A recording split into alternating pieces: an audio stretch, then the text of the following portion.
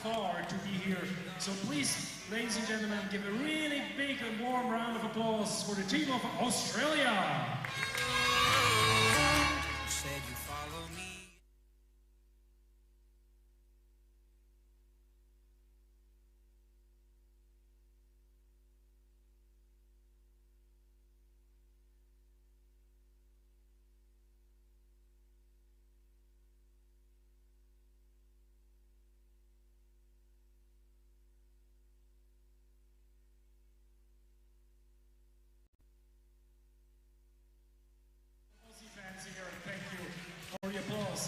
Let me present you with the team. Number 11, Kieran Watts. Number 87, Rodney Baxter. Number 5, Logan Sanford. Number 10, Daniel O'Brien. Number 7, Ryan Seck. Number 6, Stephen Webb. Number 2, Jack O'Keefe. Number 27, Dima Odie. And number 13, Chantal Bongiorni. The team is coached by Sean Watts and the team manager Ashley White. Und meine Damen und Herren, der Gegner.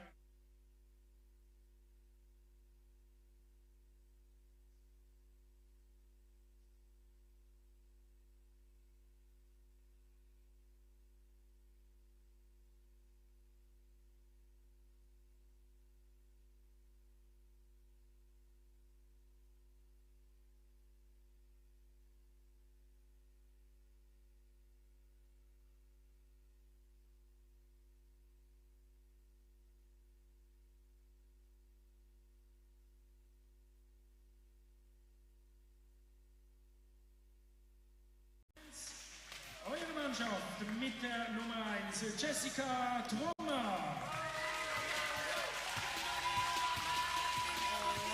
Mit der Nummer 2, Daniel Bauer.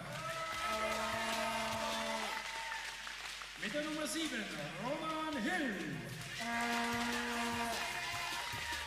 Nummer 10, Tim Trey. Nummer 35, Lukas Busel.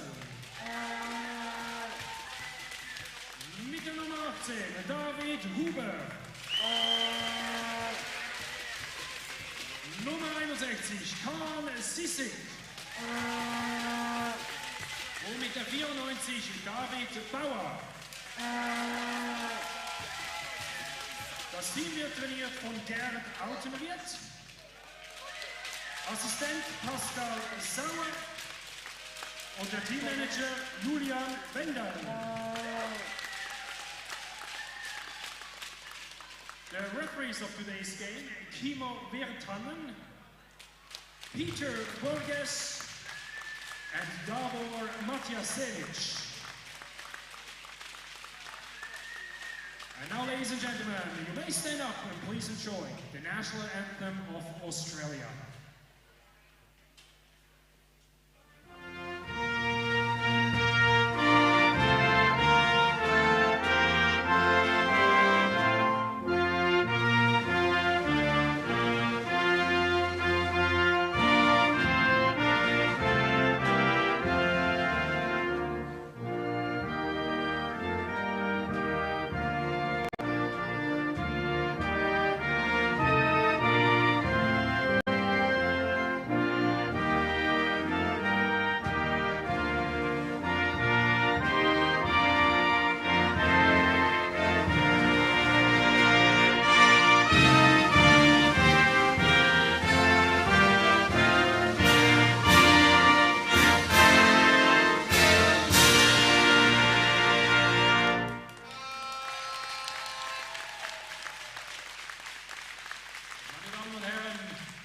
Nationalhymne von Deutschland.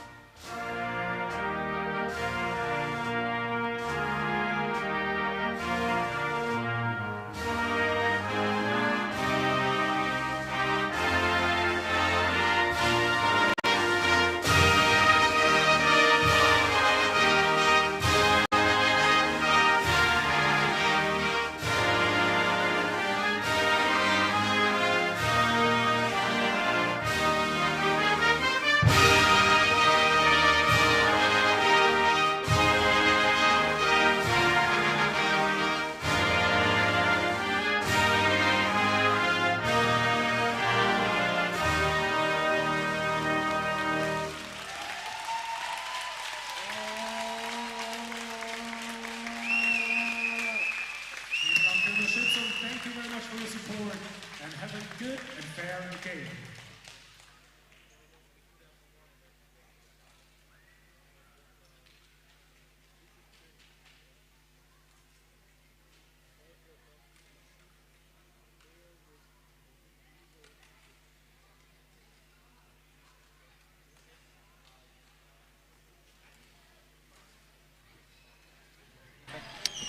Welcome back here to Sursee, Switzerland, where we are about to get ready with the third game of today's proceedings. This is Team Australia versus Germany.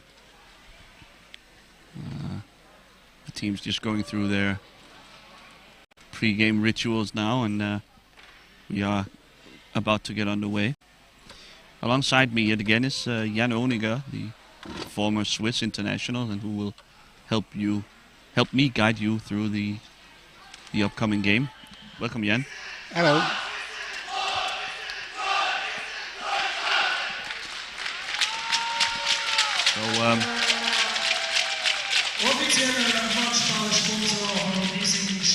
This is a game between two teams who sadly basically have been eliminated from the tournament. We are still in the group stages, and Australia are here as a opportunity to learn, to improve their program. We are trying to spread the game, obviously, to the rest of the globe, and the Australians are here showing the flag representing Oceania. The Germans had legitimate title hopes going into the tournament, but they and today's captain Jessica Trommer will be disappointed to have lost both to Finland and to Denmark in the group stages, and there's only two teams stands from the groups. That's it, I'm afraid, for the Germans. They have been hit hard by the corona pandemic, the COVID-19 pandemic that just seems to never quite have let go of its hold on Europe. Their key player, Nassim Afra, has been sidelined due to corona protocols, as has normal captain Jörg Diel, the veteran. And so it's a hampered German team that shows up for this game. And the starting lineup from Germany is number 7 Roman Hill, it's number 10 Tim Treidi, 35 Lukas Busel, and number 2 Daniel Bauer, along with, of course, Jessica Trommer, the goalkeeper. Australia has had a hard time in this tournament. They've taken some quite large losses. They've faced the cream of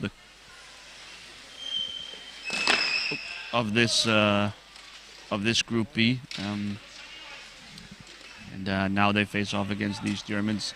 It's Daniel O'Brien, you saw there, with number 10, starting out. Tim Treidi needs to follow this. A save by Ryan Seck, the goalkeeper.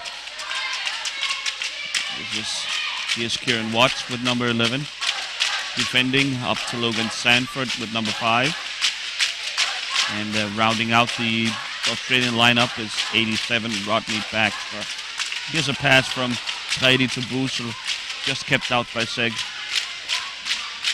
Yeah, it's good to see Sanford back after his fall yesterday, so I think he recovered well.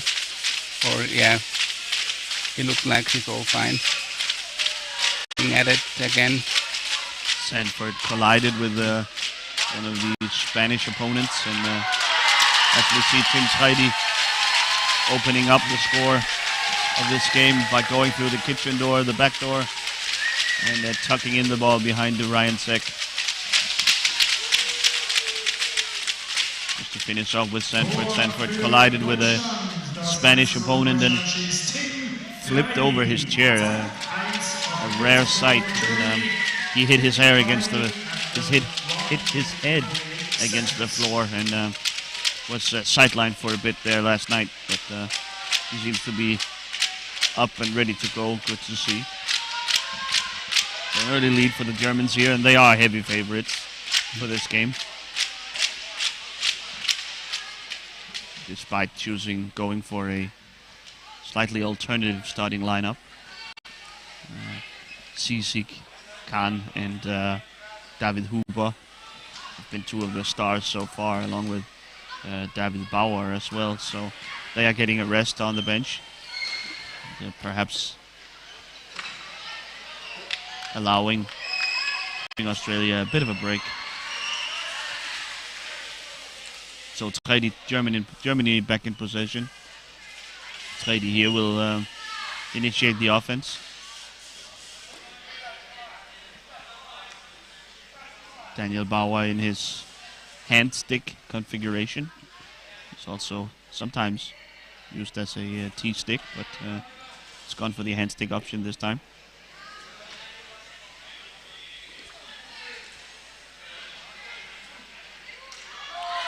That's a shot from Tredi. Finds his way to the back of the goal behind Ryan Seck. What happened here?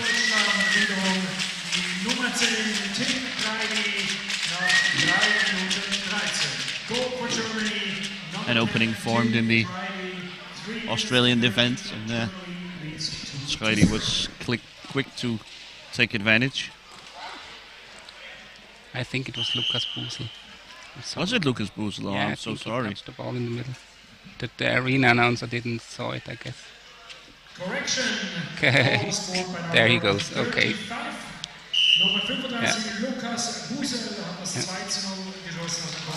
Okay, well, so Busel able to turn in the pass from Tredi then. The two Munich teammates know each other pretty well, so that's a good combination to go to. The German fans, we can tell, are out in full force as well. We are only about an hour from the German border anyway, so a short trip down here, an hour and a half maybe, Jan. Yeah, I think from the border, sources, I'd say it's 1.5 hours. Yeah. But like the most teams come from the middle of Germany, so it's maybe a 5-hour trip for them. Of course, no comparison with the journey the Australians have been going through. Yeah, definitely, yeah. Quite in a different league. Tredi here met by O'Brien. A pass back to Busel. Seck keeps it out. Busel takes over. Baxter fighting for it, reaching over. Yeah, I mean the Australians, like, I'm always happy to hear when the Australians tell us that they arrived well and like good in sound or well in sound, because like some years ago they were, I think, yeah, it was the Australians that their wheelchairs were stuck in Dubai, and the team was already in Italy for the World Championship. So yeah, always glad to hear that arrival. Oh, Roman Hilder almost scored the T-stick goal. Good chance there. Had a look at it, but was not able to quite get it turned towards goal. Yeah, plane travel for guys like us with the wheelchairs is always a bit of it feels a little risky. We're obviously very dependent on our wheelchairs, and especially when you're bringing it as equipment, as cargo, it's sometimes a little dicey. Yeah, definitely. Yeah. I mean, even travel to holidays is sometimes like, ooh, does my chair get there in shape, or do I need to fix it at the airport? So yeah. But I think this time it all went well. So what I heard so far.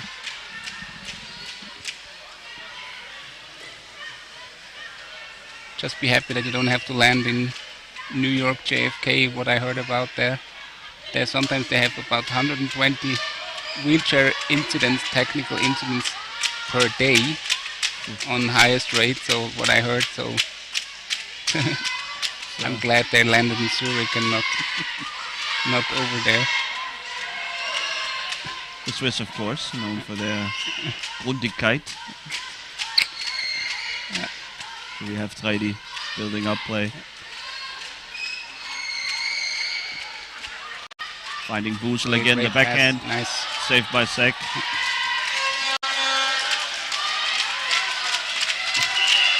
Roman Hill was also ready for it. Roman Hill, you can tell he wants to get on the board now. We saw yesterday, didn't we? Sarra Granada scoring the first T-stick goal in World Cup history. Hill wants to copy that. To join this club, yeah. To join this very exclusive club. Only one member so far. We saw Team Spain against Australia yesterday. That's when Granada scored her goal. And we saw Spain basically focusing in their entire offense around trying to set up T-stick players for scoring opportunities. Playmaker Roger Badia basically spending in the entire game trying to set up his teammates for looks on goal. And they came close a few times, so it's, yeah. I mean, it's not a general tactic. Well, nice shot from Busel, but saved by Sek. David Bauer gaining the ball there, or trying to. No. Brian comes out of it. Oh. Fighting for it here along the boards. Bit of a scrum forming. Bauer tries to get it out, back to Treidi. Eventually does. Busel in position to receive a pass, but Treidi can't find the handle. Screen from Busel, Treidi. And Sek covers it well. Oh, a pass to Bauer, but Bauer can't quite get enough power on the shot.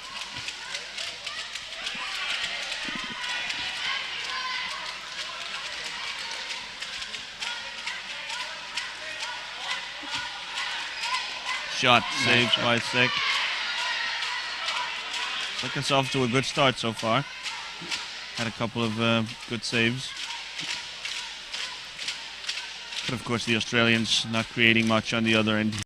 So far they are still looking to score their first goal of the tournament. Hill. Oh.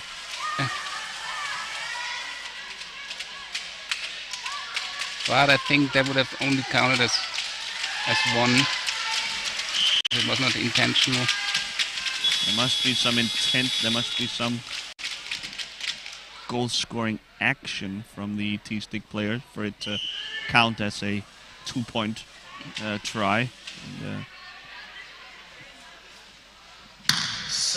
I think Hill would have taken it either way. Yeah, definitely. Yeah. Substituted by number 2, Jack O'Keefe. Here's Jack O'Keefe and coming in instead of Daniel O'Brien. Jack O'Keefe instead of Daniel O'Brien.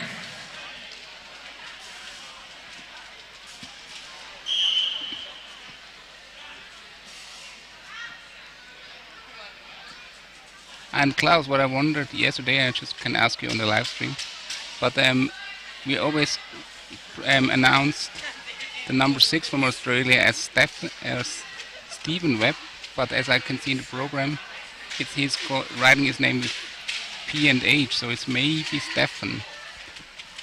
Yeah, that's... we have to ask him. We must ask him then, I guess. Yeah. I think I'm going to stick with Stephen, though. Mention it now, like, oops. Stephen Webb so far starting the game on the bench. It's always a challenge with all these new names. I must admit, I'm not 100%. Wow, nice steal by Fubu. Stealing it from. Sorry from to interrupt you. I'm doing the best I can, folks. Treidi in on goal, shot saved by Sek. It's underneath him, and we'll have an Australian goal ball. Not a bad effort so far from Ryan Sek. He's been, well, to be quite frank, he's been shot to pieces by Australians' opponents so far. Their defense leaves a lot to be desired. They're still learning, of course, and that's the primary reason why they're here. We are trying to spread this great game across the globe, and Australia is a big part of that. And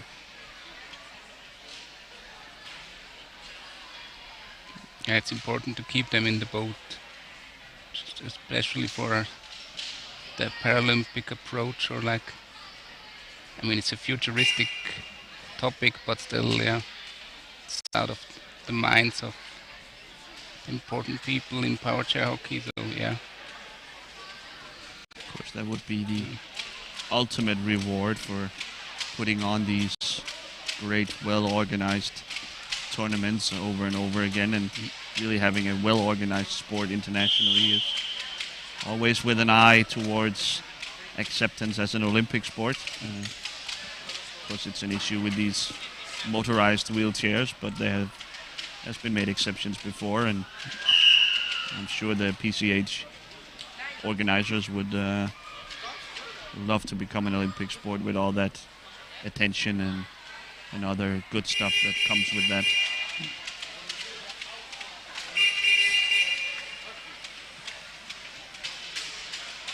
Keith now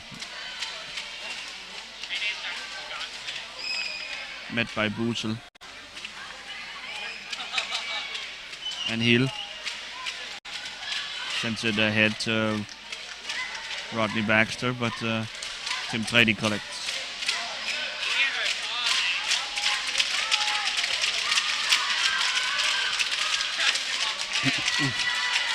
Hill once again getting in there, trying to poke it in under Ryan Seck, but no dice. Seck collects, and we'll have a goal ball once again.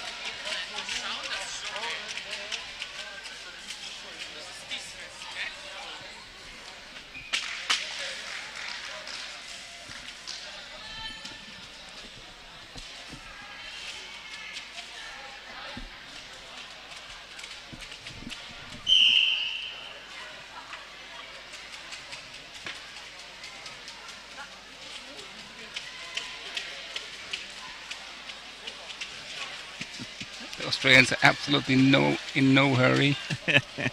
Very slow approach. Yeah. Trying to set just the right screen before O'Keefe picks up pace.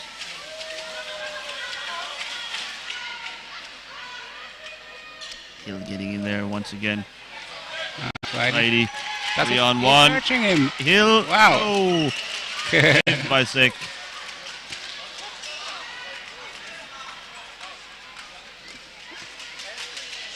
I really think Brady's going to shoot himself. Nice that he searched his T-stick teammate. Those T-stick players, such a thankless job they're doing. They're playing defense, setting screens, often with a lot of physicality involved, a lot of bumps and scrapes and bruises. It'd be nice to reward the hard work with a chance of goal scoring glory. Here's Bauer. Gets by O'Keefe.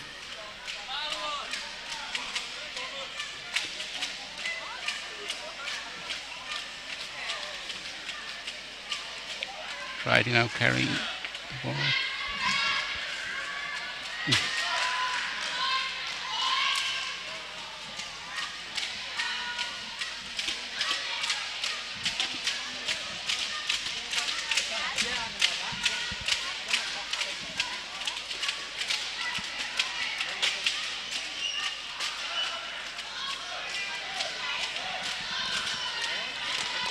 O'Keefe with a shot towards the German goal, but Busel there to turn him away.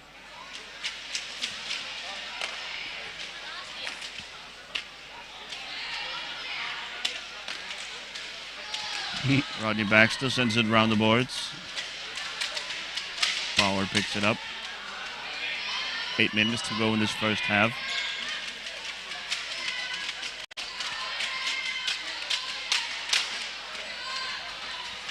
Bauer swings it to Trady. Third time they get past Baxter. Righty to Hill. The pass a little imprecise, and that leads to a scramble for the ball and a lot of contact. We're going to have a German free ball now.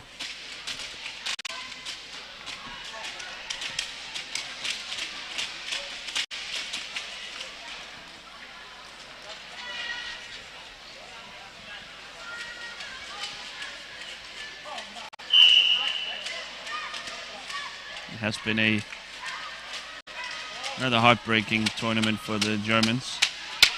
They came in as favorites or co-favorites perhaps, and certainly among the teams with a chance to win. Now O'Keefe on the counter-attack. Bushel closes him down. Shot, but blocked by Bushel. Wow, Bushel seemed a lot quicker there than O'Keefe. Yeah, because he had some meters to take. Seemed like O'Keefe had a head start, but Bushel closed him down. The Germans, of course, considered one of the favorites, as I was saying, and yesterday morning we were told that O'Keefe now 2-on-1. He has Watts with him to the backhand. Nope, saved by Thoma.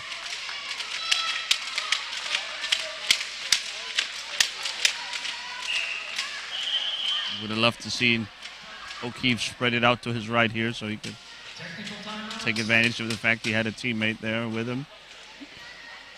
Have a technical timeout here. Daniel Bauer with some sort of issue. And it would have been a T-stick player again, I guess. Yeah, it was Watts. It was Watts, yes. Yeah, who would have been on the other side.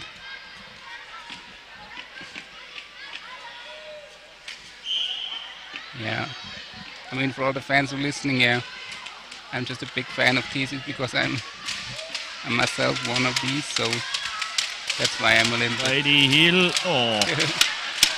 I mean, he is getting pretty good looks, Hill. He hasn't converted on any yet. But there will be some more, I guess. At some point, frustration might set in. Righty keeps setting him up with good passes. And then he will go for it himself. Righty now. Like this time, yes.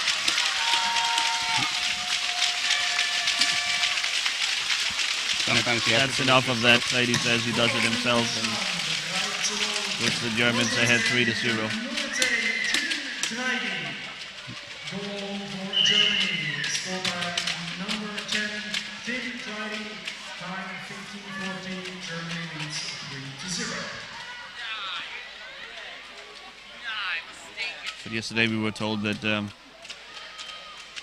the key player for Germany, the one who really all their strategy and tactics are centered around, superstar Nassim Afra, was down with COVID.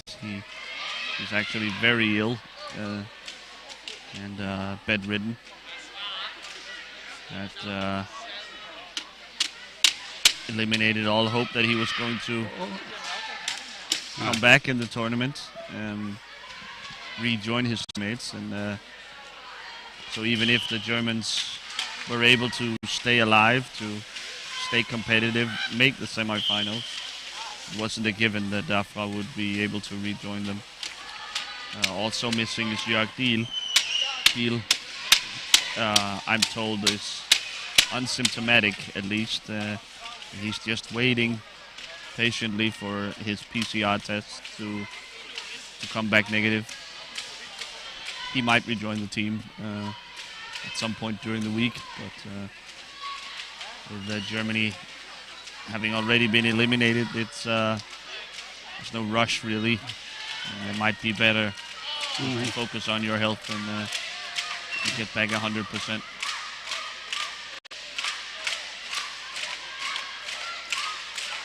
Usually in reverse.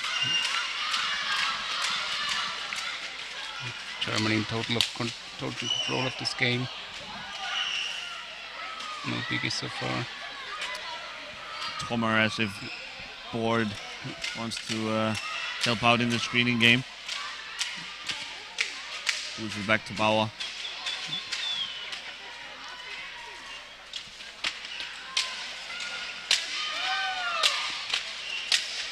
This German team illustrates how it is possible to put together a pretty good squad, even though you don't have top hand stick player class. Tough collision here between O'Keefe and Hill, not for the first time. But Hill closed that gap precisely. Hill was there and takes the charge. Now, one of the German stars, Kahn Sisik, set to enter the game. Will be instead of Heidi, perhaps.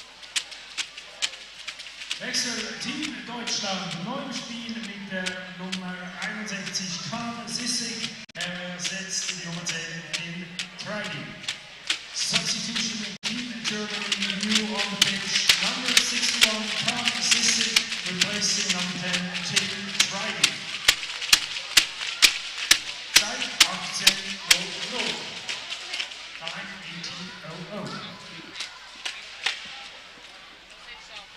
So 2 minutes to go in the half.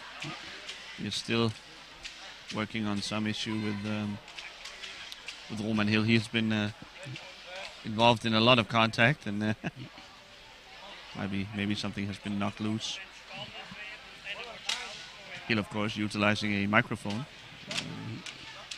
to aid his communication with his teammates. And Kahn Sisik, the uncompromising German, blocked by Baxter. Great job. O'Keefe sends it away, and Sisik will start over.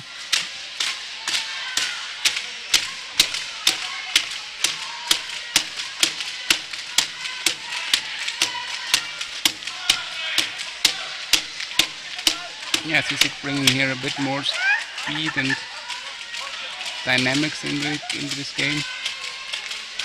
Very intense player. We saw him get into it with the Danish last night. Very intense player, high energy, always working at the limit. I don't think he will hold anything back.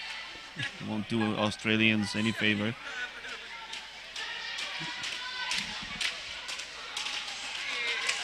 Searching his teammate there. Couldn't connect. Oh, now.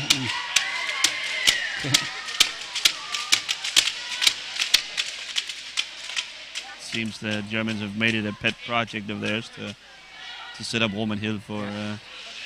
Really looks like, because I didn't saw Roman Hill setting a screen in the last 2 or 3 minutes, so or even more. Bauer.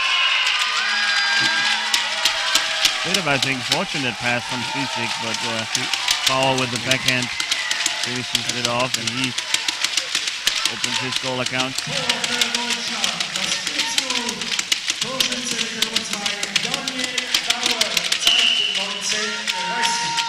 Goal for Germany by player number 2, Daniel Bauer, time 19:30.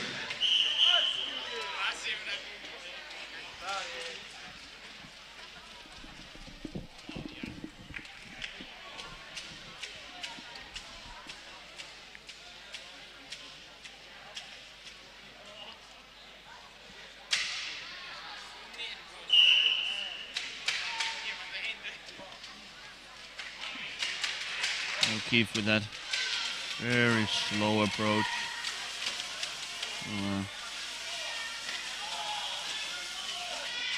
Sit back. It's almost as if he's inviting Busel and Hill to come and pressure him. He gets by Busel now. Time runs out in this first half. The safe 4-0 lead for the Germans. The Australians still looking for their first score of the tournament. Will Roman Hill get on the boards. Will Australia find their first goal? Well, to find out, you must rejoin us here in 8 to 10 minutes with the rest of this game. Vegetarian option, so if you're hungry, you're welcome to use our restaurant.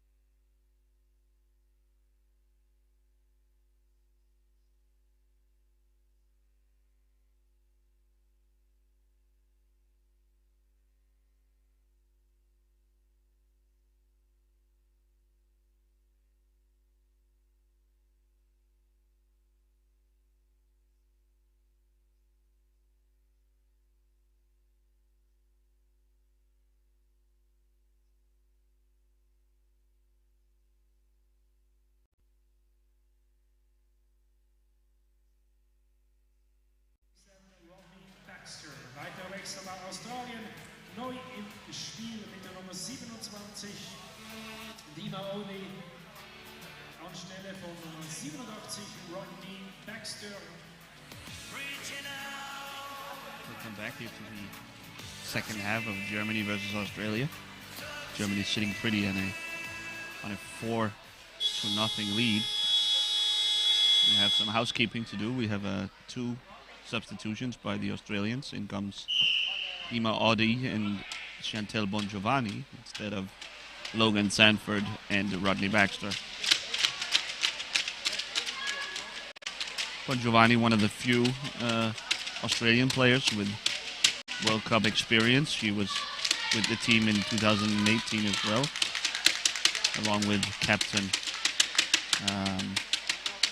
Watts, Kieran Watts.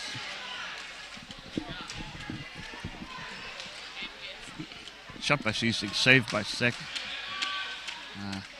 The Germans, so far this game, have been working on their project of setting up Roman Hill for a goal. He's always in the mix, always right there. He's had a couple of good looks, but are yet to. Turn shoot. Oh, nice. A loose ball in front. The Australian leaking out a bit too early, and Busel snags the ball and just whips it into the back of the net.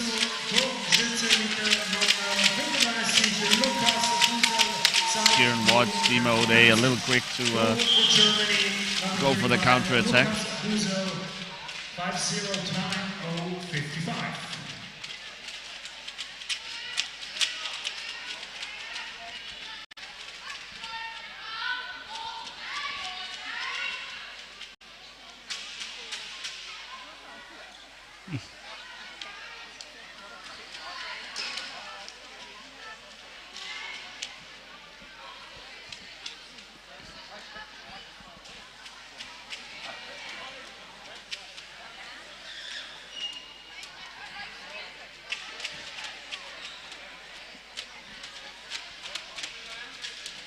The German defense is sitting back, waiting, maybe trying to draw the Australians away from the goal and counter attack.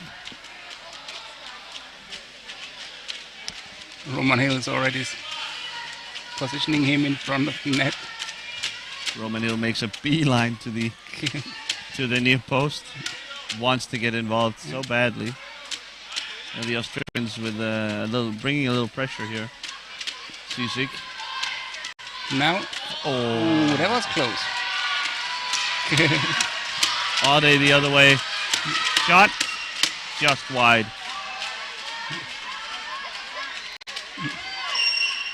The Aussies, of course. Roman Hill again. Still searching for their first goal. Roman Hill. Also searching desperately trying to position himself. I think he's arriving a little early. Yeah, that's true. He needs to have pace in his chair when the ball arrives, so he can turn that into momentum towards the goal.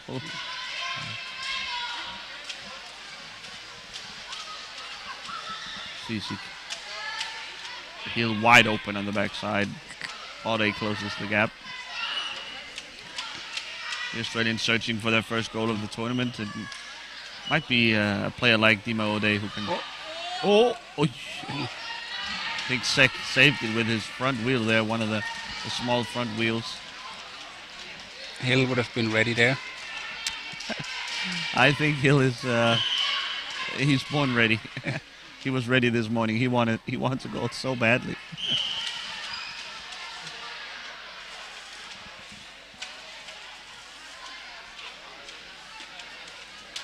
It's funny to see the reaction of the German assistants in light blue there over there.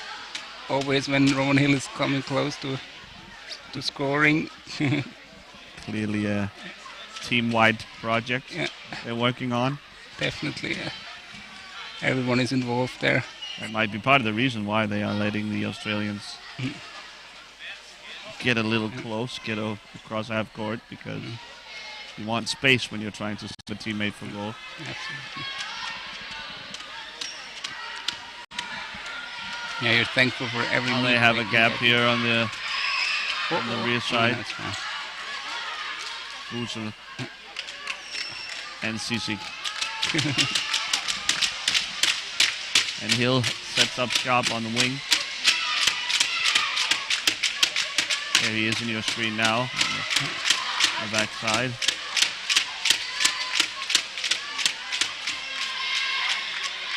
Oh no.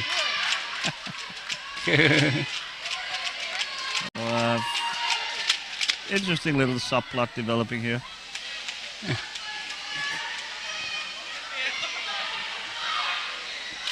Yeah, and I mean the Germans, they don't have to score more if they don't want. Or like, yeah. So they can try this thing the whole game.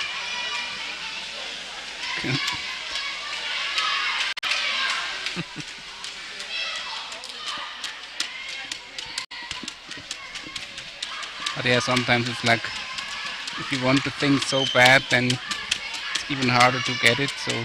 Trying him a little too hard, perhaps. Yeah. Maybe put a little bit of... There's a pass. There it Hill! is. Oh! The German bench is going crazy. They can't believe it. That was a really nice look for Hill. Nice pass from Sisik. Hill right on the blade. Oh. That would have been a two-point try, I'm pretty confident. Yeah, definitely. Sisik. I mean, he was at the short post, but it would have gone for a long post. Sisik. Oh. Hill. Nah. Nope. O'Keefe gets rid of it. Busel shoots. The ball trickling harmlessly wide. Sisik. Well, how did he recover that ball? Yeah. Sisik a wizard. And Hill this time. No, O'Keefe blocks it. Shot. And a score. In behind Ryan Seck. Or maybe not. I think we haven't had the official signal yet. Let's discuss it. Referees discussing.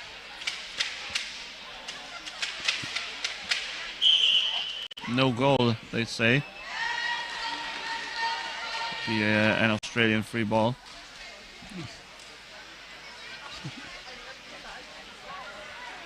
Oh, referee's ball. Huh. A little unclear as to what happened there. The ball maybe getting stuck. It didn't matter to Sisik. O'Keefe. I mean, if you score like this, he doesn't have to hurry. Busel dispossesses. O'Keefe. The Germans maybe stepping up the intensity. They feel the time running out on their little T-stick goal project here. Yeah, almost. Still 13 minutes left. So.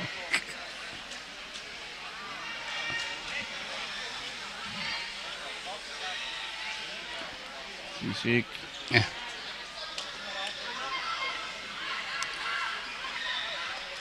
Still guarded by the rangy O'Day now. Might be too much to ask. Yeah. They want the Australians to come out and meet them. Yeah. But, that was a bit of a risky pass. Yeah.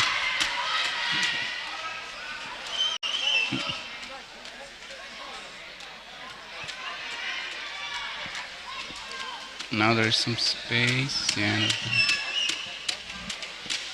Sisik shot. Oh, off the post. Was that off Hill? Probably not. I think. Really, everyone just trying to pass the ball to Roman Hill. Head coach out the right. He cannot believe it. You gotta love this from the Germans. I mean, they've had an absolutely terrible time at this tournament. Been so unlucky again and again and again. Yet still keeping. Yet Geert Oudenreit, head coach, finding ways to keep his players engaged and high spirits. Hill wins the ball himself. Oh, no.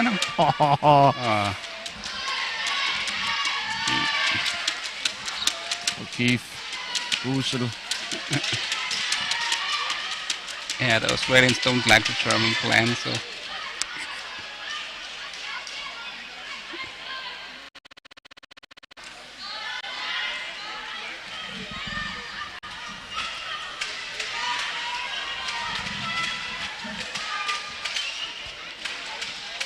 David Huber looking set to be substituted in for the Germans as another passer to work on the Hill project. Audi, back the other way, shot, saved by Toma off the post. Woo! And the game was? Yay! There it is. Team Australia, I think it's Jack O'Keefe who was able to punch it in. Or might it have been what? Really? No. No way. No, really no way. Yeah, Check the it. referee is signaling 2 points. Peter Borges, Yeah. not in doubt. Yeah, no, it's Watts, really. It's Kieran Watts. Oh, that's incredible that's bad stuff. Germany. So Germany have been trying all game to set up their cheese-stick player. Australia.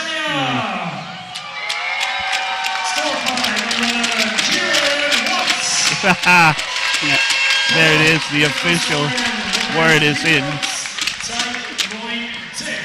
The T-stick player, Kieran Watts. The German bench cannot believe what just happened. They've been trying all game to set up their T-stick player, Roman Hill, to score.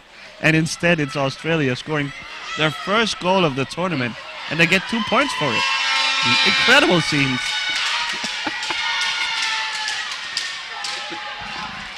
Really, the German assistants all in disbelief there. So that's right. A substitution for both teams here. Out goes Sisik, and in comes David Huber. And out for Australian goes Dima Ode, and in comes Stephen Webb. What a turn of events.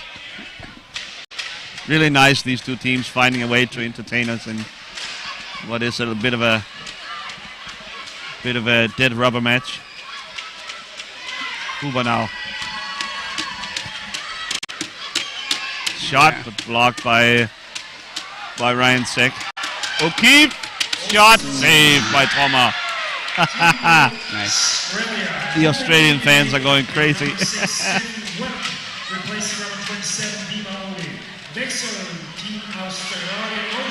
Stephen Webb now. Blocked by Bauer. Huber back the other way. Where's Roman Hill? We must look out for He's him there, all he's the there, time. He's there. On the other side. Ooh. But I think the presence of Webb just closes a little bit the window for Roman Hill. Oh, just At as you said again, that. Murphy's Yep. Law. At the moment I said it. Almost jinxing the Germans there. But Stephen Webb, yes, of course, a little more rangy. Now he's blocked. Okay. No. Okay. Now Kieran Watts was guarding Roman Hill, so wants to be the only TC player who scored a goal here. Yeah. Sara Granada of Spain, of course. Ooh. The first to score a T-stick goal in World Cup competition. Stephen Webb. So the 2-point scorer club is now having 2 persons in. 2 members of the 2-point club. Sara Granada and Kieran Watts.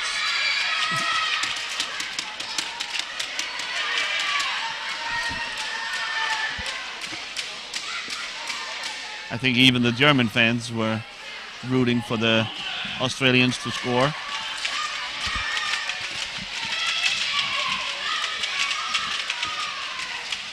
Yeah, I'm also glad that they're finally on the board.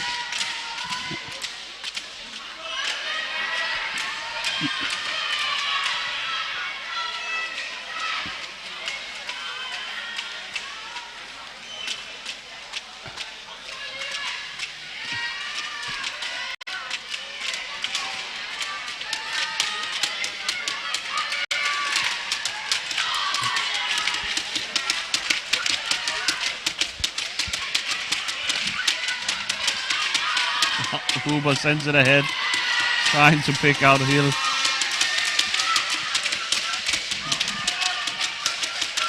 The ball is whipped forward. Bongiovanni into the corner. Can she find O'Keefe in front? No, Huber.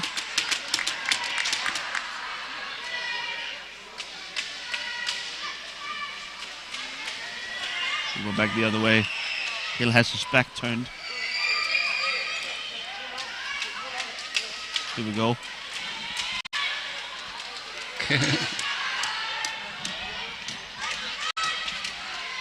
O'Keefe now lost his stick. He's grabbing his knees. There was a collision with Daniel Bauer. Rubbing his knee. Playing now without a stick. He's gets it now from referee Kimmo Virtanen. And the Germans resume their attack.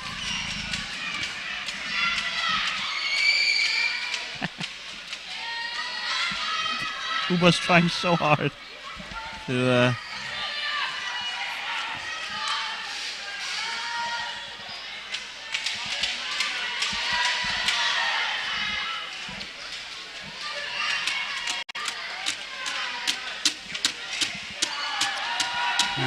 Stephen Webb snuffs out the German attack. He'll go back the other way. Oh, runs into his own player.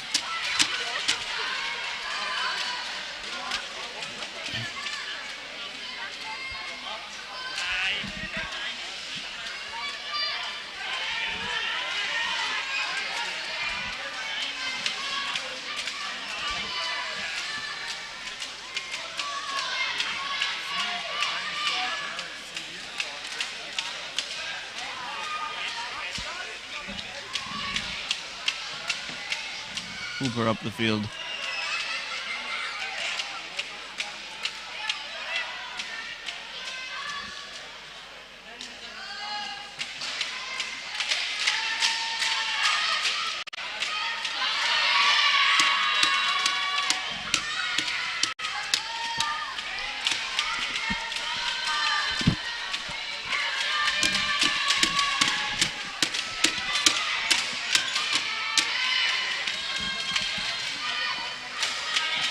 Huber shot, score. Yeah. Sort of shakes his head. I wonder if that was on purpose. He's been looking so much for Roman Hill so far. I guess when you're that open, you kind of have to go for goal.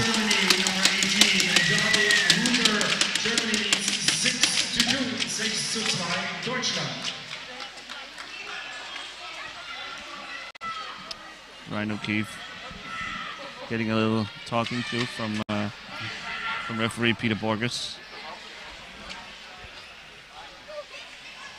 All good. 5 minutes 10 for Germany to Huber yelling for his team to apply some pressure. They need the ball now. Webb though, that's little trip he takes. Ooh. Ball almost trickles toward goal. Huber back the other way. He's got Hill with him. Oh, but Bongiovanni just able to turn Hill away. There it is!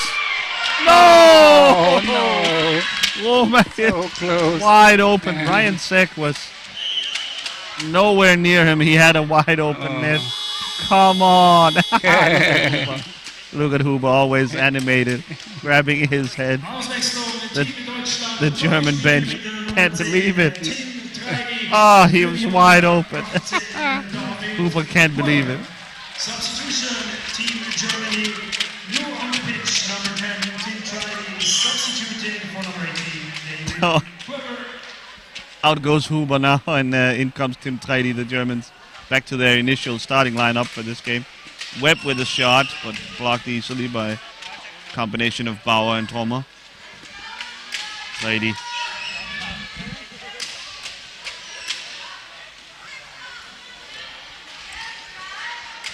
Puzel now.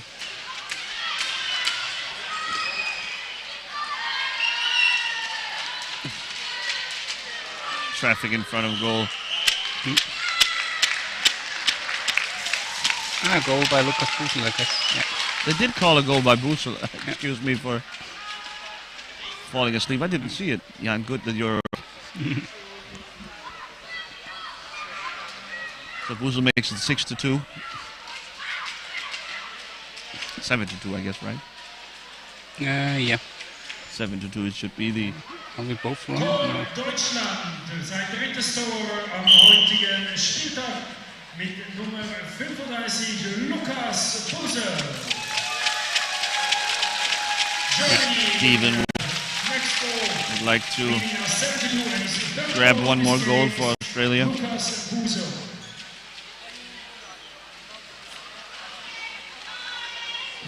Webb going for the short corner. Little gap there, but Tomer keeps it out. Webb. Oh, O'Keefe! There it is for Australia once again. More traditional goal this time. Jack O'Keefe turns in the pass from Stephen Webb. Goal for Australia. Scored by number 2, Jack O'Keefe. Tor für Australien, Nummer 2, Jack O'Keefe, Zeit 16:34, time 16:34. Germany's leading 7-3. So 2 goals, 3 points for Australia. When it rains, it pours, I guess. They have gone through quite a drought.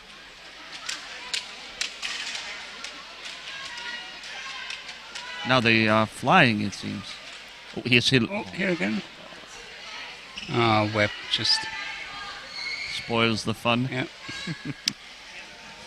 Once again, Treidi gets to the edge. Webb dispossesses him.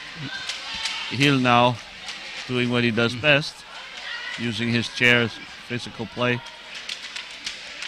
Treidi sends it out to Bauer. Hill was just helping Brady to Pressured by get the O'Keefe ball back. with new confidence and enthusiasm, the Australians. Here's Treidi. To Hill. No, Ryan Seck with another save.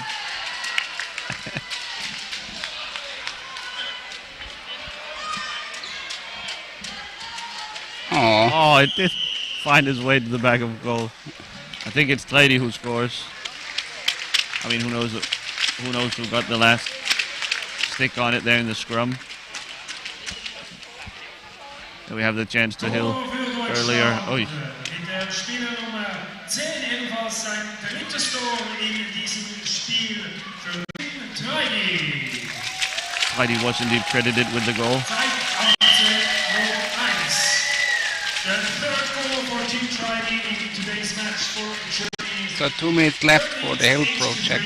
Time 18:01. And otherwise they have to take it for another game. They have a game against Spain tomorrow.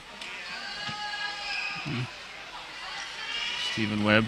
But there he has a lot of T-stick contenders, so somehow it's going to be interesting to see. Jack O'Keefe, Tim Treidi. Treidi now on the counter. Bauer there. Back to Treidi. Wow, Oi. Almost a bit too pretty there.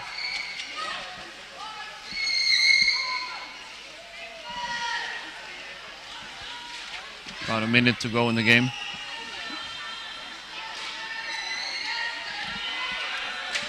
Stephen Webb collects the ball.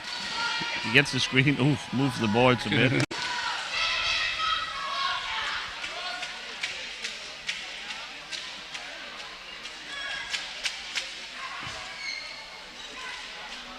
Oh. Tomer takes care of it. For a German free ball. We have 30 seconds to go. time running out on the Roman Hill projects. He quickly hurries up the court to get in position. I'd say one last chance. The Aussies pressuring high up now. Watts with another shot. No dice. Here's Bauer alone with set. Oh, yeah. Sort of fumbled the ball, but still manages to sneak it in. That lip smirk on his face. Right on the buzzer. This ends the game. Pretty alternative shot here from Daniel Bauer, but scores nonetheless to make it 9-3 at the buzzer. Big headline here is Australia finally on the board. Twice, indeed. Once by Jack O'Keefe and incredibly Kieran Watts scored and was awarded a 2-point try. 2 more seconds in the game. Just as I was about to wind down, 2 seconds left. Put back on the clock. So the goal from Bauer. Goal from Bauer, not quite the last bit of the game. 4 seconds put back on the clock, I'm told. Shot. No. Would have been a high ball nonetheless. And now I think we can put a bow on this game. Surprisingly entertaining game with a lot of fun little subplots. I would like to thank these two teams for giving us an entertaining game, despite a pretty big difference in quality of the teams. It was fun nonetheless. For more IPCH fun, stay with us here in 14:45, 15-3. Switzerland and Belgium will face off, so the hometown Switzerland will no doubt fill the rafters with cowbells and other silliness as they try and beat Belgium. Switzerland sitting pretty atop the Group B and Group A, and they will try to stay there against Belgium. So thanks for watching so far. I'm from Jan Uniger. I am Klaus Westergaard, and I hope to see you back at a 2:45. Thank you.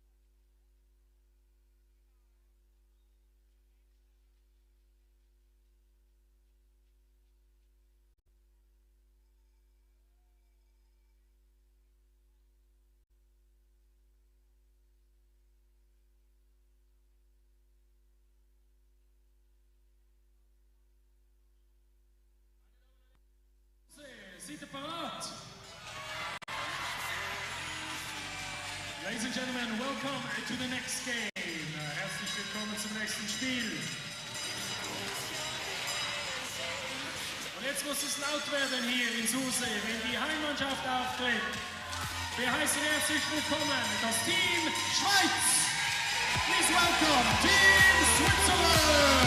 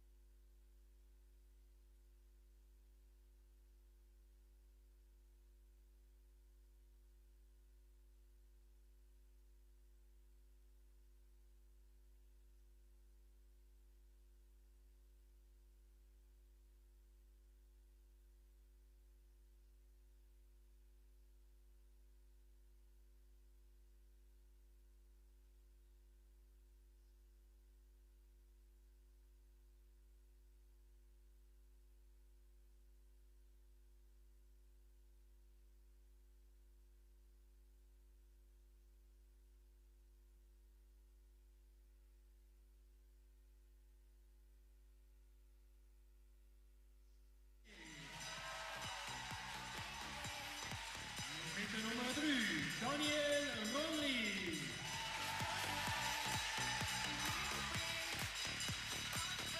Mit der Nummer 7, Nelson Breila. Mit der Nummer 9, Veronica Conceição. Nummer 8 natürlich. Und noch mit der Nummer 1, der Raphael Bachmann.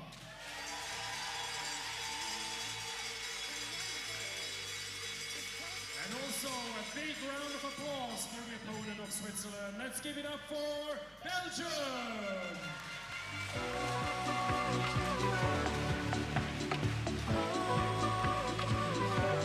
I wanna be with you. Just pick up the phone and I'm with you. 'Cause I know that lately life has played you rough. I wanna be with you. Just pick up the phone and I'm with you.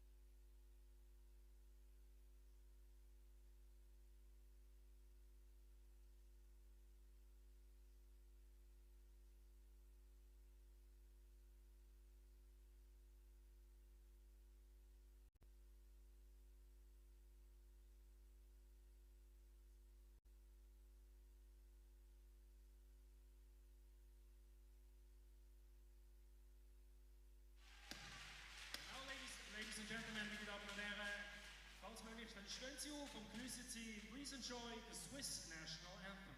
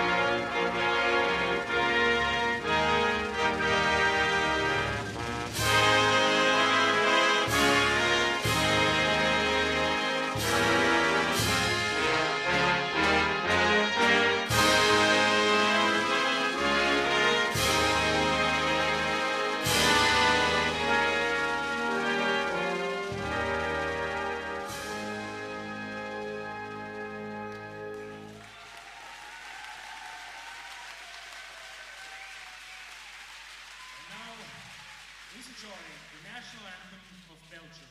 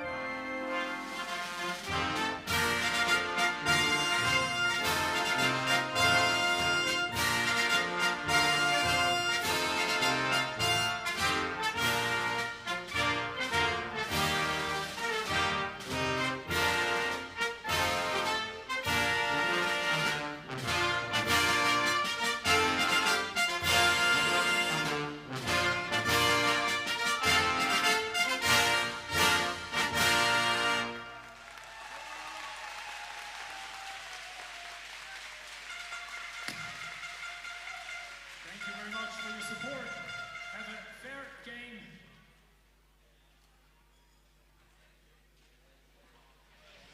A very warm welcome back here to Stadthalle in Sursee. Good afternoon, everyone. This is Team Belgium, just about to line up facing the hosts of the IPCH World Championships of 2022, Team Switzerland. We are in Sursee, Switzerland, in the Lucerne region. We are just about to get underway here.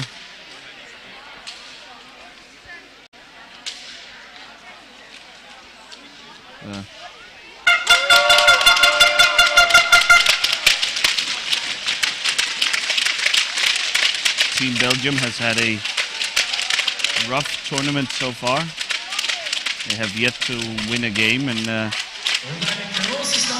I doubt this first maiden win will come today, because Team Switzerland has really impressed so far. They are making a very serious challenge for the title of world champion.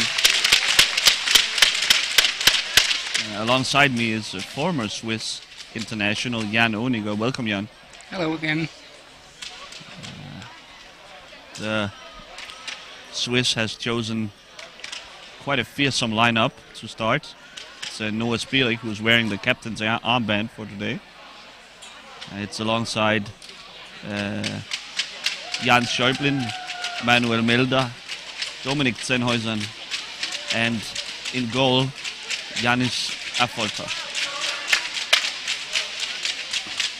Opposite that quintet is Team Belgium. It's Dan van Nerum. It's Jano Leux.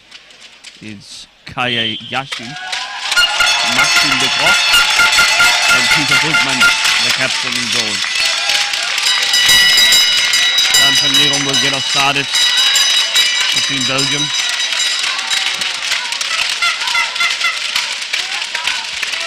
A shot from Sendren from a weird angle.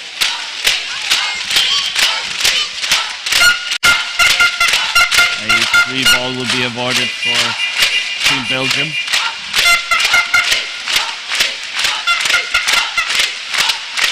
Jan and I will have to speak up a bit, I believe, as the chants of Hop Swiss is bellowing out behind us. First goal here, Jan Schäublin off to a quick start. Schäublin steals the ball behind the net and quickly able to turn it in at the near post right in front of Peter Bultmann.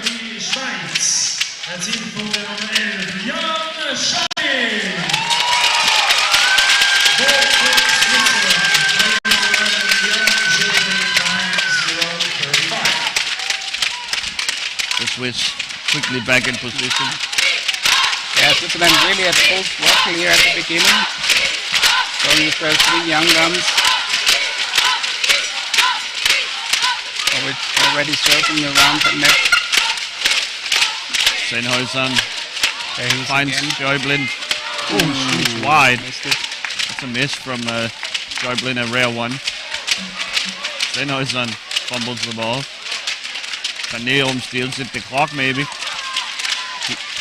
Surrounded by the Swiss, swarming Swiss. Nice pass from Schäuble up to Milda, but Jano Leuk's there to... Here comes Kaya Yasin.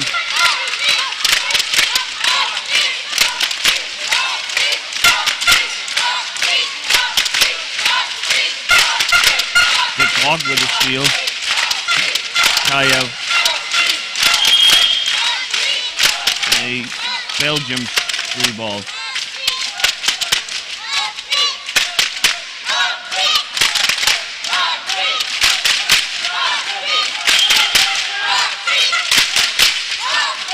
And Van Neum will try and negotiate the high pressure from the Swiss. The Swiss absolutely loaded with talent. Both hand stick and T-stick talent of Noah Spierig. We have seen. The clock in on goal. Oh, beautiful stuff by the young Belgian. And Kaya instead the other way. We almost saw another T-stick goal. It's turned into a bit of a trend so far. Yeah, he anticipated pretty well that Dominic Sennhuysen was playing this diagonal pass. Or I mean, he played the diagonal pass, but couldn't reach his teammate. Nice read by number 8. Number 8 there. Maxime de Groot. Sennhuysen intercepted by Van Neum. This is great Belgian defense so far. Really getting in the face of these Swiss stars. Schäuble, Sennhuysen, back to Milda. Sennhuysen, shot, saved by Bultmann. Milda, no. Turns it in front of goal. Bultmann's there to stop him. Schäuble, defended by Kaya. Another save by Peter Bultmann. Kaya back the other way. Met by Spierig. Here goes Van Neum. Surrounded by that Swiss pressure defense. Sennhuysen, Kaya there. Van Neum.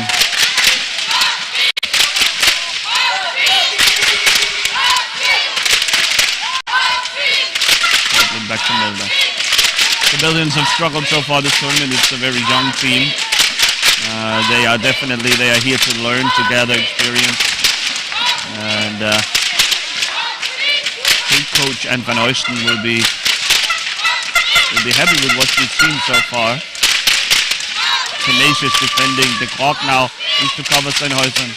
Schäuble, shot wide. Again wide. Sennhuysen tries again. Bultmann. Oh wow, what a shot by Sennhuysen. About that if you see Bultmann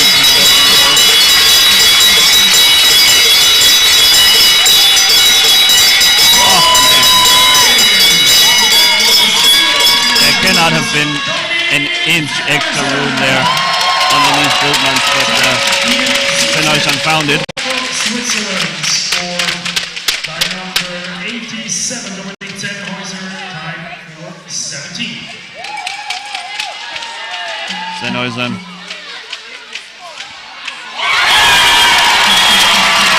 Turns around Bultmann again.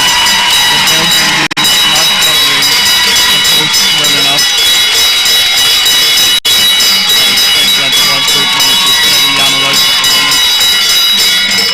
When you give Sennhuysen that much space, you're in trouble. Yeah, definitely. It's always in the practices. Really not fun when you have it given that space, that much space. Yeah. Nice goal again there. Milda.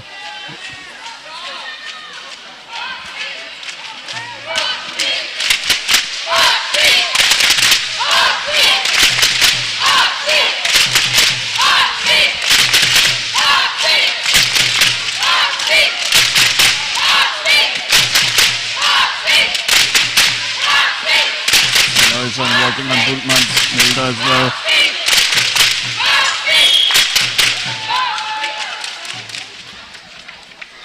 And it's a Belgian goal ball.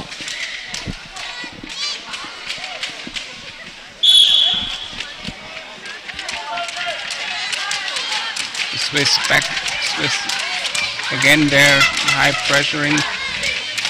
3 players always in front.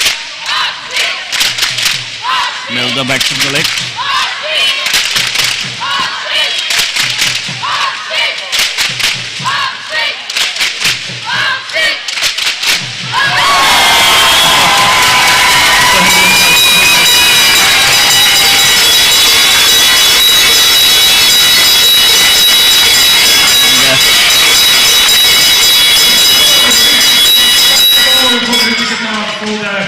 Nummer 11, Jan Schari.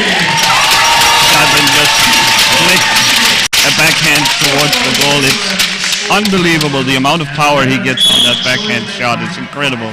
49. Yeah, such a short range. I mean, he doesn't have to use his upper arm really far. It's all such power. There it is again.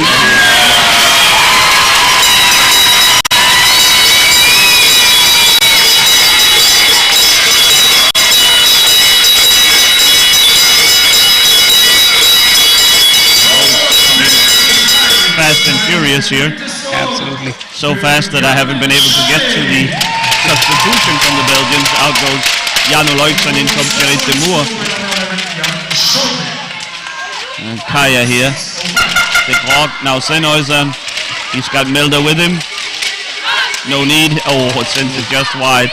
Goes for the tricky overhand finish. That was Schäublin's goal number 12 of his World Championship.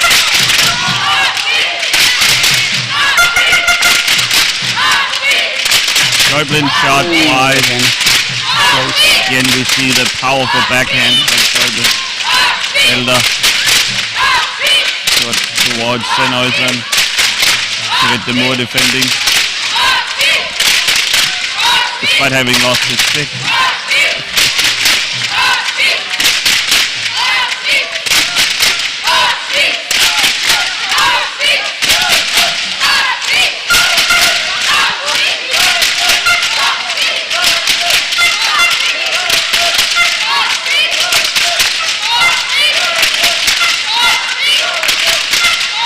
Really great passing plays here by the Swiss.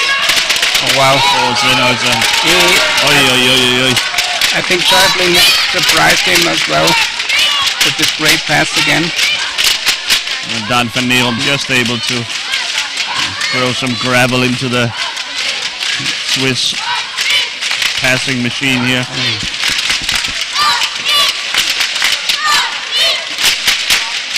Really great to see that these hours and days of practice finally pay out for the Swiss.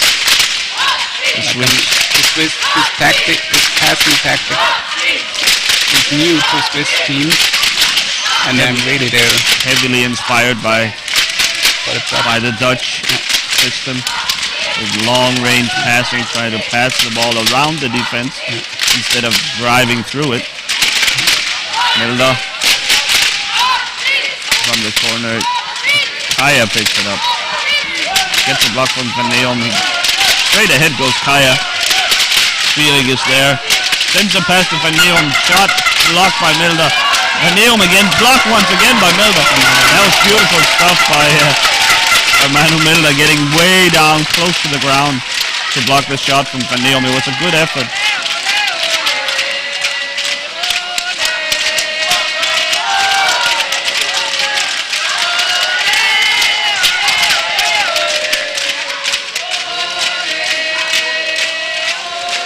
Oh, nice shot by Sennhäuser there. Melder in the middle. Moore almost sent it toward his own goal. Kaya and Neon working Sennhäusern. Milder comes to help Kaya though. Escapes. Yeah. Free ball is called for Belgium. We'll have a substitution for Switzerland. In comes Nilsson Braja. Out goes the brilliant Ian Schäublin. Mit der Nummer 7. Jessen Breiner anstelle von der Nummer 11 Ian Schäublin. Das ist die Switzerland. Nur in the game number 7. Also by our out of the game Ian Schäublin.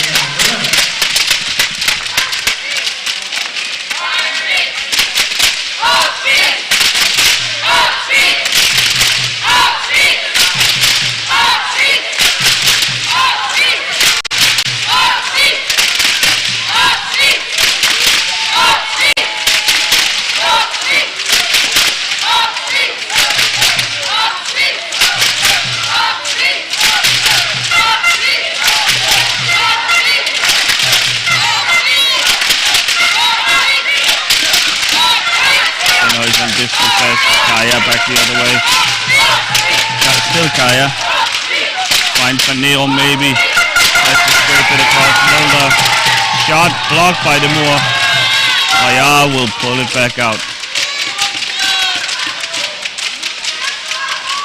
Have to marvel at the almost an own goal here from Dick Rock. You have to admire how the Swiss are sharing the playmaking responsibility with these long passes, taking turns, probing the defense. Oh, nice pass. That's an amazing pass from Dominik Sennhäuser. He has amazing passing. Shows it out here, finally lifting the arm and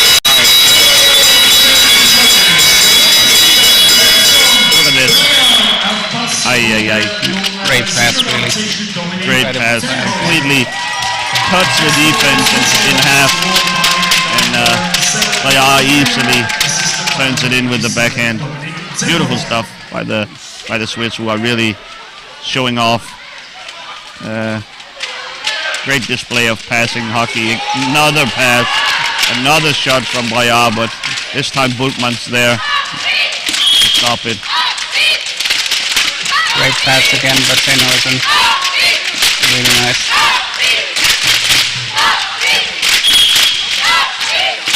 One of the best setup players there are around.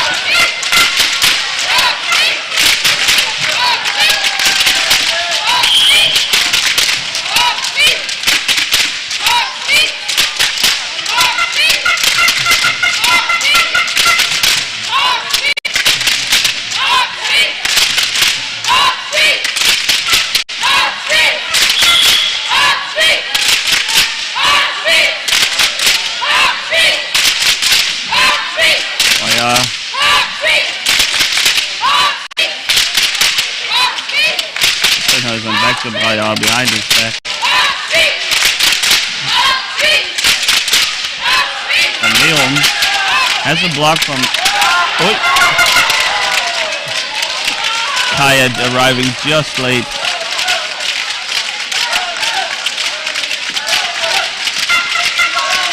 Kaya still in the corner. Braja now. Milder in there as well.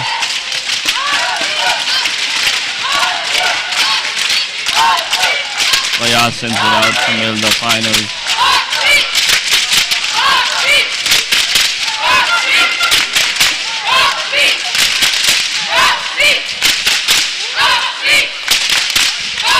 Kaya intercepts the pass from Braja. Belgians slowly catching on to the passing pattern from the Swiss.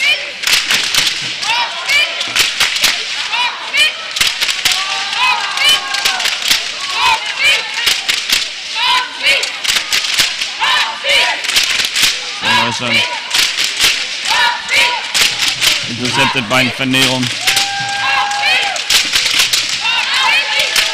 Van Nerum shot blocked by Bayard. He sends it back to the Moor. Kaya will collect. Swiss have to be careful with those Screen from Bultmann. obvious passes Yeah, the sometimes. Belgians are onto them. Can't get sloppy. Definitely not. Yeah. Bayard. Oh, back to Sennhausen, but it skips out of bounds. That slipped over stick.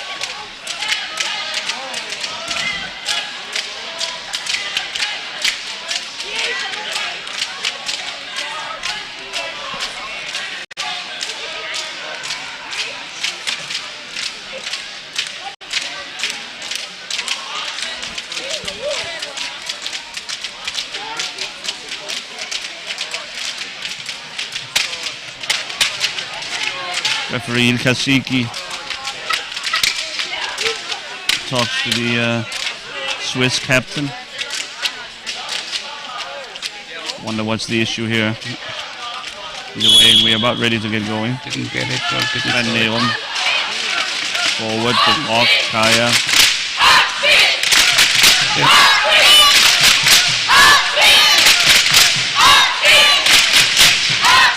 Sennhausen to Bayard. Back to Bayard.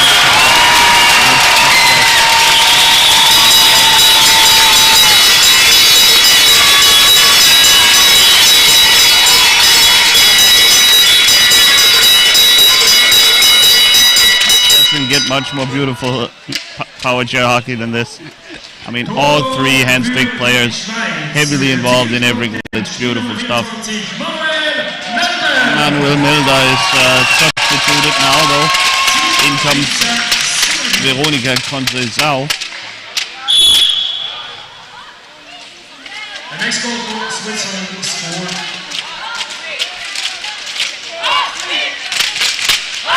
Bayard.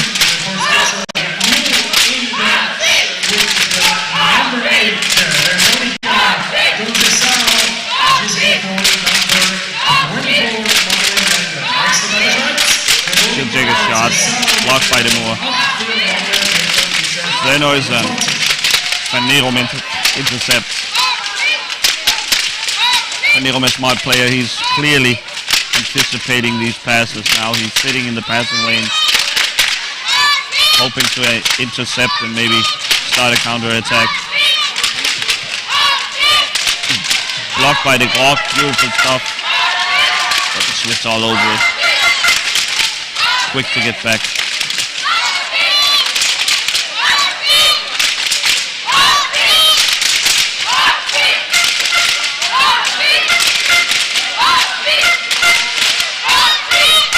Conceição is shot just wide. Bultmann does well to cover off his back post. Bayard blocked by Bultmann. Bayard back to Spierig. Conceição will collect.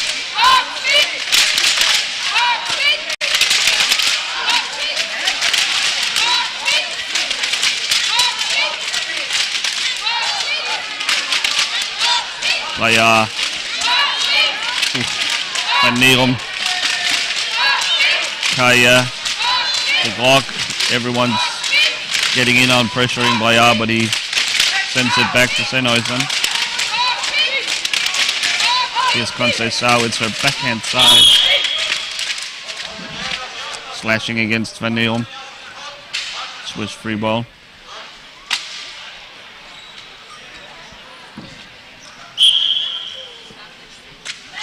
Sennhausen finds Bayard. Backhand slap shot. Wide.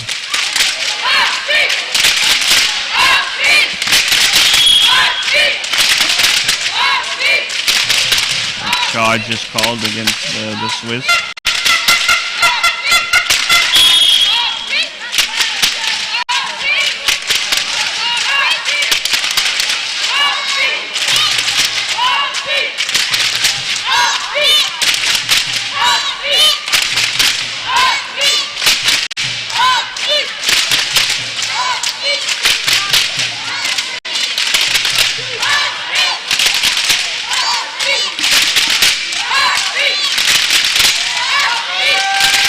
Sao now sends it across, blocked by Kaya.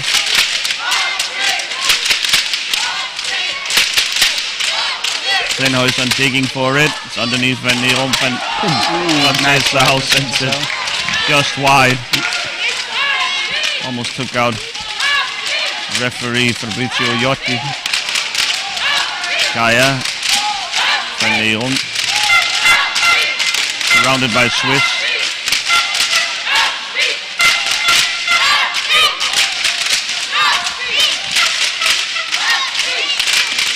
Sennhuysen to Bayab. Shot. Oh, just wide. Sao couldn't connect. Demur covers well.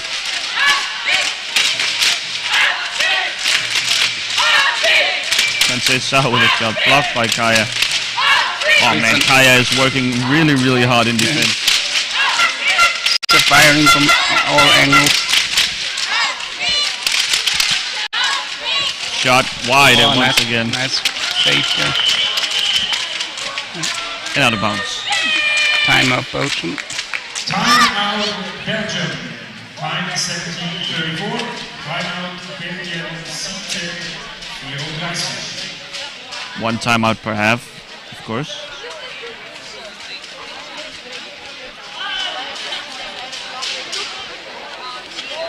So Anne van Oosten, former top player herself, and, called for a timeout. Make some adjustments.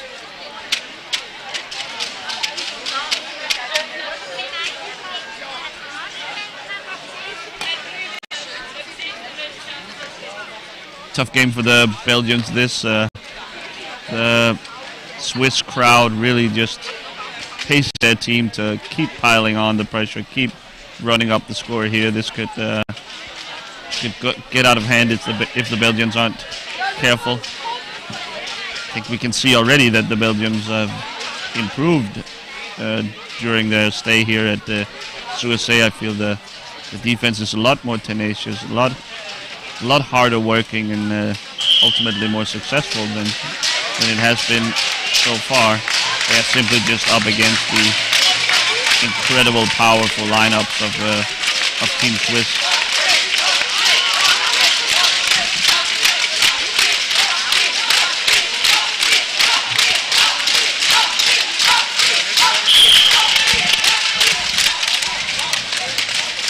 Kaya breaks out of the crowd. Tries to find Van Neum, who has gone up court. Van Neum sends it back to Kaya, stopped by Sennhuysen. Round the boards, Bayard.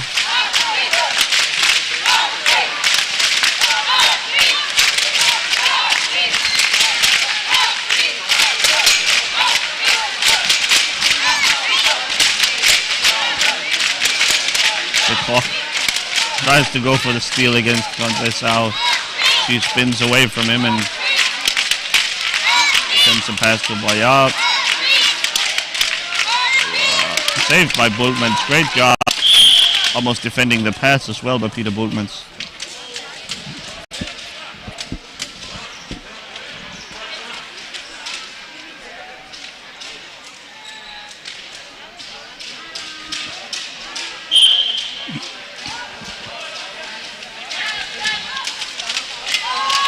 Kaya will try once again.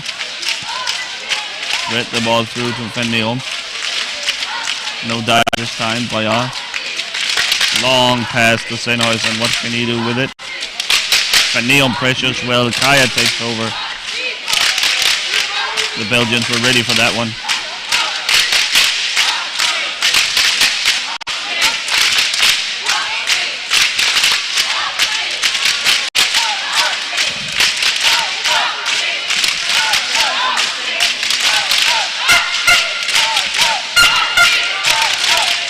Yeah, the Belgians could prevent a little bit the triangle passing, so Swiss has to find another way to score again. I mean, the full triangle. The Belgians are a bit more ready for it, yeah. About 30 seconds left in the half.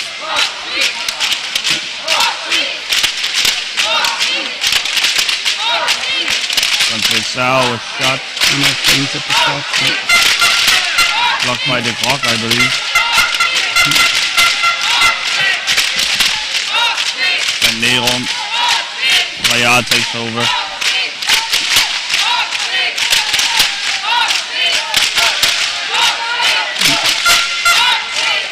Raya blocked by Van Neron. That ends the first half. Clear lead. By the cowbell going off.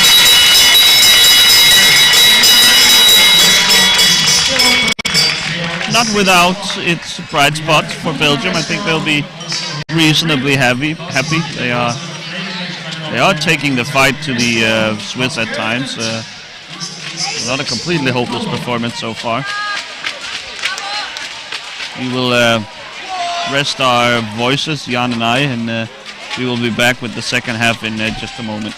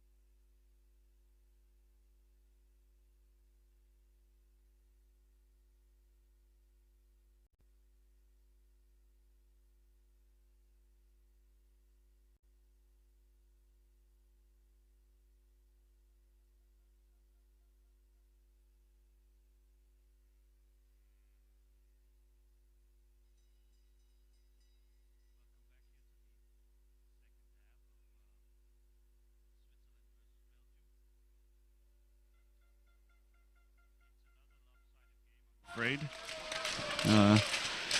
The Swiss off to a 7-0 lead in the first half. We have no less than 3 substitutions from the Swiss. It's onto the field goes Jan Schäublin. It's Daniel Rolli and David Hilda entering the game instead of Braillard, Sennhäusern and Spirik. The Belgians keep the same lineup on the perhaps suggesting that they are shut off the post. Well, out of nowhere, this backhand.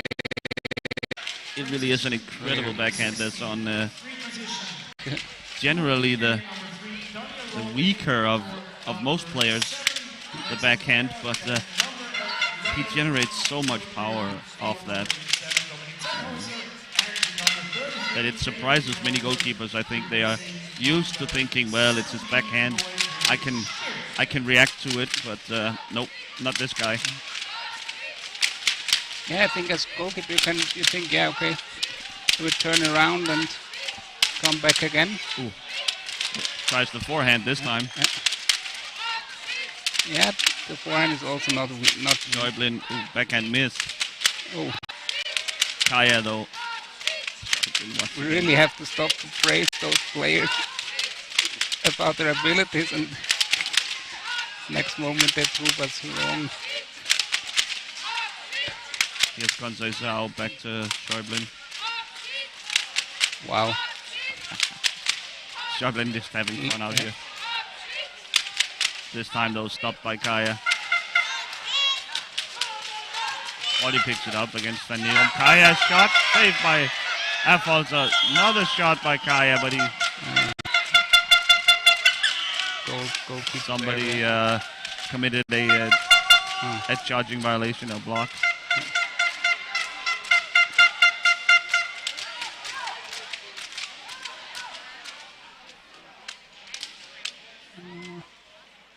There's a little issue there.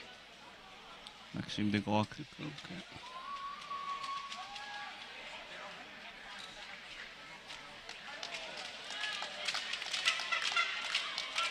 But he smiles, so I think he seems fine.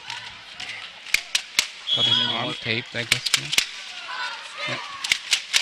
Daniel Rolli will get us going. Over to Schäublin. Pass meant for Conceição, but intercepted by Van Nieren. He'll just try and pour the ball towards the Swiss net, but it's blocked by Ollie. Ollie again. The clock this time. Very high up the court. Does well, but is ultimately surrounded by the Swiss. Schäublin to Conceição. Van Nieren in on goal. Shot saved by Affolter. David Elder was close at it, so Van Nieren didn't have the 100% control of the ball. Schäublin.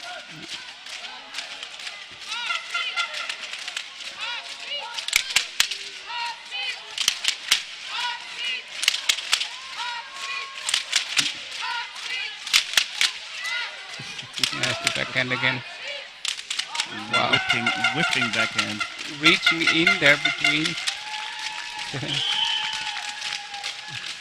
Peter Boekmans will allow his Belgian teammates to grab a mouthful of air and take a goal ball.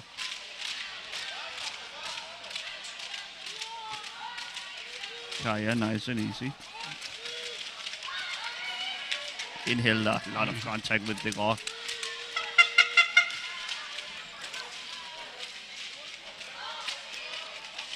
In Hilda. Goes for the ball. Almost gets it. It's below him. Underneath his wheelchair. Now he has it. Kaya. Dispossessed by Conceição. Schäublin picks it up.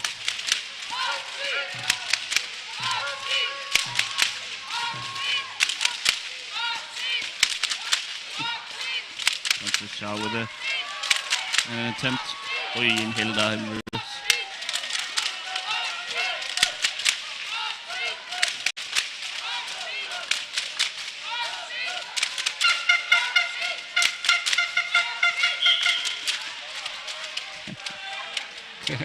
Conceição smartly positioning herself behind Kaya, and when he hit reverse, he backed right up into her and picks up a free ball. Ilkasiki referee just asking the players, especially David Hilda, to turn it down a notch. After all, it is a 7-0 game. No need to get chippy in this kind of game. Backhand pass this time to Conceição. Jordan still in the corner.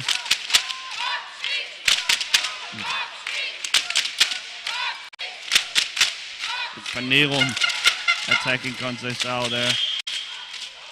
He will pick up a free ball. Not bad from not a bad job from Belgium. Van Neerom here. And Green card to Conceição. Conceição booked for maybe out of frustration after losing that ball.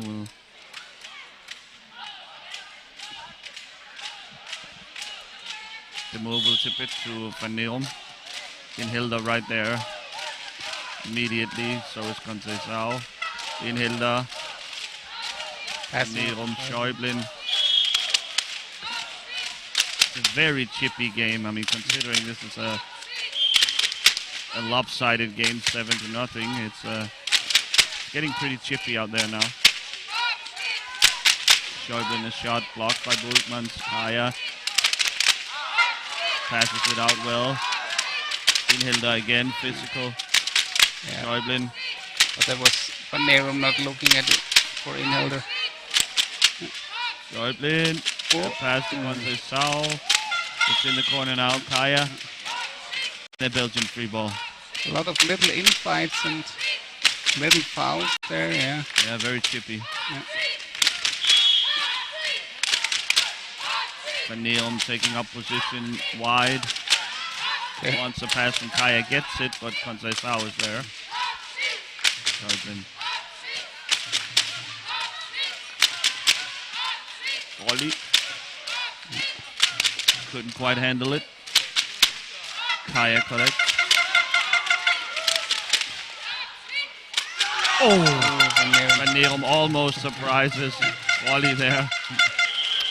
Getting a lot of contact. Van Neerom a little too quick. Yeah, that was the third time. In Hilda in David position. Hilda just pointed it out. There was a third crash from Van Neerom where he didn't look where he drove. So next time it has to be a green card. Sorry, I have to So tell that.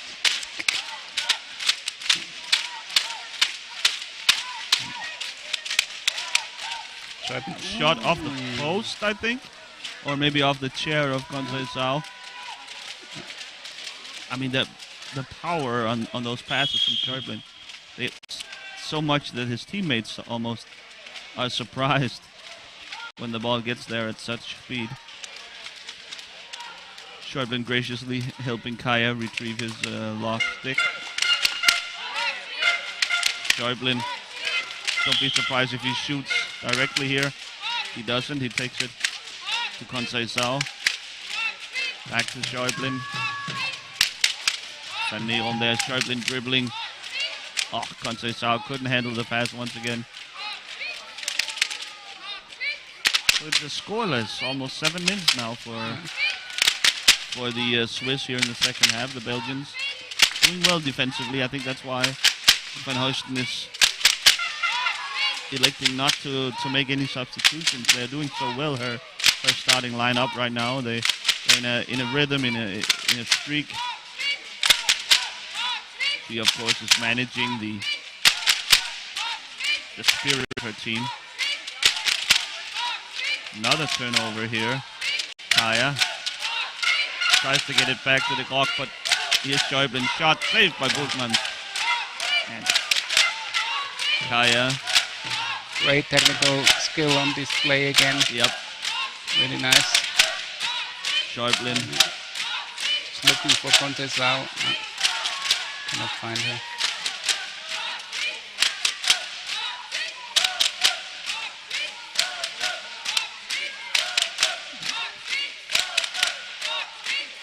Oh, Nice.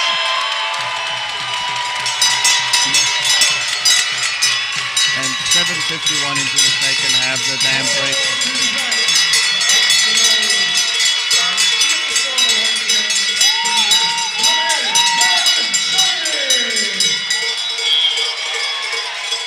Schäublin with the backhand once again.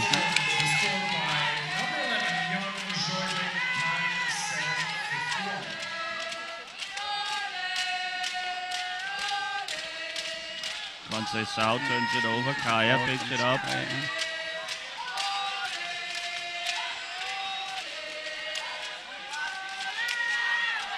Kaya tries to find Van Neon. Conceição slaps it away. Boekmans takes the gold ball.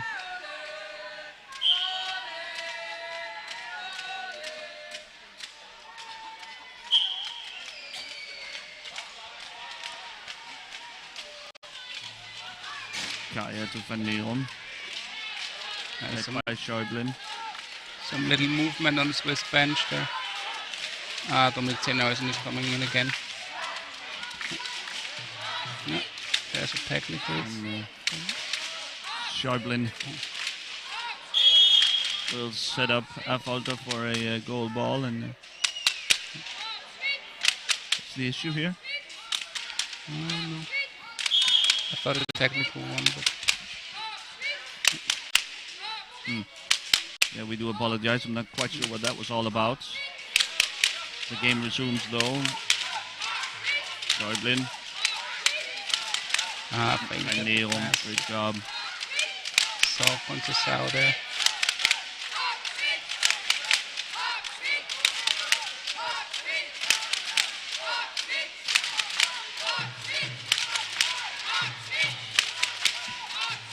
Saved by Boekmans. Schäublin. Guarded by De Moor. Oh, spins around.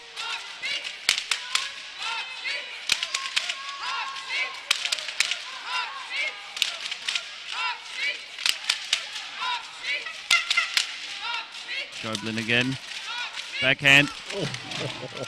Long range shot just wide of the net. Rolli now. Back to Schäublin.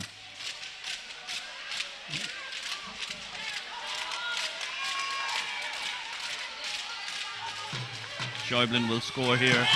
Yep, idiot move.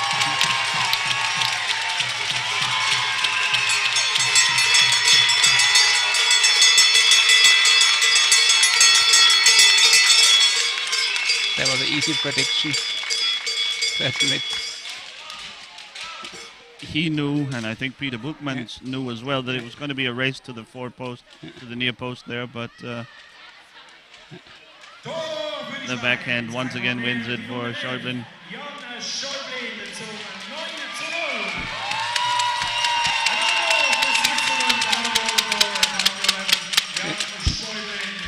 Swiss fans are still at it. Still celebrate all the goals like it's the first one. So the substitution, Sennhäuser for Conceição. Kaya with a decent opportunity there, but sends it wide. I don't think this will make things any easier for the Belgians. Sennhäuser has really impressed in this game with some slick passing, creative passing. And also a really nice goal in the first half. Yeah, with the backhand there, or sort of spin shot. Close on goal. Kaya fighting for it, but Rolli wins it. Hawk now though. Maybe to Van Neon. Van Neon is there again, yeah. Helping. Now Sennhäuser has got it under control. Good pass. Schäublin, but Kaya's there. Thought he mishandled it a little, but get hold on it. Sennhuysen up to Schäuble. Schäuble, just wide.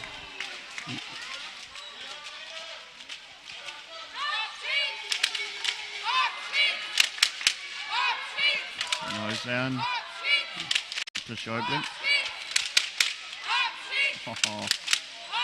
Oh. Great pass from Sennhuysen, but intercepted by Kaya. Again.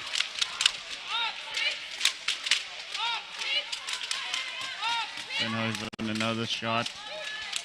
Saved by Burgmans. And Neom back the other way. Oh. Schäuble takes over. Sennhuysen, Schäuble is with him. Can't quite find the handle and it's turned away.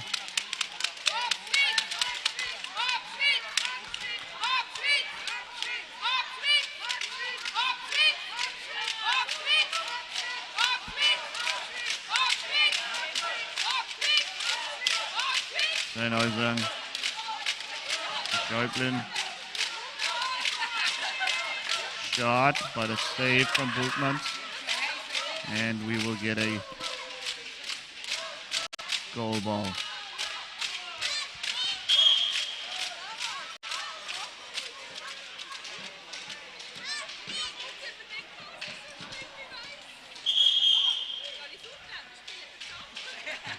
A timeout called now. I'm not sure by whom. Timeout Schweiz. Timeout Switzerland. Time 12:44. The Swiss wanting a timeout here. Just giving a little advice to Jan Schäuble there. And then Rafael Mattes also.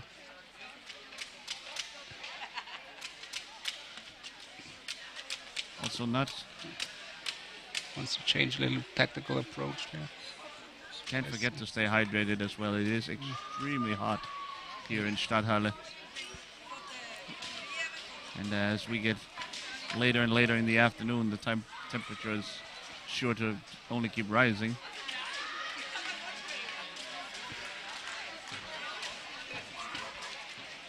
Little boiling pot here.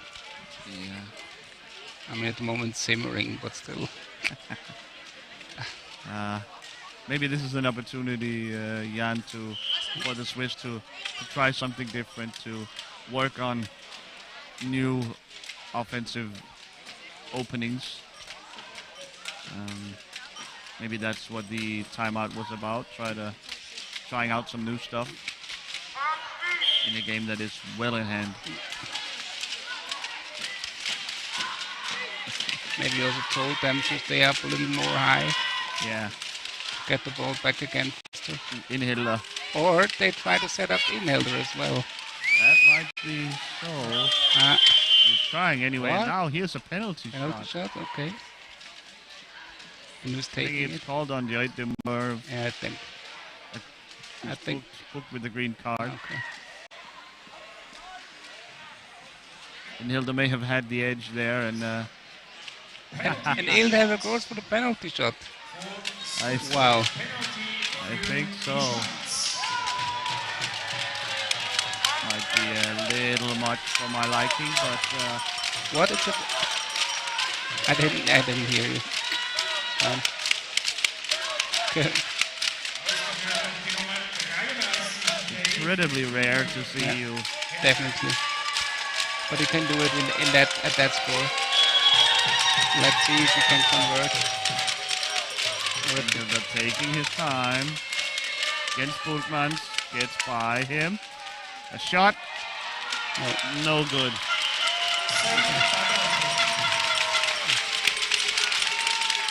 Okay. I think this confirms that the new Swiss plan is to set up Inhilder for a goal.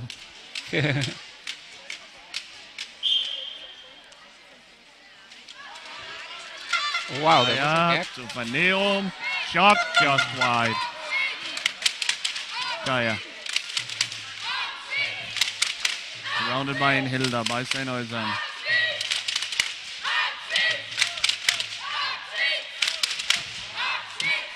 Ball pops out.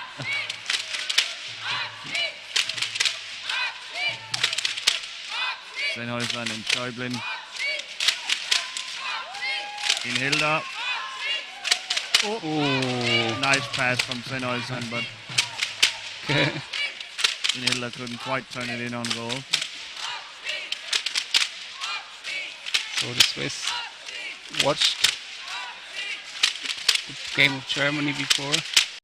Okay. Germany versus Australia. Jan is referring to it. The Germans seem to make it a team-wide priority to set up their T-stick player Roman Hill to try and get on the scorecard. Wild spin shot here from Hilda, but couldn't quite connect, time it up right. Another chance for Hilda, and there it is. Yes. There you have it.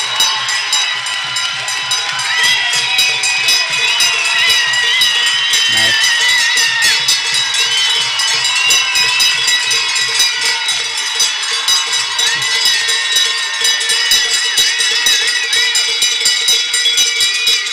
The crowd goes absolutely crazy here.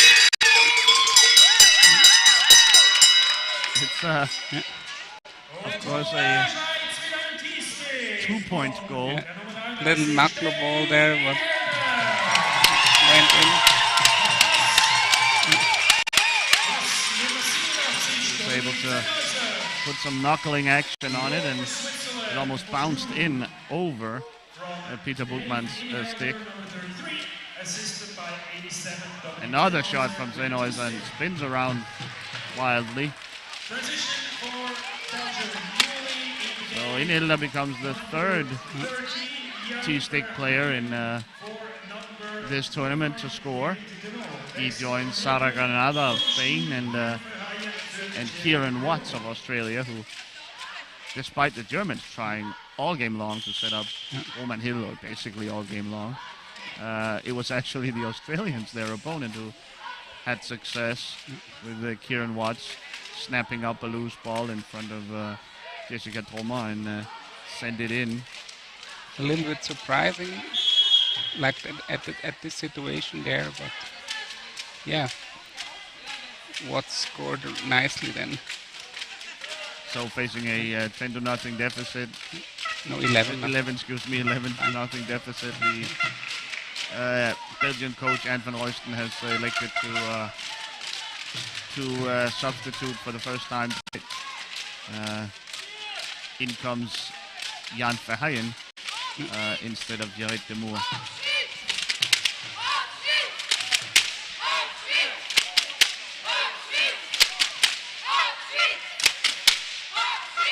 Taking some time to recover maybe.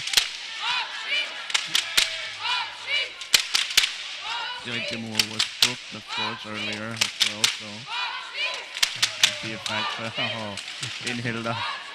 They're not done, the Swiss. A lot of contact here from Hilda and Kaya. The Swiss assistants on the bench always jumping up when Hilda's there, close to score.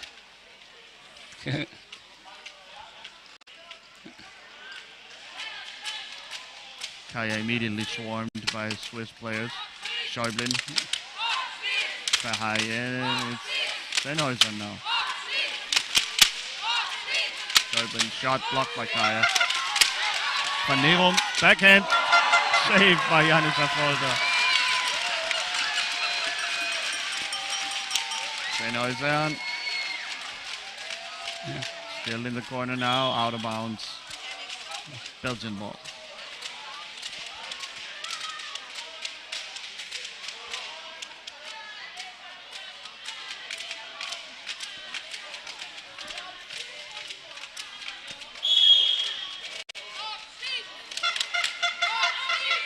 Kaya. Poked away by Sennhäuser. Schäublin back to Ollie.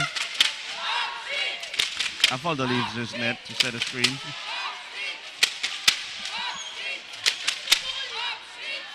Sennhäuser takes over. Rolly had quite the low afternoon here. Not a lot to do in the second half there. Not a lot to do in the role of safety valve there.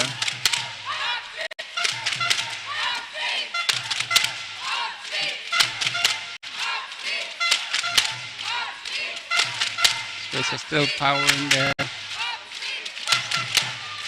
Kaya has played all game. He's Going for played another very hard.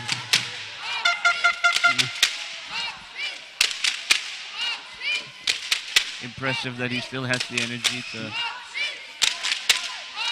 to keep going. Sennhuisen a little lackadaisical. Sloppy with the ball.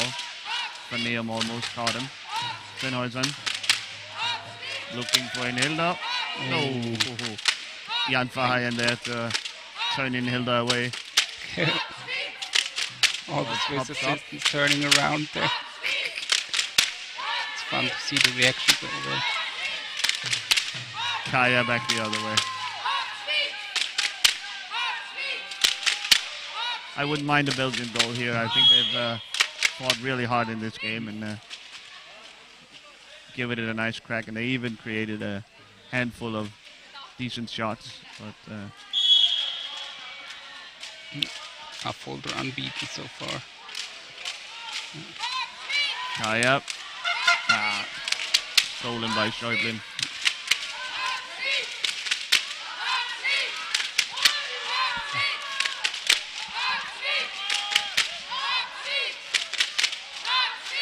Schäublin.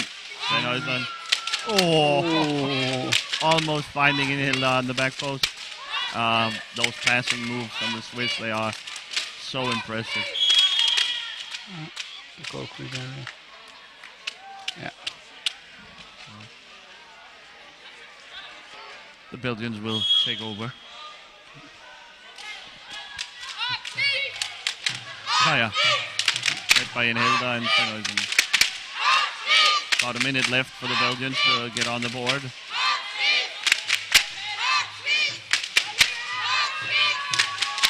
Up. Oi! Hilda. There's another shot on goal. Hilda wants to be the only one that scores twice. Does he need to Here's Schäublin. organize Sennhuisen. his own club then? Schäublin to Hilda. Oi! Little too quick the pass. Hilda scrapes it out. Schäublin. Scores.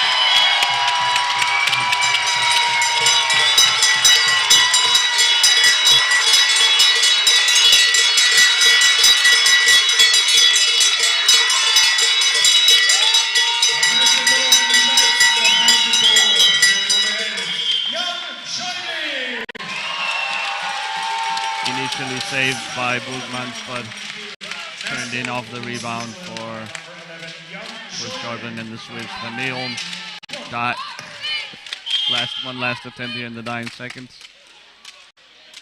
He gets a free ball here. He has lost his stick. I think he'll need help from Kasiki picking it up.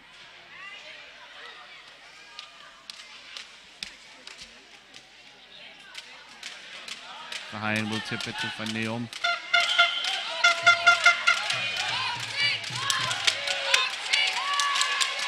Hilda back the other way, moves the board.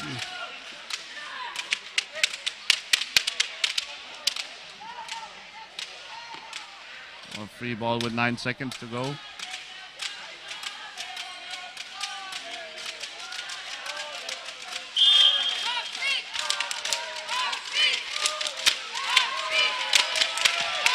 Hilda In there powering again. through. Okay, Kasik is giving Come on. Hilda reminds him to stay put there. Okay. 1 second left on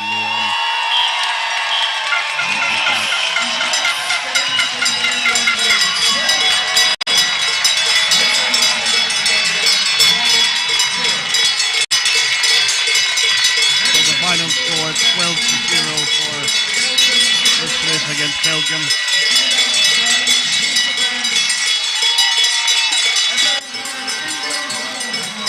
And following this game, we have a break of about half an hour. We will be back bringing you the game, the interesting game, I think, between Finland and Spain. Finland and Spain fighting for third position in Group B. It's going to be an interesting matchup, don't you think, Jan? Yeah, I think so too. Like we cannot underestimate the Spanish team. And the Finnish, they had a rough morning, so let's see if they can fight back. Yeah. And the Spanish, a bit of an unknown team, will be very interesting to see them. They played last night against Australia, but they took it easy and sort of experimented a bit in the game. Now here against Finland, they will have to bring their A game, and we'll finally get to see exactly what that team is made of. So stay tuned, and please rejoin us in about half an hour. The game starts 16:30. That's 4:30. Please rejoin us, and thanks for watching.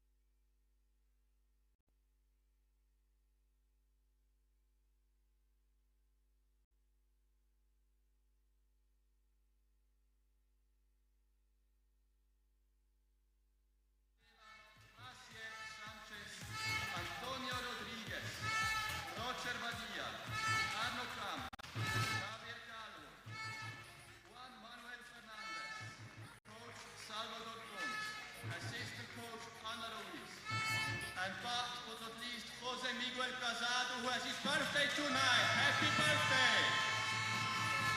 The bottle is up, we're over the top, it's time to get wild. The time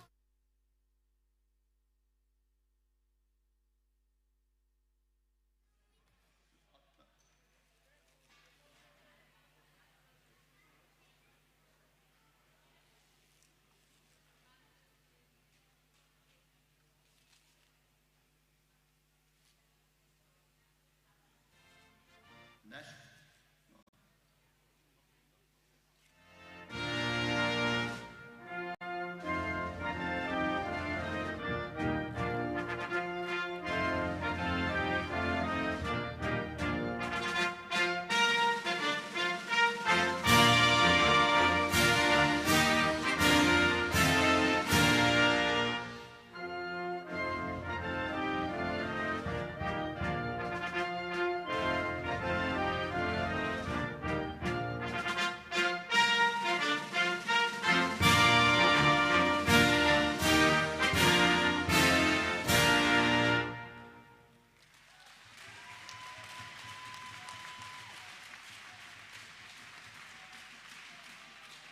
And now the national anthem for Spain.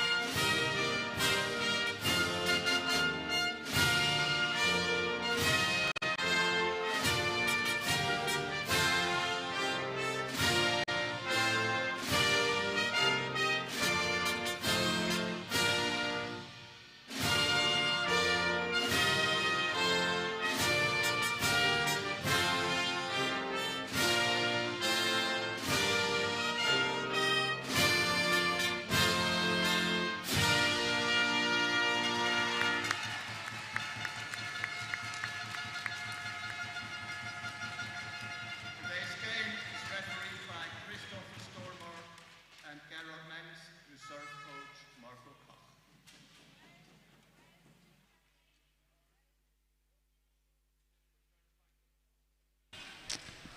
A very warm welcome back inside Stadthalle in Sursee, Switzerland. We are ready to bring you game 5 of today. Spain versus Finland.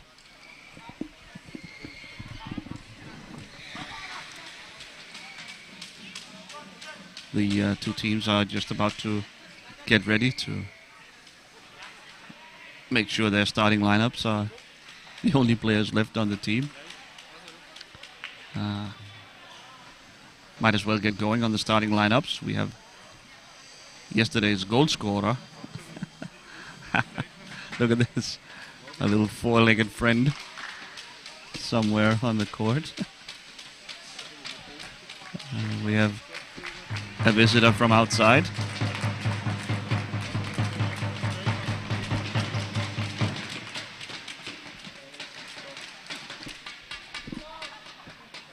The starting lineups from Spain is Sara Granada. It is Asia Sanchez, Antonio Rodriguez, and Miquel Villanueva, the goalkeeper. And who is that? Is that Jordi Valle, I believe? Yes, Jordi Valle.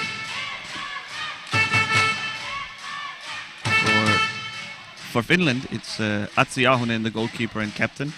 It's Kasper Voirunen, it's Jesse Muosu, Saila Lumi, or Anni Kirolainen.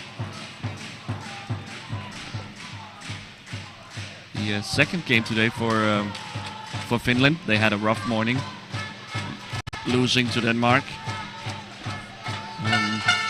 It was somewhat expected, that loss, but nonetheless, of course, disappointment.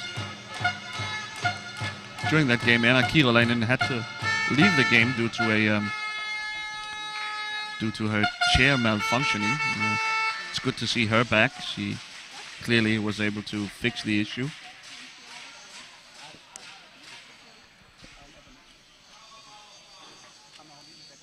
It's a dedicated workshop here for players to fix minor malfunctions on their chairs, to make sure that they are spick and span in perfect working condition.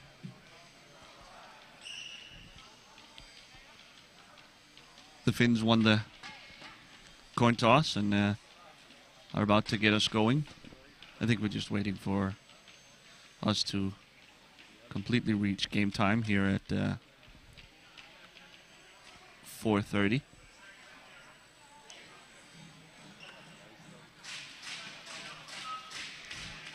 Alongside me once again, Jan Oeniger, the former Swiss international. Hi again. And he and I both ready to guide you through this game. The Finns are in great position to, despite their early morning loss today, are in great position to make the semifinals. The Spanish have only played one game so far, beating Australia yesterday. So they are still alive as well, and a win here would be very big for them. Sara Granada and Rodriguez against Voironen. Asier Sanchez, long arm, great reach.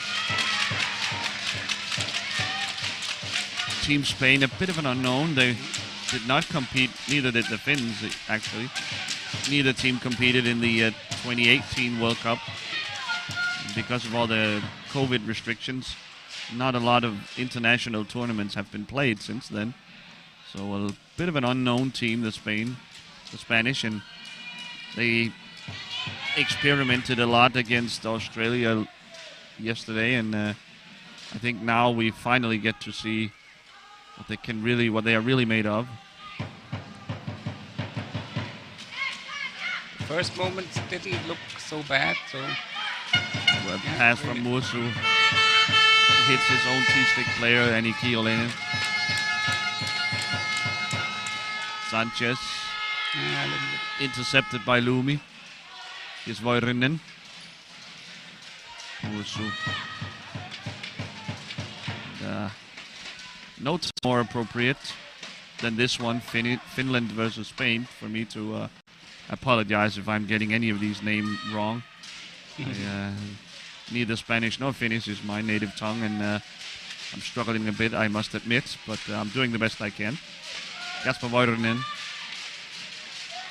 gets by Granada. Jesse Mursu. It's that Mursu-Voironen connection I think the Finns are trying to set up.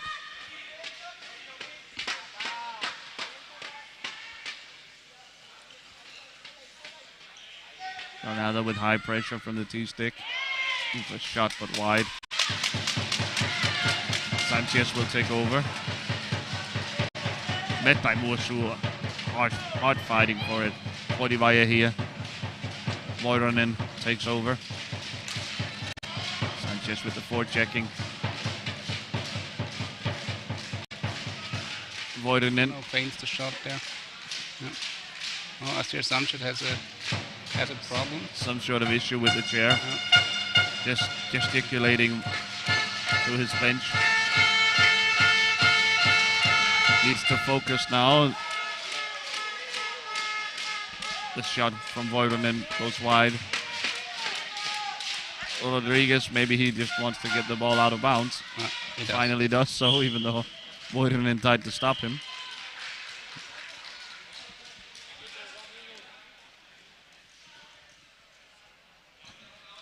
And now referee Christopher Stormark will investigate what's going on. Looks like after all that Sanchez is essentially fine now. What? Are they asking for technical? Yeah, his has a problem with his joystick now, I saw it. Is it loose maybe? Yeah. Need to tighten up that.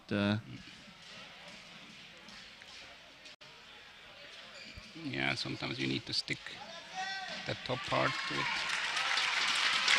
I think it works. Okay, we can get back to the game now. Finnish free ball.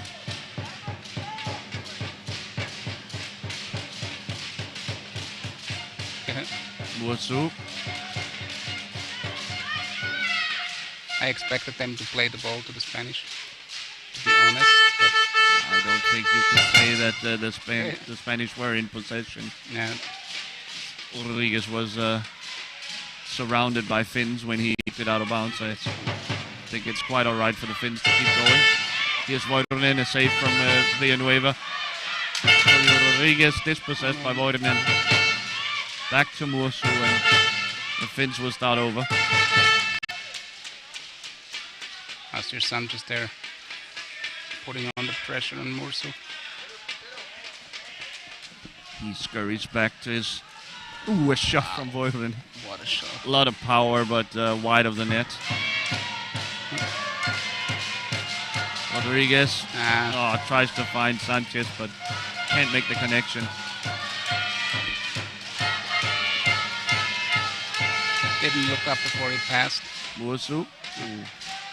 Seemed like it was a small opening for the forehand shot. Again, Musu.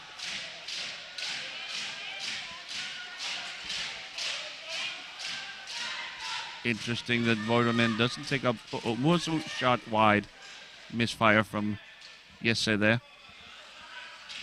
He sends it to Voironen, but Granada intercepts. Voironen digging it out of the boards. Oh, Sanchez very close to stealing that pass. That's it.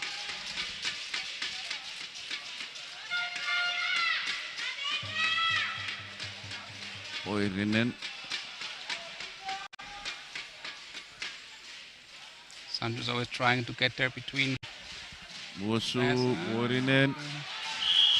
Quiet high there. Now.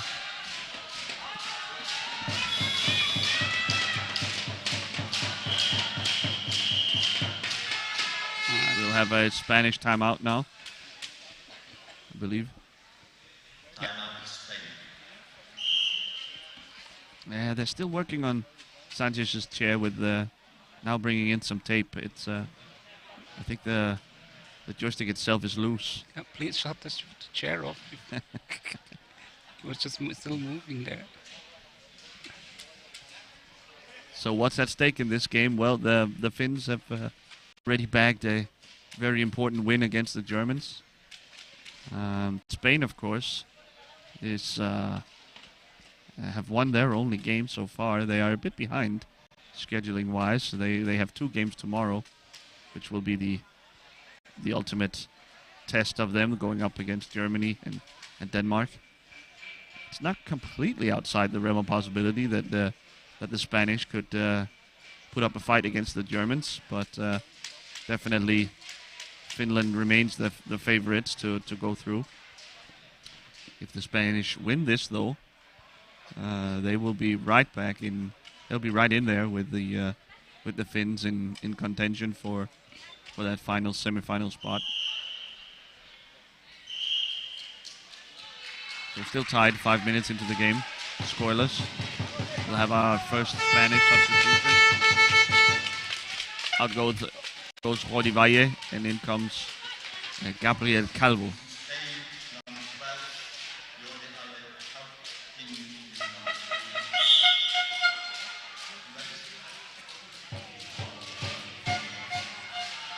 Musu met by the tenacious Sada Granada.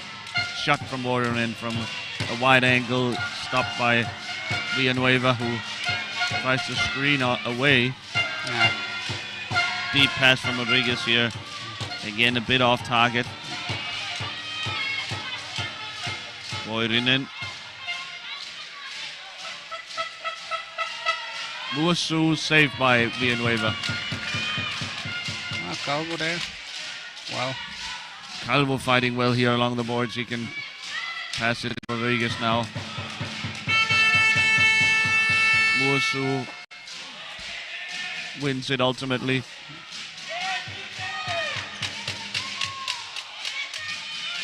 There's a small gap in the corner, but the Spanish able to take it away. Voironen. Saved by Villanueva. Great save. Big mistake here from Rodriguez. Turning the ball over right in front of his own net. Shot by Voironen. Great save again there. Another save from nice. Villanueva. Great job by Calvo to stop the wraparound from Voironen. Here's Muosu. Paints the ball there. Loses it. Lumi picks it up, gets it to Muosu.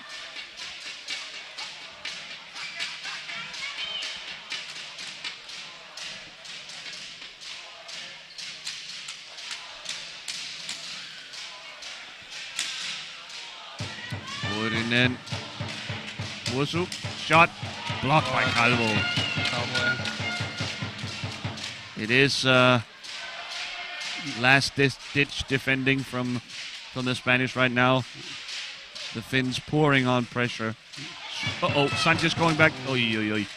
Voironen just stays in possession and he fires a shot. It's blocked by the defense.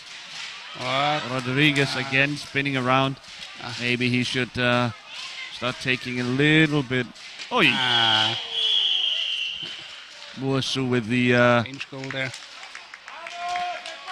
The cheeky finish from behind the net, playing it off of Villanueva. So the Finns take the lead. It was bound to happen at some point with the amount of pressure they was pouring on.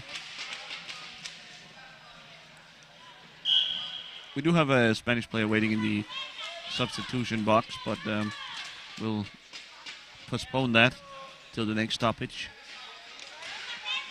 Rodriguez to Sanchez, around Muosu.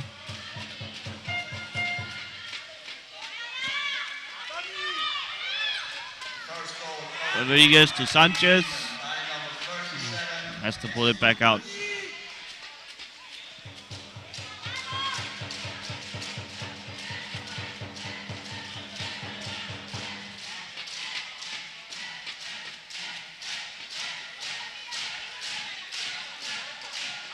A lot of contact here from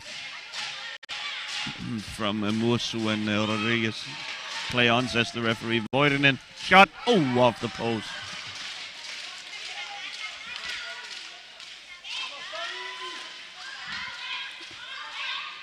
Here's Sanchez going back the other way. He gets screens from Calvo. He likes to shoot. I think he should have kept it for a few more yards. Here's Muosu.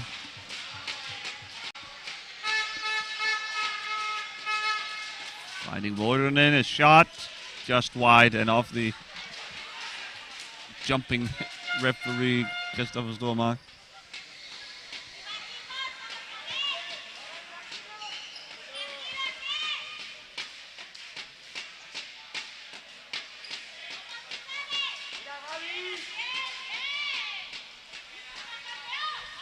Sanchez.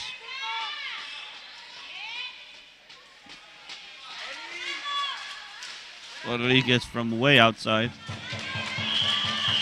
Blocked by the Finnish defense, blocked out of bounds, and we'll have a Spanish free ball.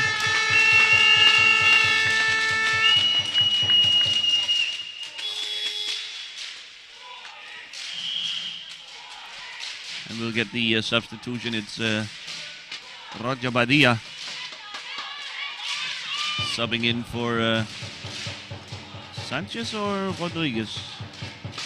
It will be Sanchez. Maybe the issue with his joystick is still hampering him. So Badia makes it onto the court. Yeah, it's really still an issue there. They're fixing it now. Still working on Asier Sanchez's chair. Sanchez, the star of the Spanish team. Badia, though, showed flashes last night. The Finns are working on Petri Metikainen. Pumping his wheels there. Upping his tire pressure. Great steal by Rodriguez there. Rodriguez. Didn't hesitate.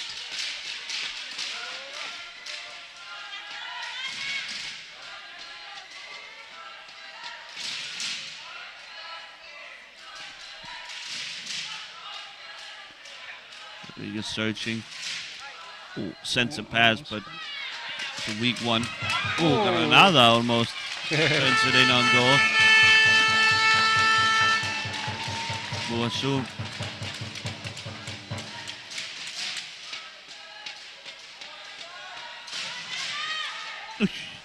Searching for Voiron and a high ball out of bounds anyway. Pretty good pass there from Muasu and pretty good scoring opportunity for the Finns. Free ball Spain.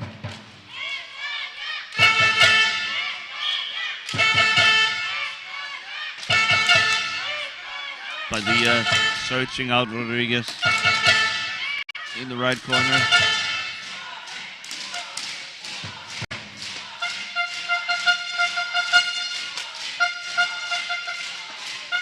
Oh, Padilla!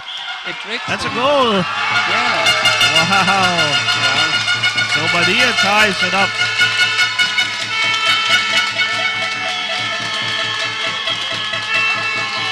In very much the same fashion as Muasu did. Oh boy.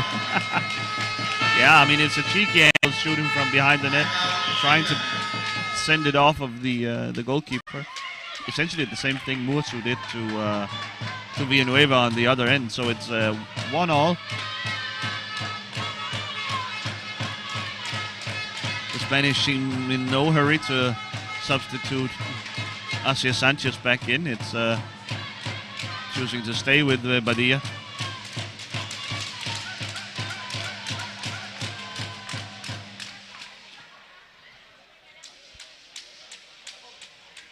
Yeah, I think Mats Ahonen there tried to be safe that he covers the further corner, or like the corner that's on the other side, and anticipated a little bit too quick. I mean, there was not a lot of space between him and the post. So it's questionable decision, but the playing with his left hand, he would have been a backhand out on the other side of the goal, and generally you need a little more time to finish that off.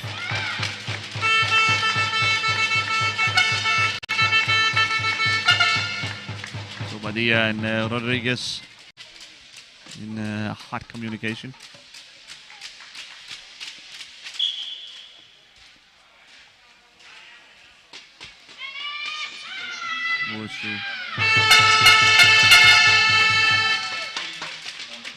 A Finnish substitution during that timeout. In comes Sami Ojala. Out goes Kasper Voironen.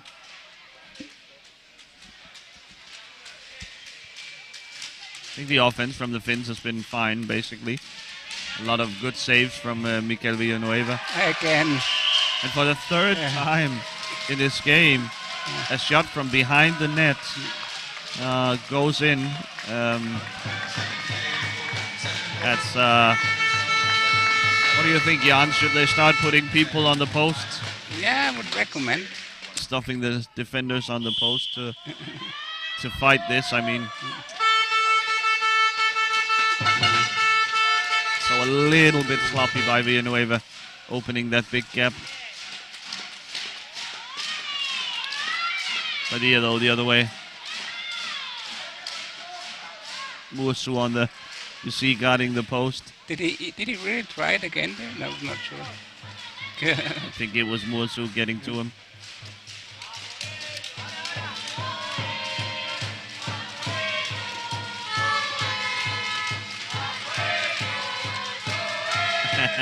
Kirolainen, Ojala, Padilla. Granada in there, Padilla gets rid of it. Muasu takes over.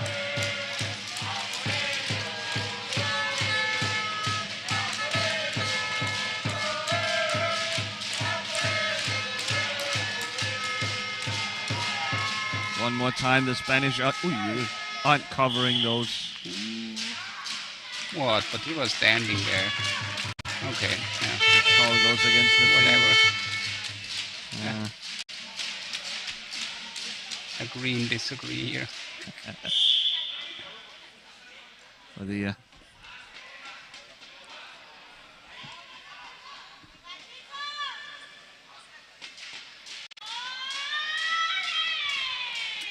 Padilla tries the backhand pass, but it's intercepted by Musu. Back the other way it goes Oyala. Shot, scores. And Oyala is so dangerous in front of goal.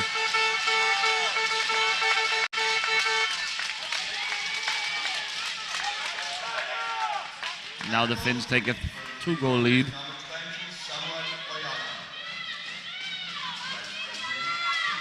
Just pulls it back, gets rid of Rodriguez, and fires a shot into the net. And really nice that he, with this stick movement, that he let Rodriguez just slip past him. So Just sailing by, really did Rodriguez. put him on skates. Padilla, surprising referee score mark. Here's Oyala. Oyala might just take it himself here. Calvo covering.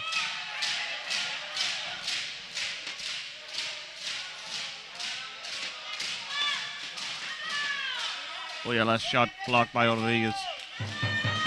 Musu with the rebound.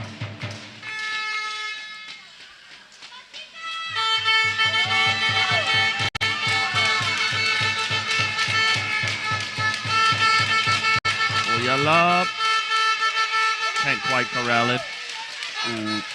Villanueva has no idea where the ball is, I think.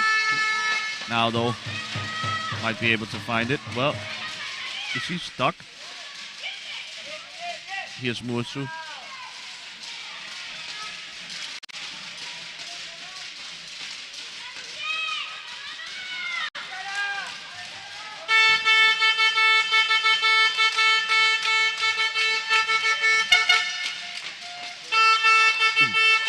Shot from Oyala, turned the other way. Padilla now in on goal. Padilla scores!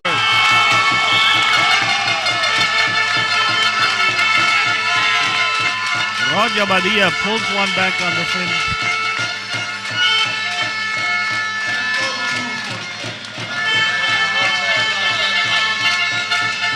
The youngster pumped up by the crowd.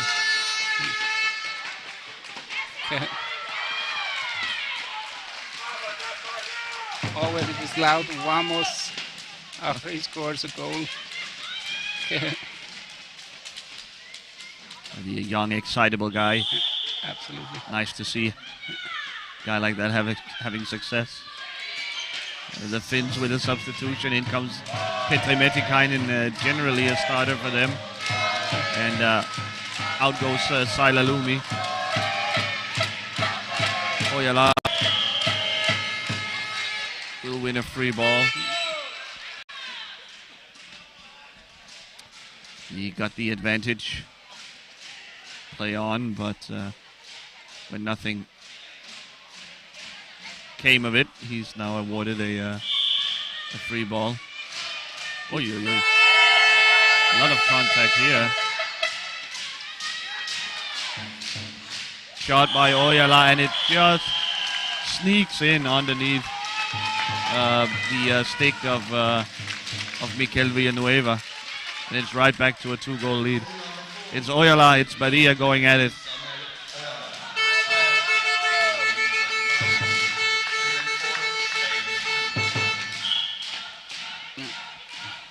Oh, just threaded the needle. Rodriguez met by Oyala. Rodriguez wins that little duel, but loses track of the ball. Oyala back the other way.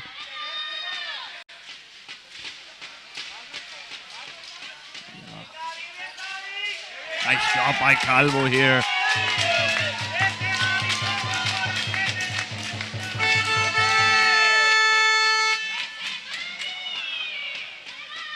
Spanish defense a tiny bit unorganized. There's a lot of yelling and pointing and gesticulating to each other.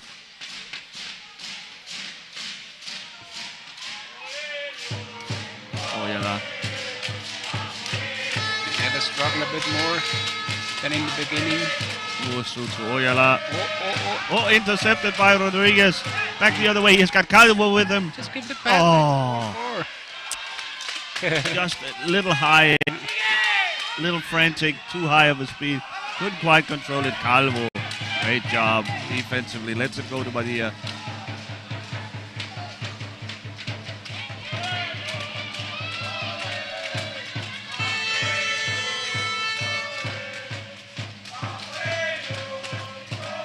Back to Rodriguez, but he can't control it. Oyala wins it over Granada in the end. Oh, oy. Rodriguez just gets in there to disrupt the shot from Oyala. It's underneath Oyala. Calvo wins it. Back to Oyala.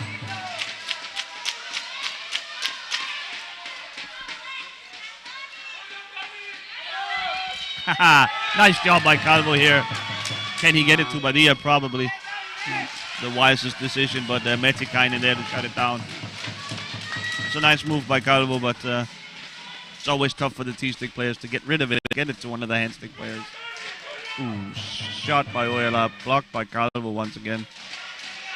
Shot. Oh. Villanueva save. Metikainen to Oyala. Met by Calvo, great job. Taking away that narrow angle. Oyala again. Rodriguez.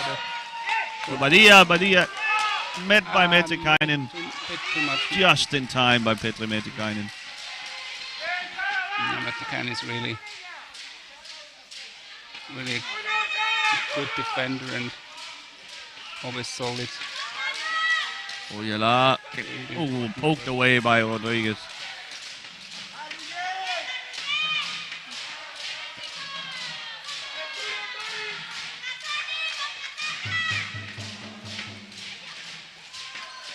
Badia wins Nice the ball. steal. Oh.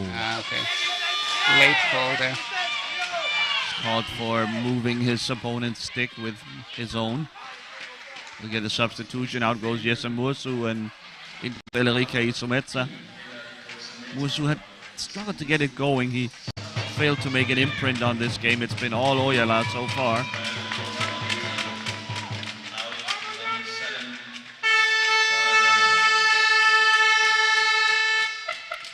Isometsa, similar player type. The playmaker from deep. Trying to set up her teammates.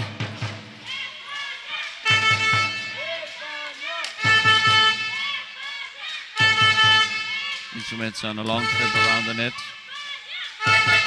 She'll double back. Odivalle has entered the game for Spain instead of Granada.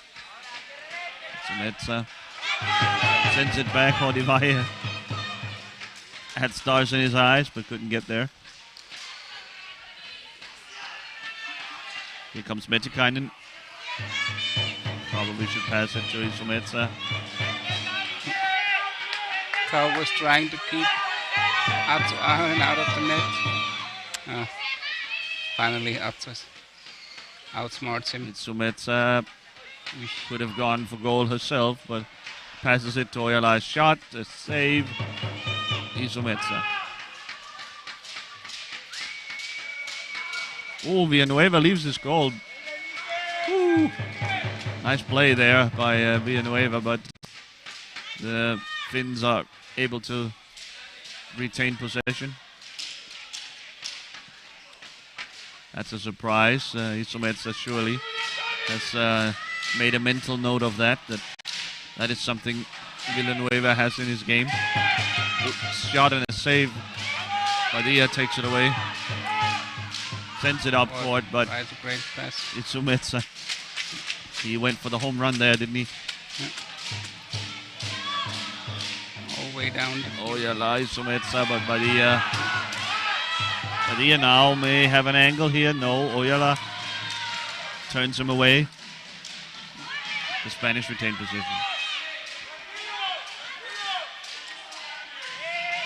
Great stuff here from Badia. Tries to make a pass. Shots, passes all over the place. This Badia, he's really putting his imprint on the game in Asia Sanchez's absence. Halftime here in Sursee. It's 4-1 Finland, but the Spanish have really come back into this game well, you'd have to say, and are by no means out of it yet. And then an exciting second half is sure to follow. There's a 10-minute break here between halves, and we'll be right back with more.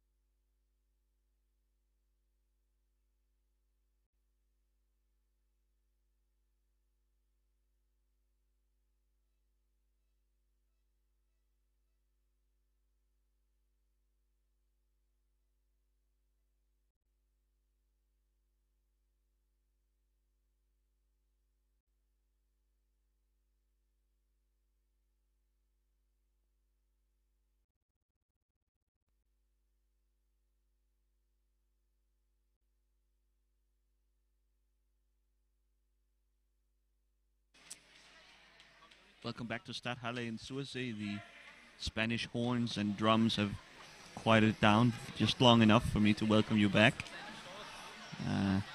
We are in the middle of a fairly exciting, or at least very interesting game between Finland and Spain.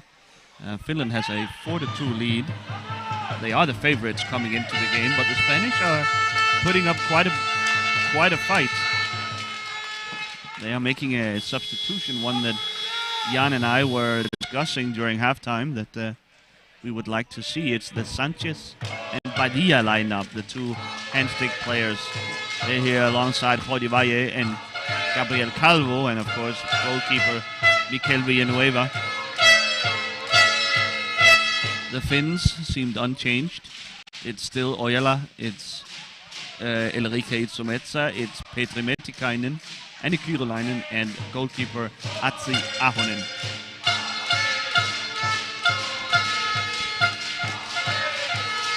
Well, as I say that, the Finns are signaling a change.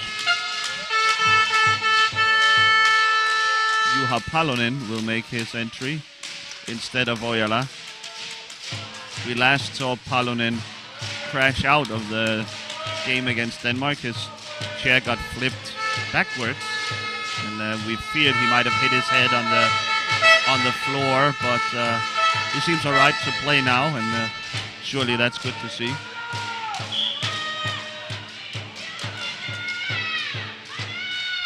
Sanchez will take the playmaking responsibilities. So the young line of Padilla and Sanchez. Padilla with a shot, whips the shot wide. Juha Palonen get his chance with the ball.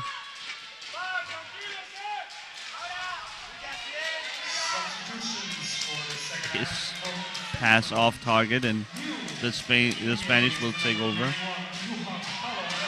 He comes at a high speed. Sanchez driving into the Finnish defense. Takes a shot, but it's kept out by Ahonen. Palonen now back the other way. Still Palonen. Met by Calvo. Calvo, a tough defender.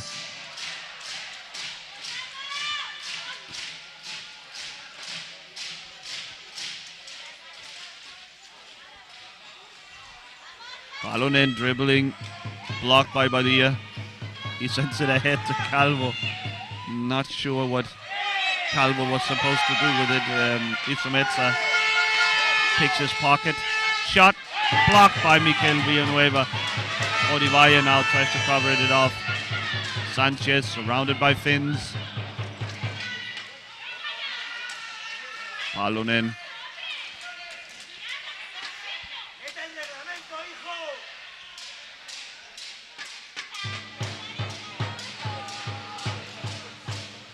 Palonen in on goal. Saved by Villanueva. Padilla to Sanchez. Oh, nice. Just what we were talking about. The Padilla-Sanchez lineup offers a lot of creativity, a lot of ball handling. And they, in the span of 2 minutes, have pulled one back on the Finns. Only 1 goal deficit now, and I think the Finns are slightly surprised that they are having such a hard time shaking these Spanish.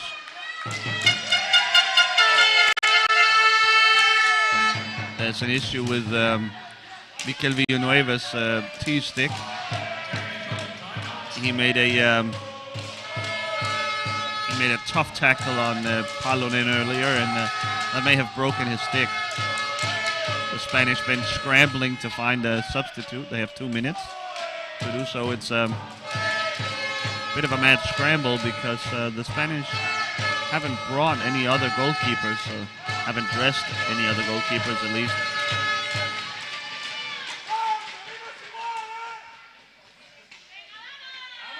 Blue stick attached, and He's ready to get back in action.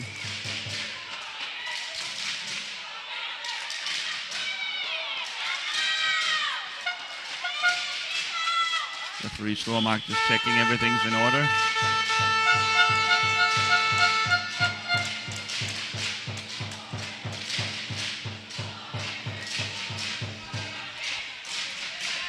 Sumetsa finds Palonen wide open. A shot but saved by that new stick of Villanueva.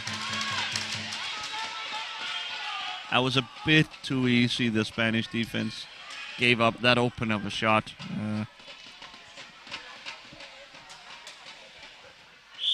They must be careful with the qualities finish shooters. Padilla loses Palonen.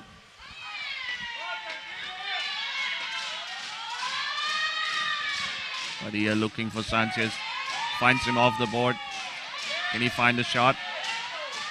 No, Metikainen denies him. Sanchez. Backhand. Blocked by Isometsa. Sanchez though recovers.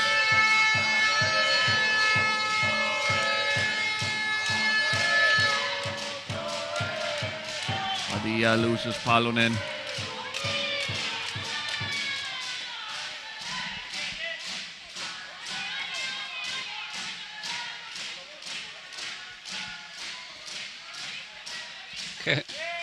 Almost. Padilla tried to trick Palonen here. Oh, Sanchez! So nice. From distance finds a crack in the Finnish defense. And now this thing is getting interesting.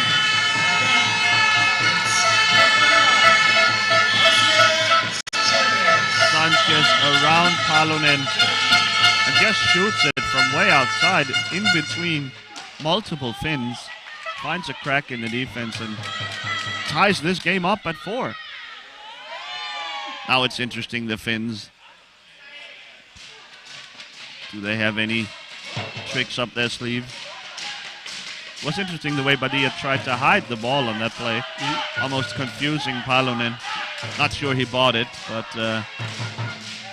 He bought it enough to just enough to spring Sanchez free for a shot on goal. Palonen then will seek to get his revenge. Still Palonen, a block from Metikainen. Oh, turns it over, Padilla collects. Ooh, he sends it ahead to Sanchez. A bit early. Sanchez rams right through the stick of Metikainen. Isometsa picks it up. She's met by Calvo. Sanchez on the other side. Sanchez now lagging. A screening violation from Kiirolainen here on Sanchez, and a book with a green card. And now the Spanish are bringing up Mikel Villanueva, their goalkeeper, to set screens here in the beginning. That's an interesting play. Timeout now, Team Finland. They have plenty to discuss. The Spanish just showed that little wrinkle of bringing up Villanueva to compete for that free ball. Still working on Badia's stick. Excuse me, on Villanueva's stick.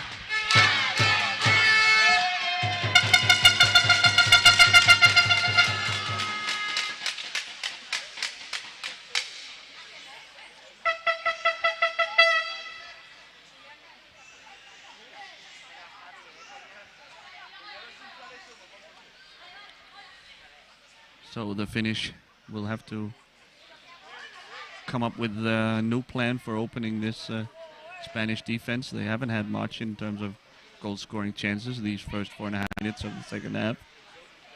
Only really one nice offer from Palonen. He was very open, but saved by Mikel Villanueva.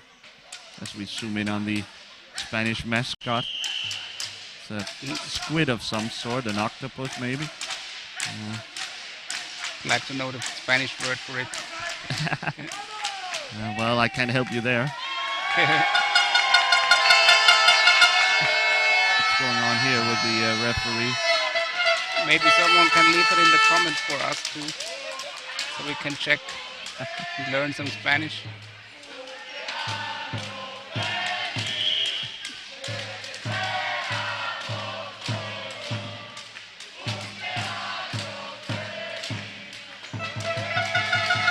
The Spanish fans singing "Happy Birthday." I think Miguel Casado has his birthday today, sitting on the Spanish bench. He is being serenaded by the crowd.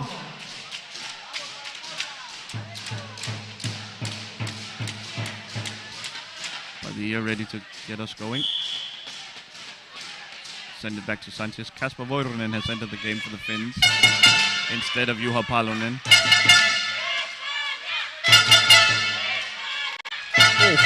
Voironen wins the ball himself. He has immediate impact. He's been in the game for 10 seconds this time around. He dispossesses Sanchez and scores easily on Villanueva, who saves the first try, but can do nothing off the rebounds.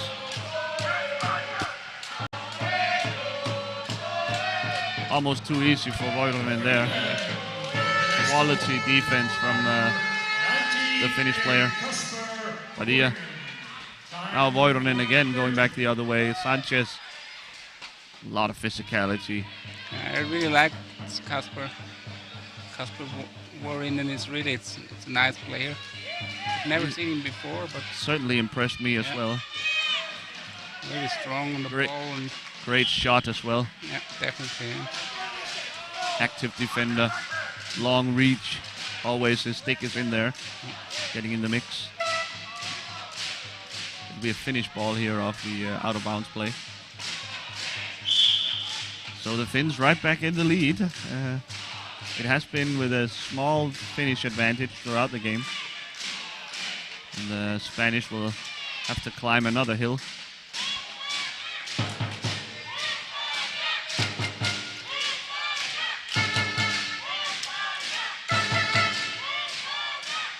Voironen shot saved by Villanueva. By the Voironen.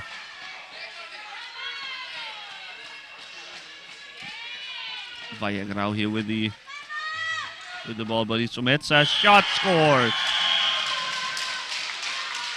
The Spanish defense a little bit out of balance, and Isometsa makes them pay from distance.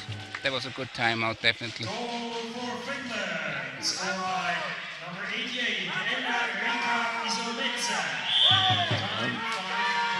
Around the screen from Petr Metikainen, able to turn in the ball. So now the Spanish have dug themselves a hole again, down 6-4. They'll have to see if they can climb out of it.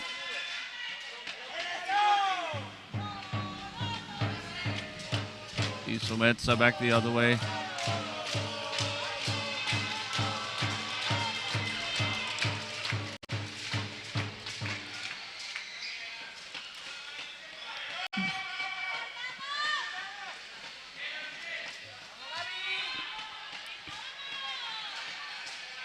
Isometsa is blocked by Valle. Here comes Padilla.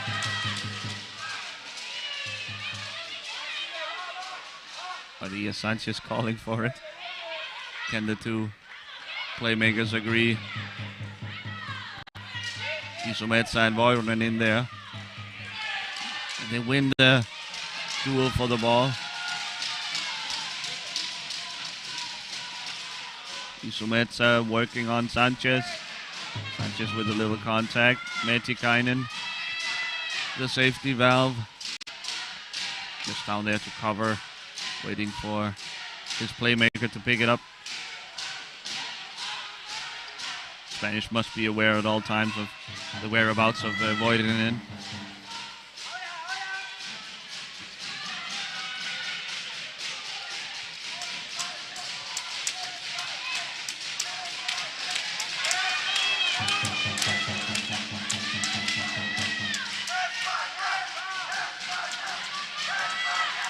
Almost stolen by the Spain defense. Voironen. A lot of fighting going on here. I think Badia will win this. Just behind the goal.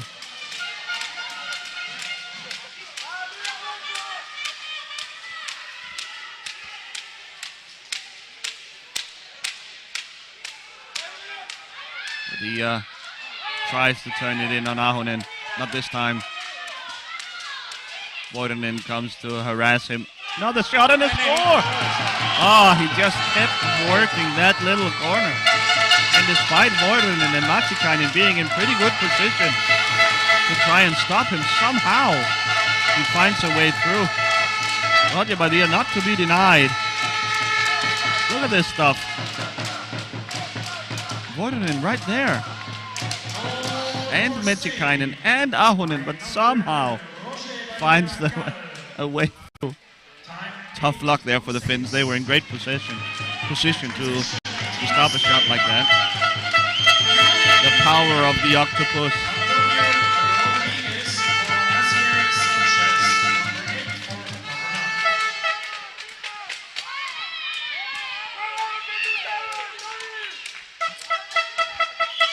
A 1-goal deficit now, 12 minutes to go.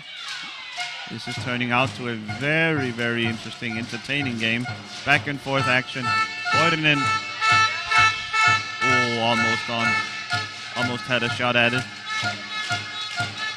Isometsa. Yeah, we really didn't. I really have to be honest. I didn't really know what we were going to expect here. But yeah, it turns out to be a really nice game. Really entertaining here. Pleasant surprise onto the court. It's so entertaining. We miss substitutions left and right. Oh yeah. Out has gone. I see it. Oh, shot saved by Villanueva. Spanish substitution. Out goes Asier Sanchez, and in comes Rodrigo Fernandez. He was searching Calvo there. Excuse me, Antonio Rodriguez has come in for Spain, number 8. Isomets are attacking. Sends it back to Matikainen. Rodriguez chases after it. Voironen in possession now. Yeah. Voironen against Badia, gets around him and scores. Beautiful stuff from Voironen. Really, he is shining bright right now. So Badia maybe a little easy to get around him here. Yeah. You would wish you get more reaches for the ball. Mistake, he probably should have stopped Voironen's progress instead. So tempting to reach for the ball there. It seems like it's loose for a split second, but Voironen pulls it back and scores easily. And there was also a bit of struggle that Spanish forecheck for not really a good chance of the ball. And then 3 players were behind Voironen. Tony Rodriguez being caught way high up the court. So that left Badia in a tough spot. Trying to defend the Voironen one-on-one.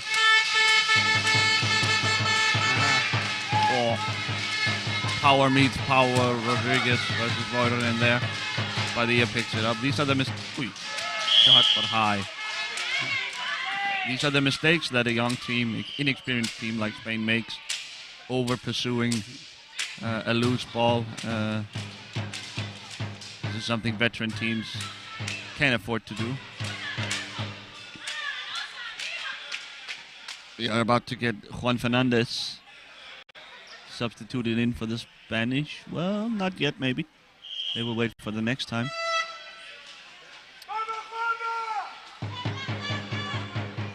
Never mind all of that. Here comes Fernandez. Juan Fernandez instead of Calvo, Gabriel Calvo.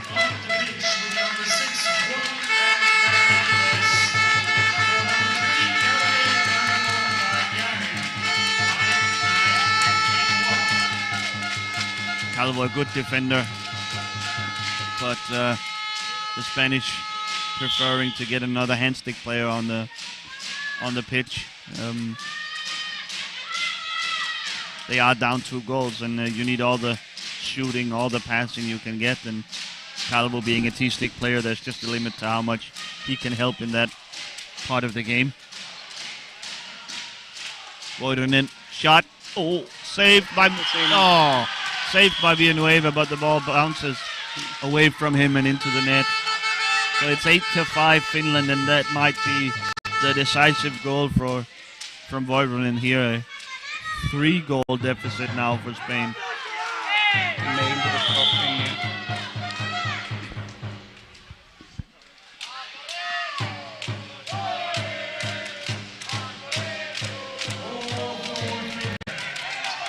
Yes, Padilla, be careful with him in the corners. Passes it, tries to find Fernandez or Rodriguez, one of the two. Padilla harassed by both Isometsa and Voironen. Rodriguez now with a chance. Voironen defends well. The ball sent back to Padilla. Met by 2 Finns, and Tony Rodriguez just makes it back in time. Oh no. Oh man. Yeah, the Spanish are seem to be a little bit tired and unfocused. Falling apart here. Yeah, a little bit, yeah. Oh, what a pity.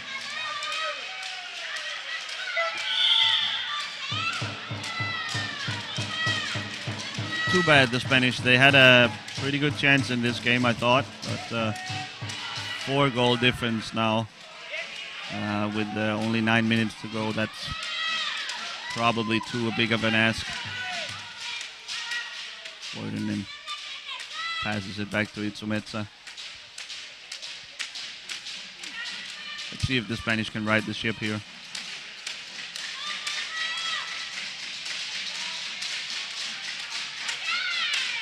Padilla pressuring high up the court.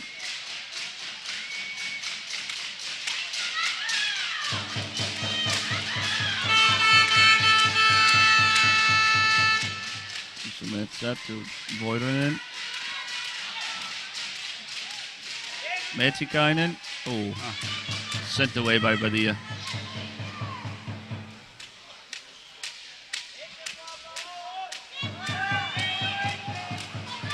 Voironen.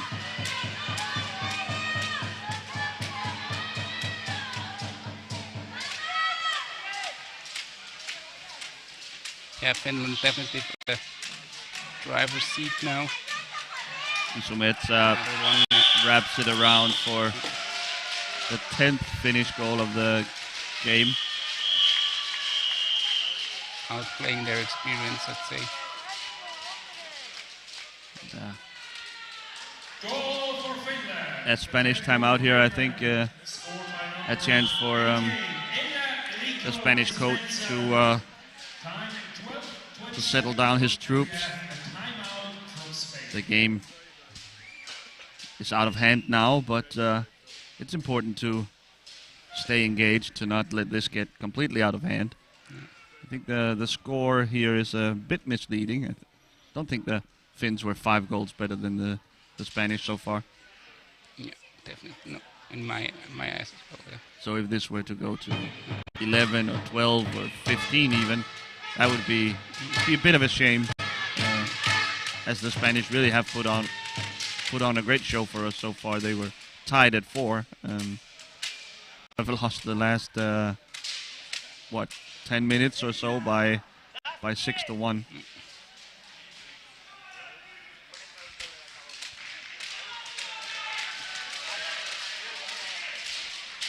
Quick look at some of the Dutch fans. They are getting ready to see their guys in action at 6:15.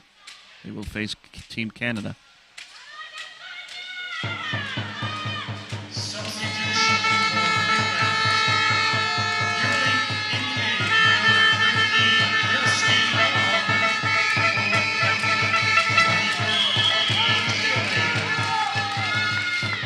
last one yet to play has entered the game. Jasmi Ahonen.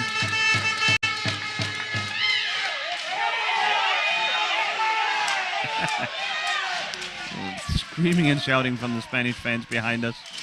Don't know if that makes it through the screen back home, but they are certainly still engaged.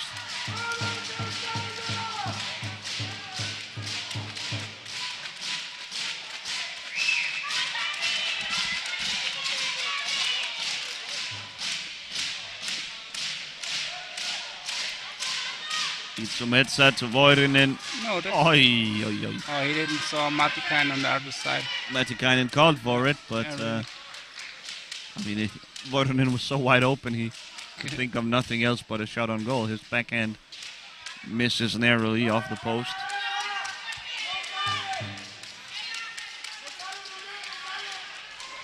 Now, Voirinen again, Matikainen. Shot saved by Villanueva.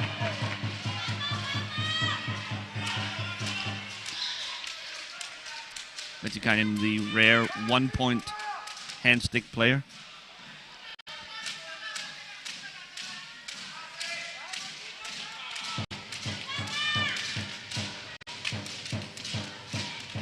So that's around Hodivaye. He's caught very high up now.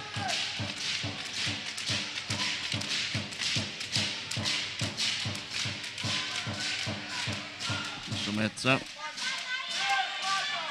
Met by Fernandez. yeah, she can take her time now. Finnish are not in the urgent need of another goal. Calm Trying the to game a little. grind away time here. The Spanish playing keep away from the Spanish.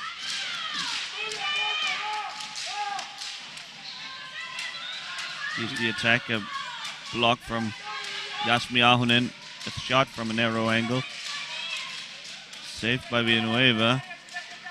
For now, I think the ball will be in the goal area. And so it was. A goal ball for Team Spain.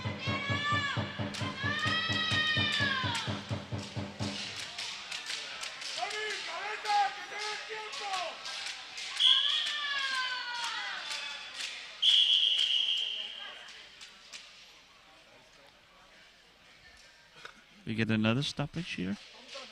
Some of the officials trying to make their way onto the court. I wonder what's going on here. Is it another speed control, maybe?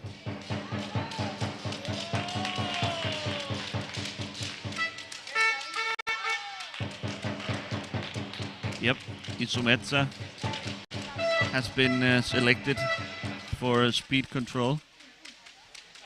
So we will wait for that. Check of player number 88, Elarika Zavetsa.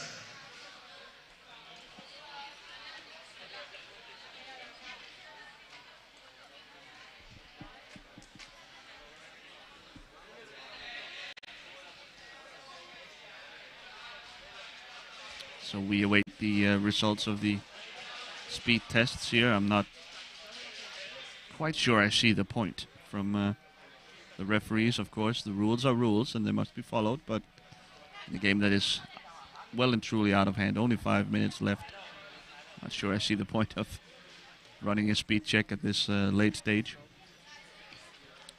Maybe they want to bring in some drama here. Well, it would certainly help us out, and it would help out the Spanish if A bit conspiracy. Enrique is caught speeding. I really don't hope it's that point, but Probably not. if so,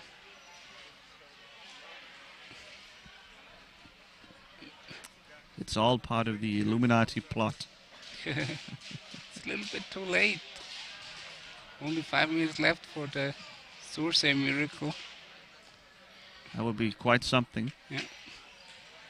They're taking their time out there. Yeah, really. Now she makes her way off the rollers.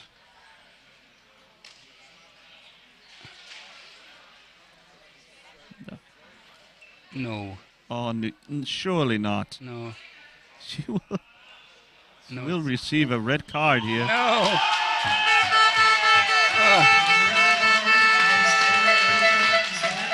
The second player today we have seen caught speeding. I was really not aware of. I'm sorry. Excuse me? Bad joke. The second Aye, time. Well, so Really? she little housekeeping. She receives a game match suspension. She's not allowed to return to the game, and her teammates must now play short-handed for 5 minutes, which is just about the exact remainder of this game. And even if the Spanish are to score, the Finns will not be allowed to bring in a new player. They are allowed, of course, substitutions if they wish. But always keeping in mind that Elrika's classification points are still counting towards the team total. So they can't just sub in anybody. So the Spanish given a lifeline here. Can they make up 5 goals in 5 minutes while playing 5 against 4? Little drama here at the end. Are the Spanish preparing Asier Sanchez to come back in? We saw the Italians play Team Holland earlier this afternoon and earlier today, and when Patrick Ansotto was sent off for the same reason, the game got completely out of hand. It changed on a dime. It was a pretty close run affair up until that point, but the Dutch just kept piling on goals in that 5 minutes. So maybe the Spanish can do the same here. They need to hurry up a little bit. After all, they need to catch up 5 goals in 5 minutes. Shot saved by Ahonen. Padilla still searching. One of his another one of his corner shots. Ahonen, bit too inexperienced for that sort of thing. Padilla and Rodriguez. Padilla with a shot blocked by Voirinen. Voirinen certainly a candidate for player of the match, scoring multiple goals and playing great defense. Look at his reach here. He's trying to keep Padilla away from the corner. Asier Sanchez is ready for. Yeah, I was just wondering. This is the exact situation where a guy like Sanchez, who can do something creative and unexpected, they make the change. It's Substitution, Team Spain. Tony Rodriguez, I think, will leave the field. He needs to hand over the captain's armband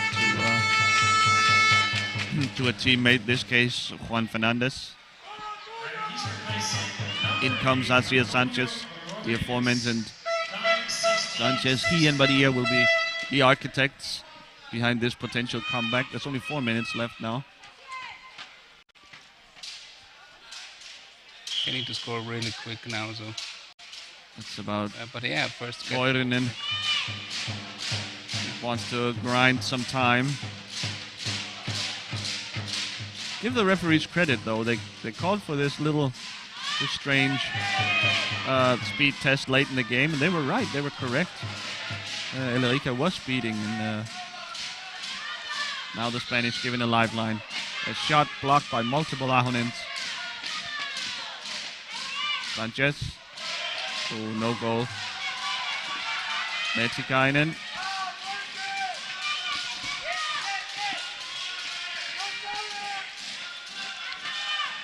The Spanish need to work more with screens. Really, it hurts. They need better screens. Time is ticking away. Yeah. And especially in those situations when you can draw the defender off the goal crease, then you have to get someone behind him not to get him back in his position.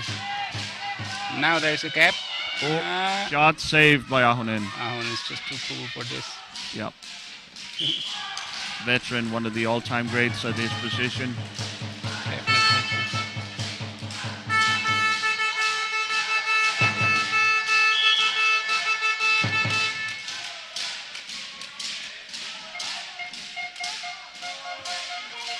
Yeah, I'd say Finland is going to hang on here.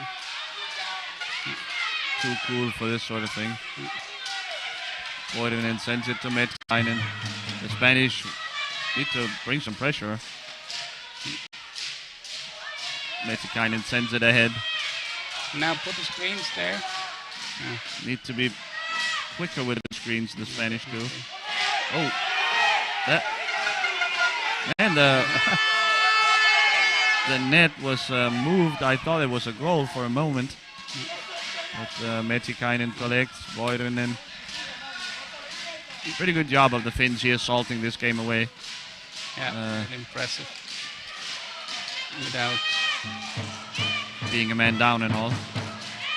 Not really getting hurt. Not getting carried away, just carrying on with business. Yeah, Voivonen keeps getting out of the Spanish pressure.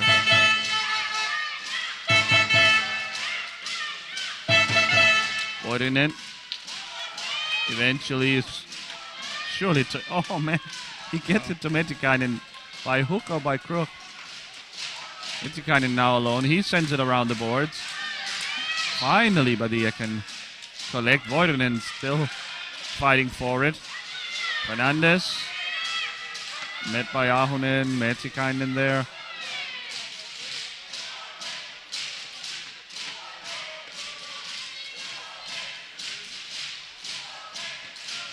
So only 40 seconds to go.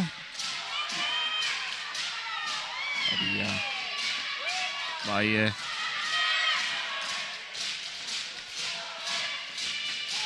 Once again, Badia's shot blocked by the Finnish defense. Picks up his own rebound though.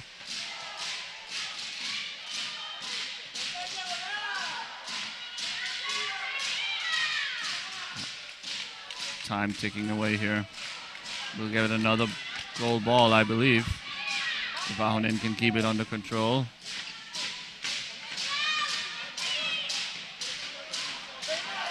Well, up to Ahonen is really, wow. The veteran milking those last seconds from the clock. It's a 10-5 win for Finland. I think the game was closer than that.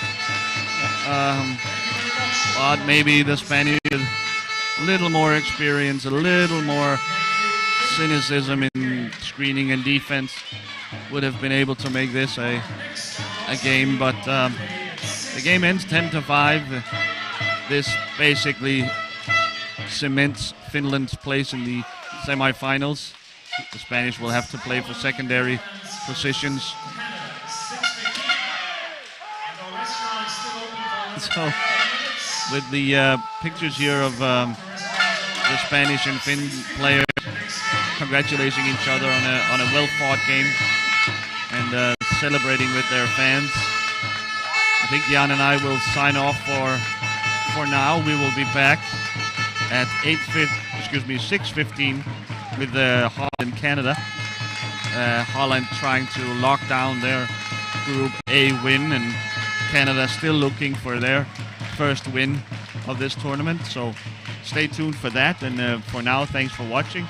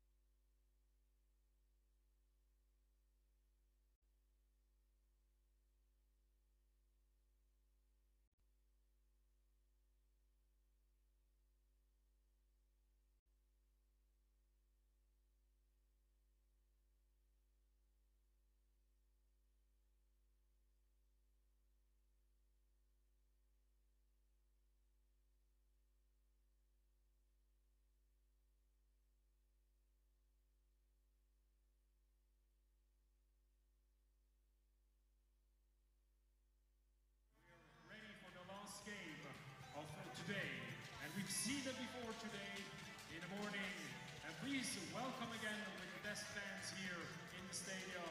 Please welcome the Netherlands.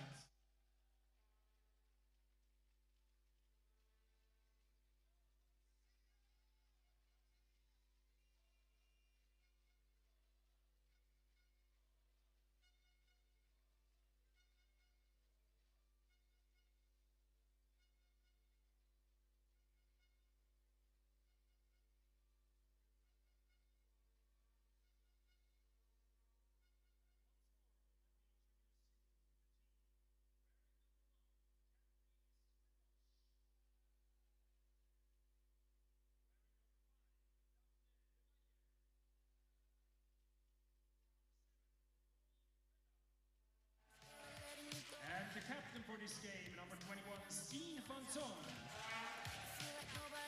Number 78, Lucas Gel. Number 2, Ilse van Kemenade. Sorry. Number 7, with the number 9, Tim Hare. Number 11, Richard Guspa. Number 14, Dennis van der Bomen. Number 17, Jules van der Heyden. Please welcome the coach, Dick Kochius. Assistant coach, Ad Hagenaars. And team manager, Rob Hansen. And they flew from over the ocean. They're wearing the maple leaf. Please welcome Team Canada!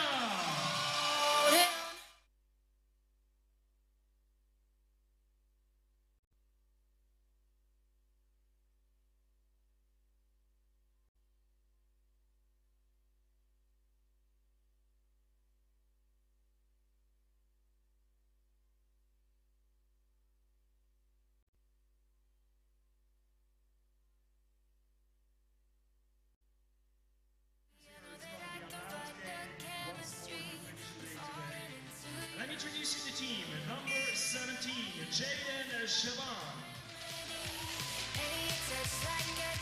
Number 19, Scott Haycock. Number 21, Ramin Ronak. Number 88, Johnson Wilson.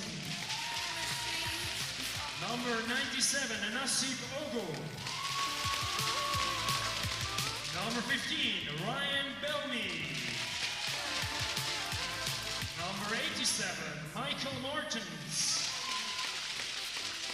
Number 16, Rachel Dean.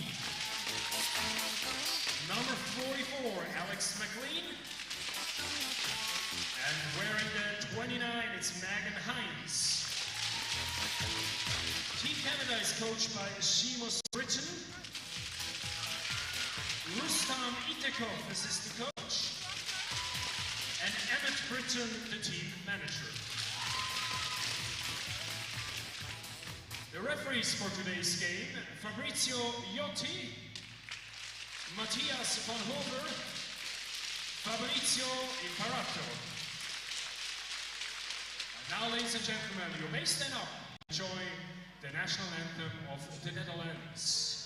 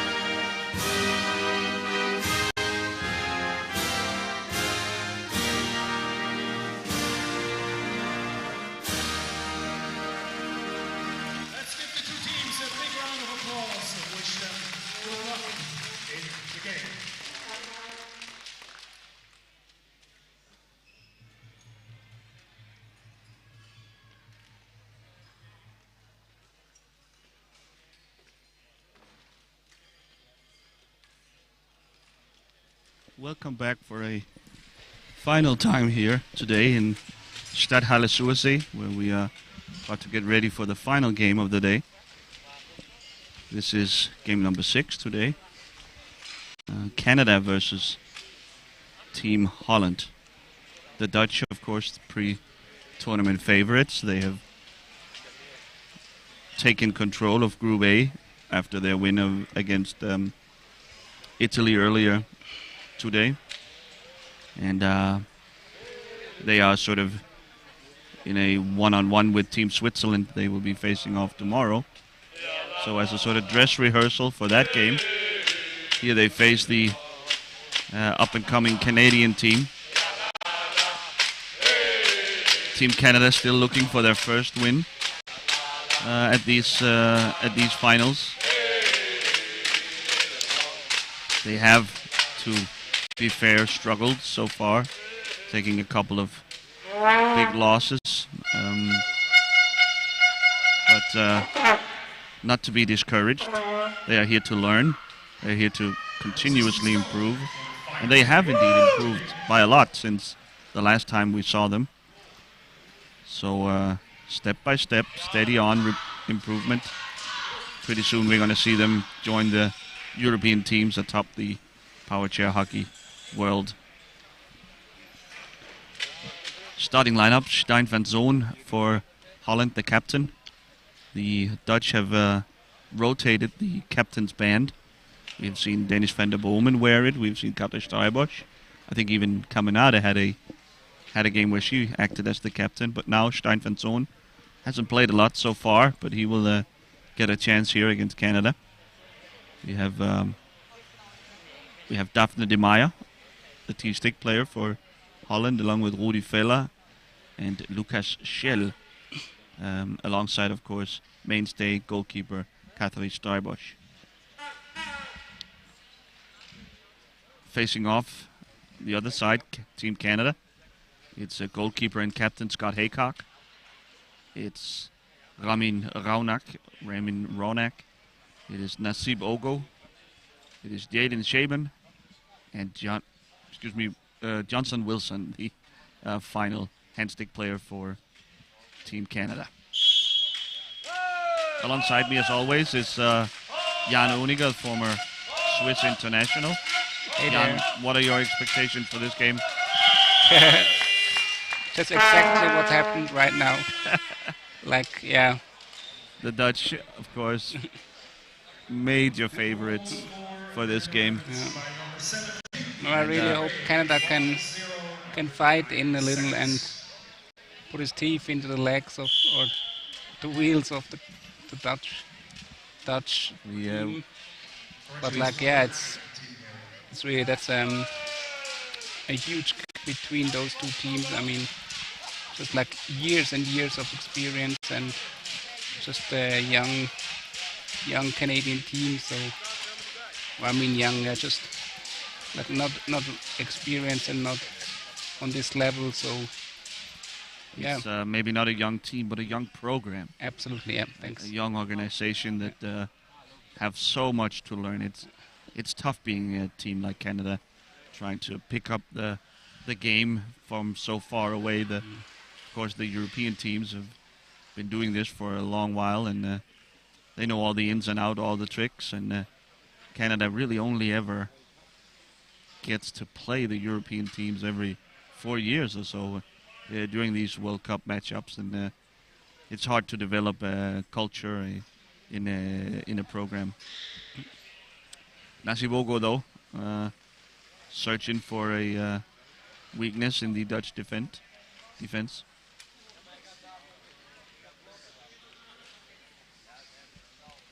Maybe picks up a screen here from Ronak. Bogo. Still turned away by Schell.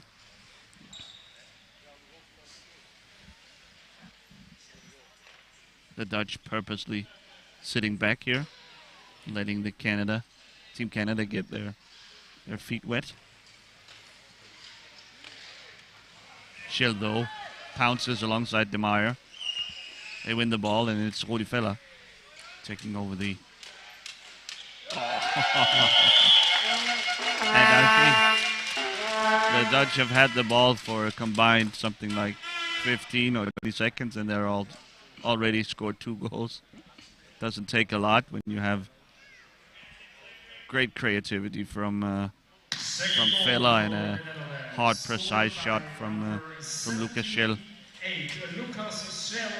Vela just gave Shell the time to make the drive behind the net, and then just waiting at the far post.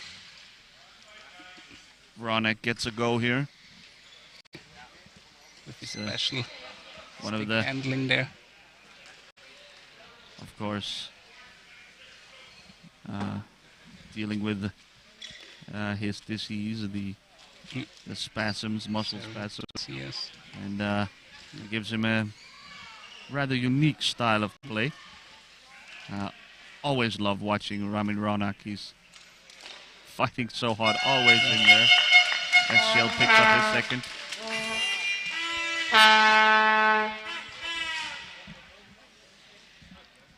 Third goal for the Netherlands after 2 minutes 48 seconds. Again, player number 78, Lucas Schell, on an assist of number 7, Rodi Feller.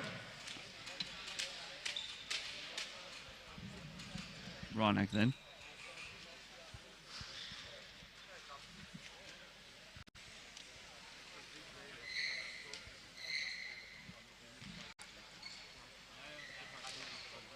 He tries to fire a shot as he crosses midcourt. It's blocked by Lucas Schell, and he collects it himself. Here's Vela.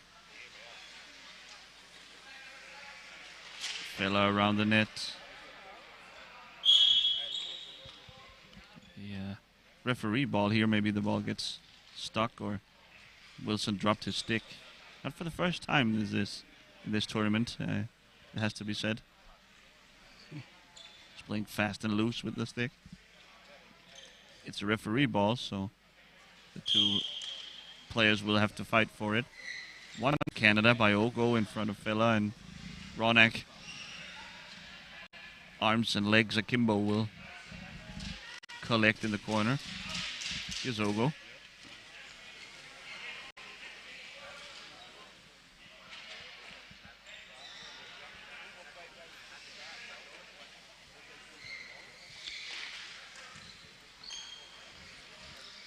Very impressive how Schell also shields the ball so well. It's a testament to the depth of the Dutch that Lucas Schell has barely played so far this tournament. There's simply so much hand-stick talent on the Dutch roster that can be hard even for a quality player like Lucas Schell to grab some playing time. He's going to get plenty here, I imagine. But of course, he would prefer to be in there when they play the big dogs, when they play Swiss, the Italians. But he'll have to work harder and practice. Yeah, let's see tomorrow if he gets a chance. Tomorrow, the Dutch are going up against Team Switzerland in what honestly might be a preview of the final, the gold medal game. The Swiss and Dutch have seemed very strong. Save here by Haycock on the shot from Vela. And I wonder what the Dutch have in store for us tomorrow against the Swiss. We know the Swiss pretty well, but the Dutch, I think they might be caged. Might try to hide, keep some secrets for when they face the Swiss later on in the tournament.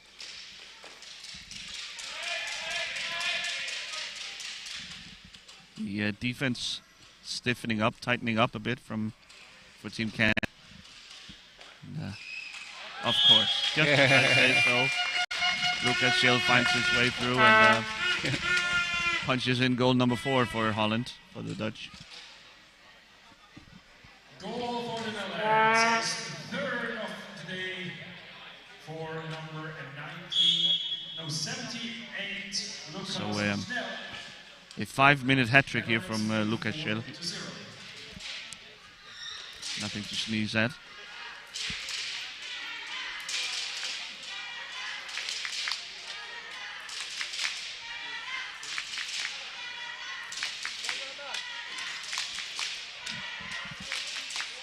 Villa and Schill now alone with Haycock. Yeah, there was no chance of stopping that.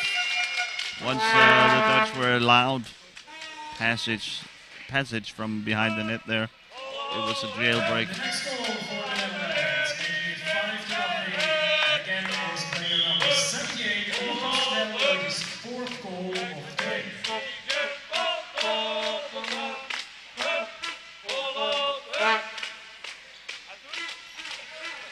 The Dutch getting closer to that 1 goal per minute pace we have seen a couple of times in this tournament in the early in games where the dominant team just keeps piling on. Usually it slows down a bit towards the end, but if anyone can keep up that pace, it's going to be the Dutch. Van Zoon. Villa. And some sort of screening violation, I think, called against the Dutch. We get our first substitution. In comes Megan Hines. Out goes Jaden Shaban. Onto the field with the number 29, Megan Hines, replacing number 17, Jaden Shaban. 5-6-27. So, Megan Hines subs in. That means that now actually there is a bit of experience for the Canadian team in there. 4 of the 5 players also took part in the 2018 World Cup down in Italy. 6 minutes and 39 seconds, scored by number 7, Robbie Feller. Great show of his skills.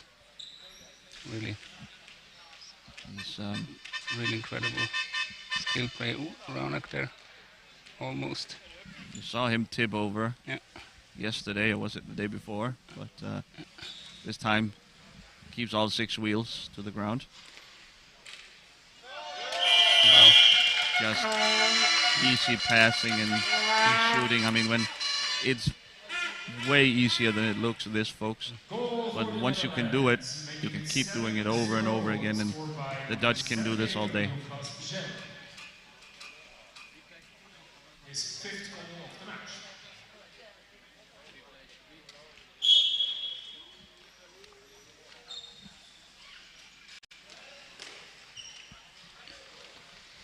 So the atmosphere in the arena here has tempered down quite a bit. We just got finished watching the Spanish team, who have very active and loud fans. The Dutch fans here a little bit more measured. They can tell that the Dutch are going to win this game easily. Off the crossbar. They somehow call this a goal. Interesting. Well, the rebound ends up with the Feller, I thought, so he punched it in. Jan, shouldn't a shot on the crossbar be called a high ball? Yeah, like you said, you mentioned that in the other game before, yeah. I also expected it's going to be a high ball, so I yeah, think that would have avoided the goal. A definitely. little surprised by that. That might prove crucial in some of the later games during this tournament. Of course, it's not of huge importance here. The game already over in terms of the competitive portion of it.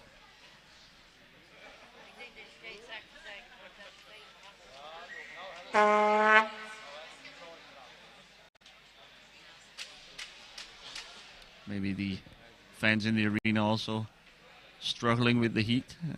Yeah. Jan and I certainly. Can someone bring a fan down here, please? some ice chips maybe. It has gotten really, really hot in this arena. Of course, a heat wave washing over Central Europe, where Switzerland, no exception.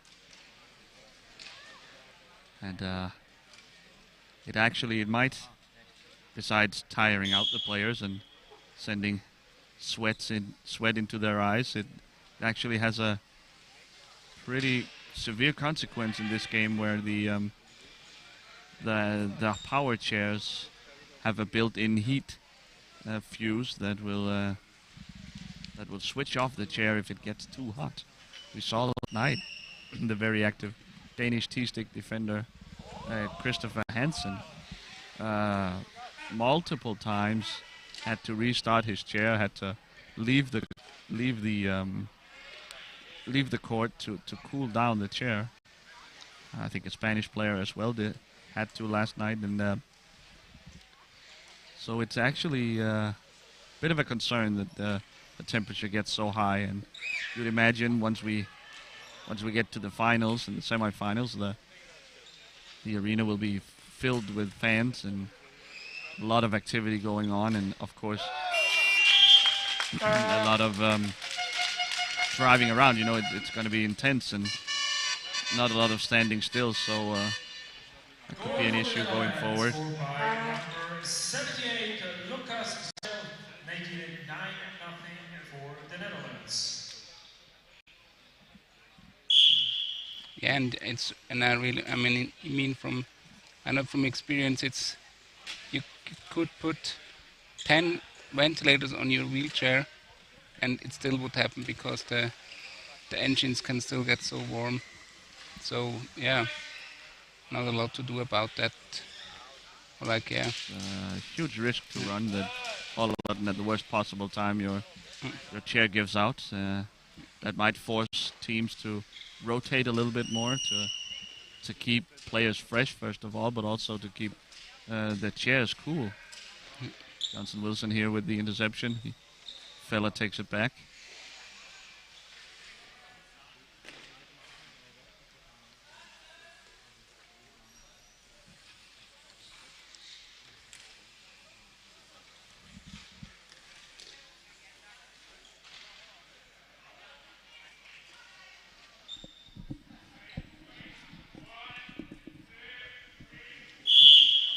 Canadian goal ball here. A rare turnover for the Dutch. And Nasib Ogo will try his hand attacking.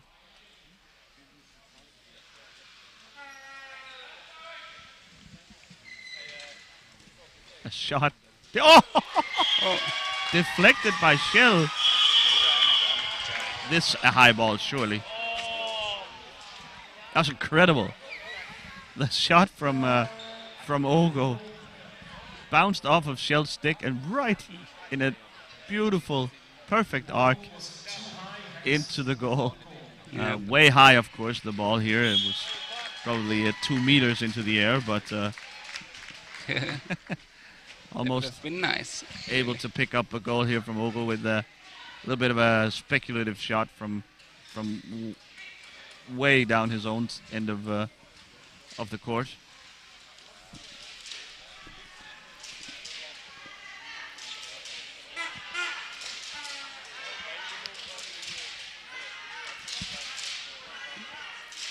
Johnson Wilson fighting with Fella. Hines there helping out. Wow. Wow. Fanzone finds himself all alone. Yeah, Netherlands are still at their goal per minute rate. Yeah, just barely.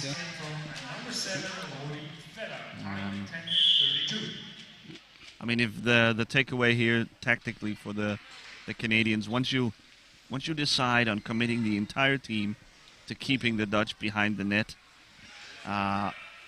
it's a decent strategy, yes, to force a turnover, but if you somehow allow the ball to squirt through, that means you're in deep trouble. I have to be better at shutting down your opponent when you have them dead to rights there behind the goal. Rodi Feller, time 10:51. Netherlands 11, Canada 0. The Netherlands again to that 1 goal a minute pace. But in 9 seconds they'll have to score another one.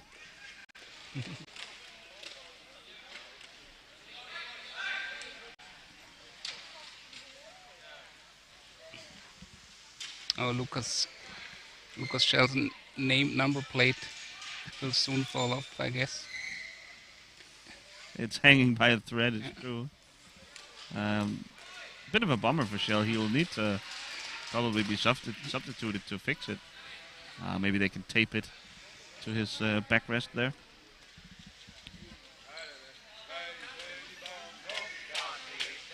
Maybe he can make it to halftime. This fella.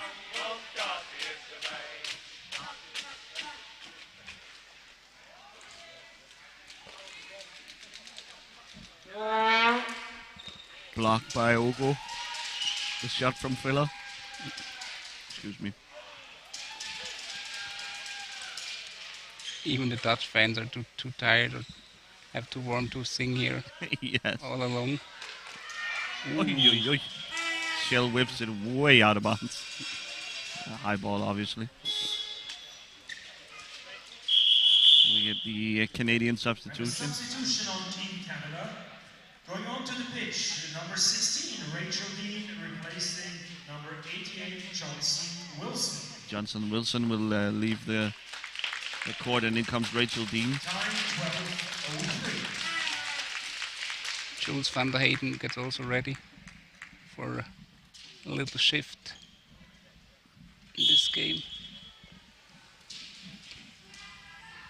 In the meantime, Ronak will try and create something for Team Canada. Oh. Spin shot, fella wins it, yep. And here's Shell.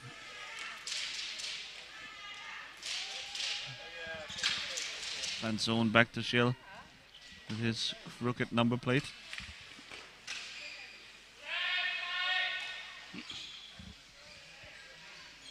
Fella will follow Shell around the net. Curious action.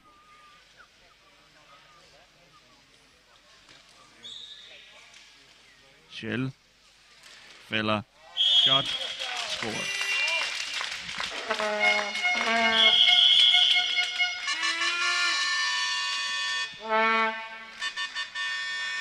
Here comes Van der Heyden, the substitution you mentioned, Jan, in for Fella. Very happy to see Van der Heyden in the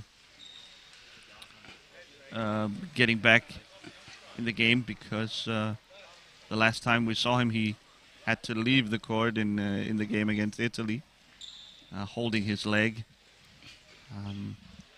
He suffers from a disease that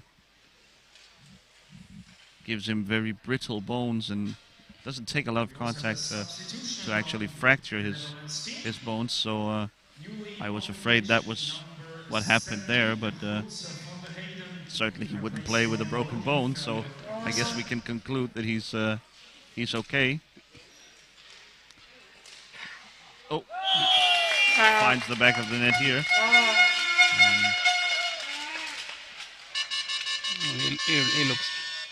He looks really okay. He looks all right, yeah. Or not? Ah, no. Okay, it's a technical issue.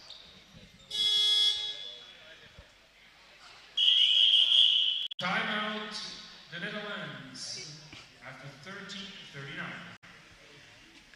So with a bit over 6 minutes to go in the first half, the Dutch will make use of their timeout in this half. So I think it's more refreshing timeout. We have seen about this time in games where the score has been this lopsided, the team ahead would call a timeout and then maybe change strategies, trying to do something a little more creative go away from their main strategy and maybe set up a T-stick player for a goal or something to that effect. Maybe that's what's going on in the Dutch huddle. That's the most un-Dutch thing I heard at this World Cup so far. You don't think that's possible, Jan? Well, the Dutch known for their no-nonsense approach. Yeah.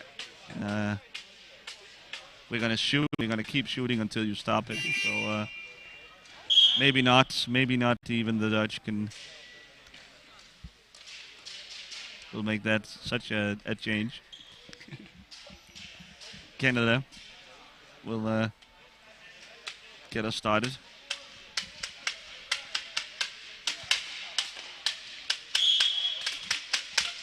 Yeah, and I mean, I didn't mean it disrespectful.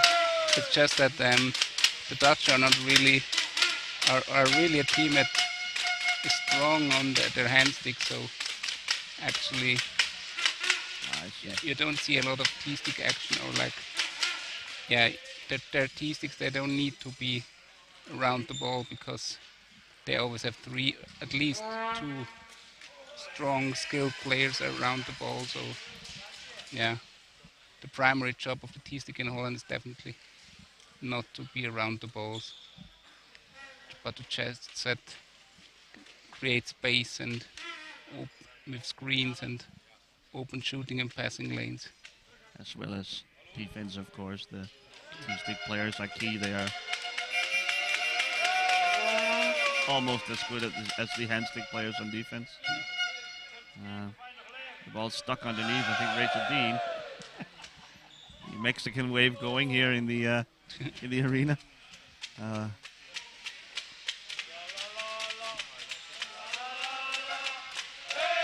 Dutch fans have woken up.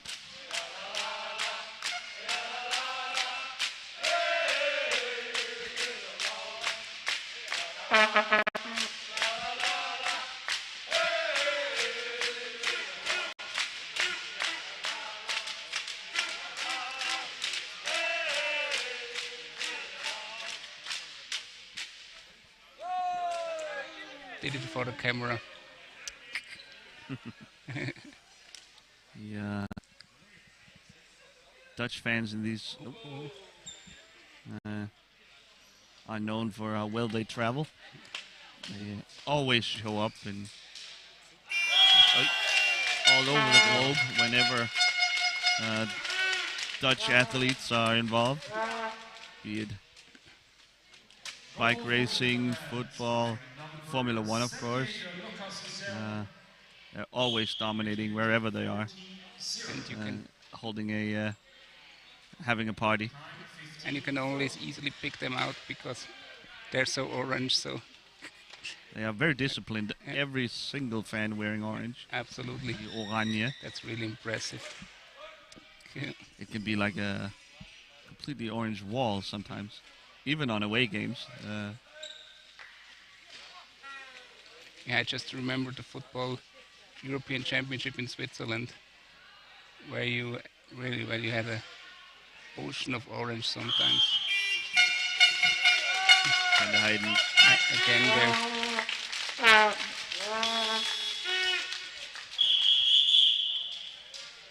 We will have yet another substitution. Out goes Lucas Schill. And then comes the Bowman. Van der Heiden's teammate in GP Bulls. 17 goals van der Heyden, making it 15-0 for the Netherlands after 16-14. And new on the pitch for the Netherlands with the number Earlier this tournament we saw Denmark beating Australia 32-0. The Dutch is on pace to beat that record. See if they keep up the pace or if they let up slightly. Yeah, I hope they slow down a bit. But yeah, I mean,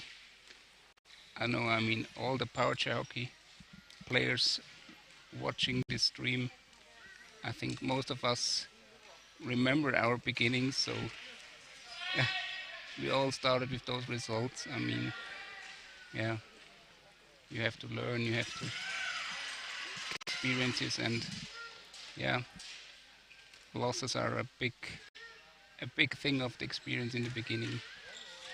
Gives you, Nice. gives you some hair on your chest, and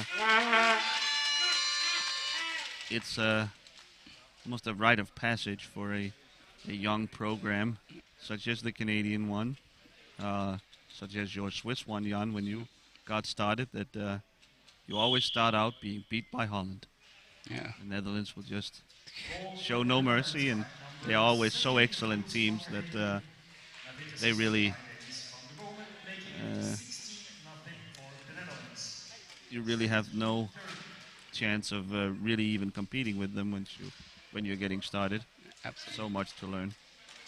Yeah, my first international appearance was against Holland, and we lost 22-1. So Yeah, yeah, that might even be considered a pretty good result, scoring yeah, once at least. yeah. At least I remember the goal by Roman Scherer, ex-player from Bern, really from the middle line, just trying his luck. He tried it a few times. Much like Olgo did here. Yeah, absolutely. And he was the only guy in our team that had a sports chair. Okay, you Yeah, were all this playing your black- everyday chair. Yeah, Yep. and the rest. Yeah, and he really had this nice black turbo twist, the first or second version of it, Yeah. and it was really Yeah, that was quite something Yeah. back then. and that was like a kid's birthday when he got it. So really nice. Like I remember it really so well. And I mean at this World Championship, European Championship, we lost against Belgium with a really high margin, and also like, I think against Italy. So yeah, Yeah, those first years are tough on the psyche, but if you can hang on through them, it only gets better. Speaking of sports chairs, the Canadian teams are all, except maybe for Scott Haycock, playing in their in sports chairs. That's a big difference from from the last time, 4 years ago, when, as you described, many of the players were playing in their everyday chair, the chair they use privately around the house. And of course, that the performance on those chairs aren't nearly as good. And it's going to take more than technological advancements from Team Canada to catch up to Holland, I'm sure. But only time and hard work will get you closer. 0 for the Netherlands after 1940. And we have a substitution on the Team Canada. What's your recommendation, Jan, for a young, struggling program like the Canadian? 29, Heinz. yeah, it's tough to say or hard to say. I don't know. Like I mean, we're when I compare Switzerland, we started to get going by visiting a lot of tournaments and yeah, playing a lot of games against also mostly better teams. And I mean, yeah, during the game you're always worrying and you can get frustrated, but in the end, everyone can get something out of this. It's all worth it in the end. Yeah. Ooh. But I mean, hide behind his back. but like, yeah, that's a bit the difficulties that you mentioned in the other game where we accommodated Canada. It's like, yeah, I mean, it's nice that they have a program, but it's really difficult for them to find the games that are like where they can compete against teams that are better, but like not like better, not like that much better than Holland, but maybe on their level a bit. Yeah, maybe a bit better, yeah. and I mean that's really difficult for them. The first half coming to an end here. It's 18-0 in 20 minutes of action. It's owing to the large difference in talent between the two teams and experience and all that kind of stuff Jan was talking about. We'll rest up, cool down now for the next 9 or so minutes, and we will be back with you for the second half.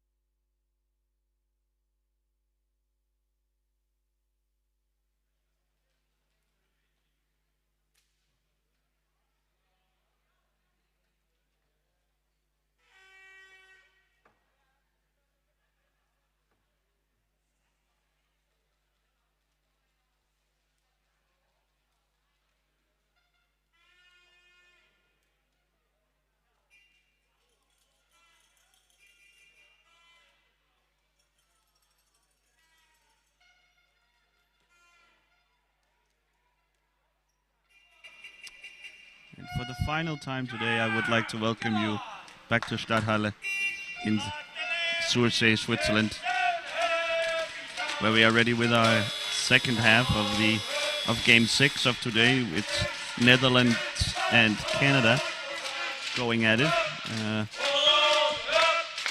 It's quite a big gap in skill and talent here between the two teams. Holland is up 18-0 at halftime. So it's quite a massacre so far, but the Dutch showing no signs of slowing down. Here's a pass across, and Hayden find it. The Canadians are just trying to limit the damages. Two substitutions on the Netherlands during the break. Newly on the field with number 11, Richard. So as the stadium announcer points out, the Dutch have made two substitutions during the half-time break. Ilse van Kamenade and Richard Gouchwaard entered the game instead of Van Zoon and De Meyer.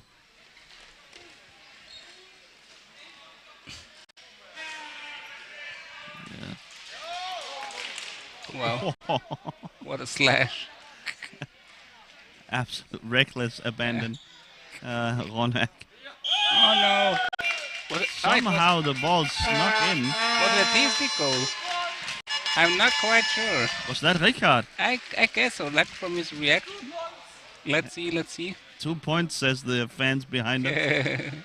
That might be Richard. I think referee Matthias Verhoeven will figure it out with the timekeeper's table. Now we can see. By number 11, so goal for 2 points. Which makes the noise for Richard. And now, as if things couldn't get any worse for the Canadians, they give up a T-stick goal. Looked a little weird. I didn't quite see what happened, but somehow Gouchwaard, number 11, was able to poke it through. In power chair hockey, a T-stick goal is rewarded with 2 points. So the lead up to 20 now. We have seen quite a number of T-stick goals the last couple of days. Yeah, what is this, number 4? Yeah, that's number 4. Yeah, Jan is keeping track. Yeah. Jan, a T-stick player himself. So he's keeping notes on that by 4 different players. Yeah, this club is growing. The World Cup T-stick goal club started out by having no members before the tournament, and Sara Granada opened up this, I guess, founded the club yesterday for Spain against Australia. And then she was joined by Kieran Watts of Australia today, and Gouchwaard here as well. And who am I missing? Dave Inhilder. It was Dave Inhilder, of course, for your teammate through many years of international Swiss play. And we have a honorable mention. That's Roman Hill from Germany. I really like the German approach, that they really tried everything to make him succeed. The Germans they were unlucky in the end, but the Germans were blowing out Australia, much like the Dutch are doing here to the Team Canada. But they just switched up their entire approach. All they wanted to do through the entire game was to set up Roman Hill to get a T-stick goal, and he had 5 or 6 great looks at it, couldn't convert, and so ultimately it ended up being the Australians setting their guy up, Kieran Watts, their captain, and he ended up scoring a T-stick goal despite the Germans spending the entire game trying to get one on their own. Shot from very far down court. I think it was maybe a pass to Van der Heijden. Ogle picks it up. Ronak just missed it. by some centimeters. He had a He had a chance on, I think. There was no Dutch defender between. Ronak now leading the pressure here from Canada. Maybe that's seems to be a strategic change. Maybe a little more activity from Team Canada. He switches with Ogo now. And remember, for Canada, this is all about improving as a team, as a program. They obviously did not ever hope to beat the Dutch. They know they are completely outclassed. But they're going to have a placement game later. Probably the 9-10 match. In all likelihood against Australia. Though nothing's for certain yet, but it'll be a rematch of the same game 4 years ago in Italy, where the Canadians did come out on top despite having taken larger losses than Australia throughout the tournament. But once we got to the game, the Canadians seemed more ready, playing more positively, more active on defense, better offense generally as well. So they are trying to repeat that win over their sort of mini rivalry with Australia. Like the two non-Europeans battling each other. Yeah. And I thought, I remember this game was quite entertaining back then. I definitely had a great time. I was doing the live commentary as well for that game, and it's really interesting to see a clash of style and to see the teams when they got a little space, a little air, a little space to play. It was quite interesting to see what they were really all about. I wish we would see more of that. That the tournament structure would lead to more such games. It's a pass from Van der Bomen to Caminade, who turns it in with the backhand. I don't know if this is normal on every team. Jan, maybe you can help me out here, but I know the Danes have a prize every time a new player scores with the backhand. They must buy a round of beers for the team.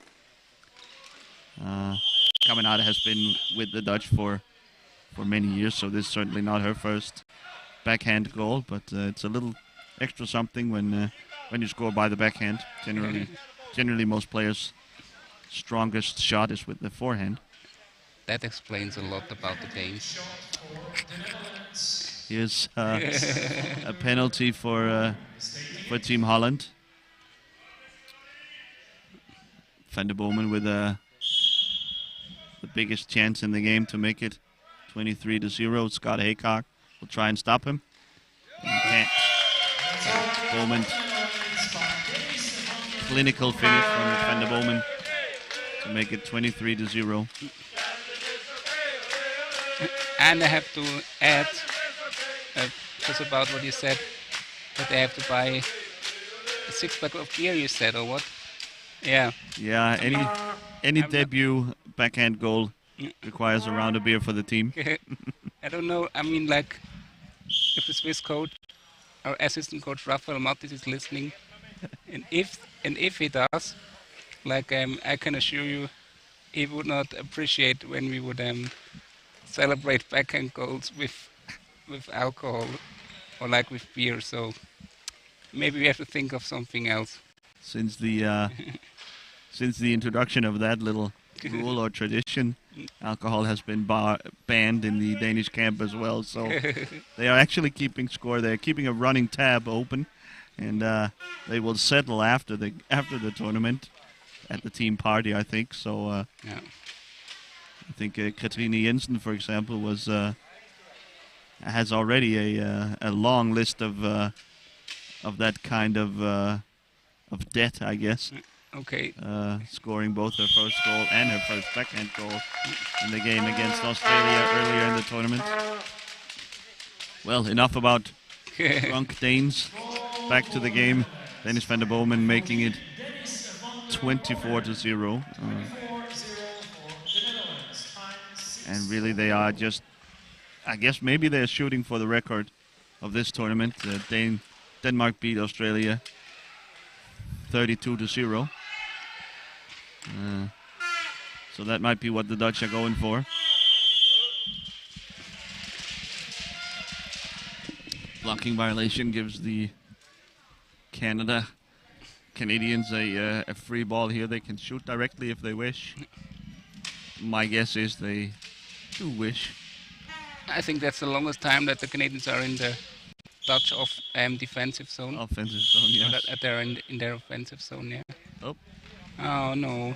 some sort of violation. I think the ball didn't even touch Alex McLean, and you can't play the ball without a teammate touching it. You can shoot it directly, but you cannot you cannot tip it off and then just regain it. That's not possible.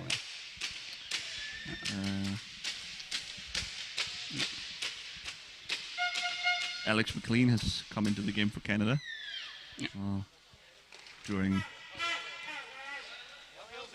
our alcohol talks. Our alcohol talk. Out went Rachel Dean.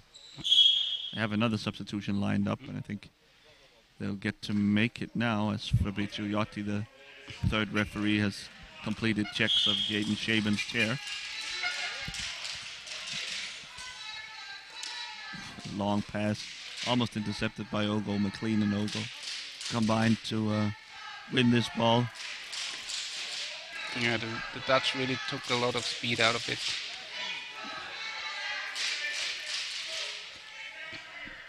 So it's 2-on-1 in the corner. Ronak sends it out.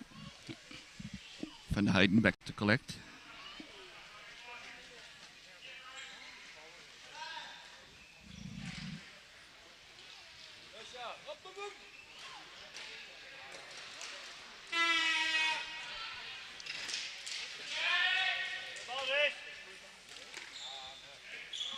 Van der Bomen with a snappy backhand pass towards Van der Heiden.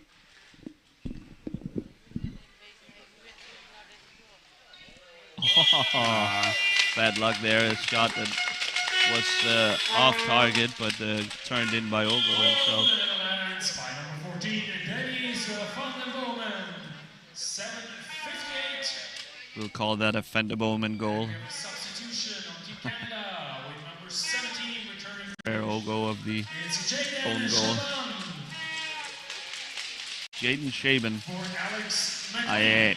I'm guessing could be French. Shaban. I'm going with Shaban. Enters the game.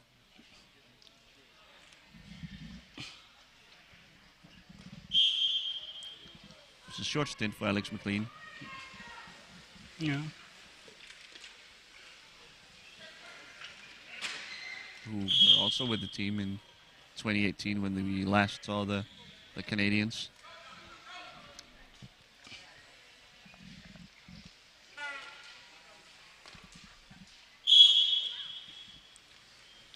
Team here is also ready for short shift in this game. Along with Stein van Zoon. He's been in already. Shaban now. Van der Bomen.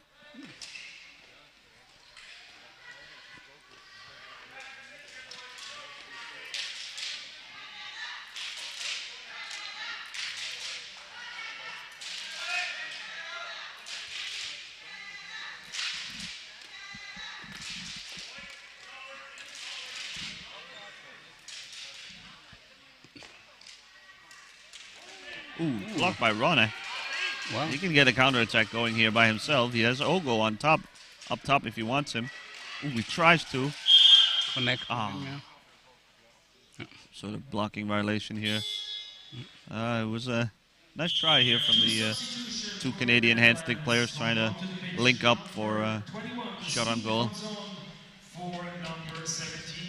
So in comes Stein van Zoon and Tim Here For number 14, Dennis van der Bomen. in for Van der Bomen and Van der Heijden.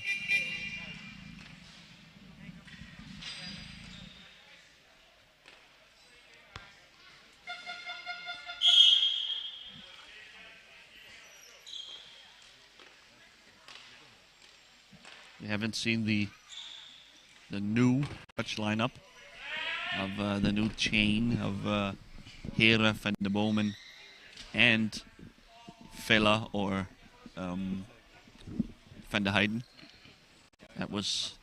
We got a glimpse of that during the Italy game. Van der Bomen has been reclassified from 4 classification points down to 3.5, which opens up a new list of possibilities, a new lineup for the Dutch.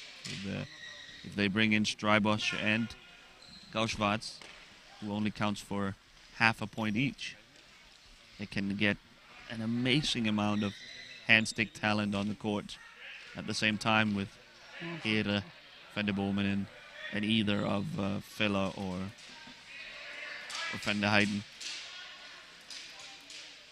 Here goes Here around the net. Haycock there to stop him.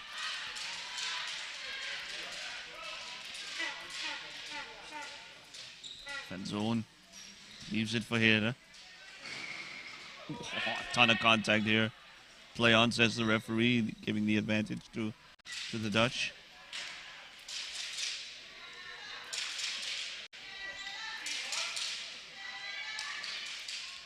There behind, there's a big gap. Won't go back the other way. He just sends it deep into the Dutch defensive zone. Always on the edge of control is Ramin Ronak. Whoop. More contact here between Ronak and a Dutchman. Ronak even tried to catch his ball with his own foot. Glad nothing happened. Backhand shot by Ogo, but no Canadians there to follow up. And Tim Here was ready. Absolutely. Now. Took him too long. Oh, Wow. a spinning shot around the back. Nice pass. Oy. With the Oh, he failed. just miss hit that. Did Ogo. That's sign of life here from Canada. Trying to get on the scoreboard.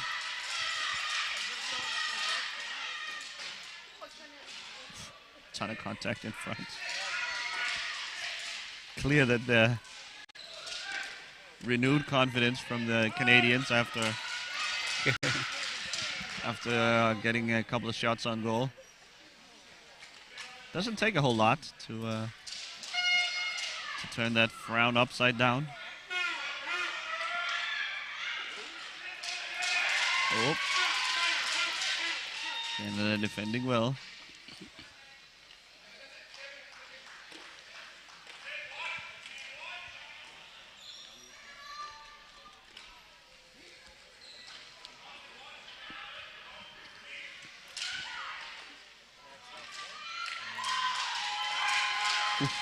Just wide. Open streak by Wilson.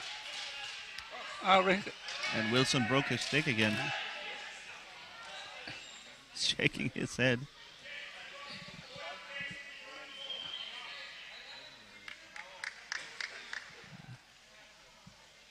I think he'd be better off getting rid of it, but you can't throw your equipment. Now he does, though.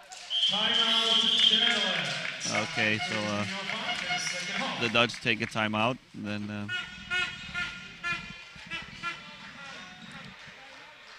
Johnson Wilson knows what to put on his wish list for his upcoming birthday. He needs another stick. Probably he brought a reserve, but he hasn't been going through equipment pretty quickly this tournament.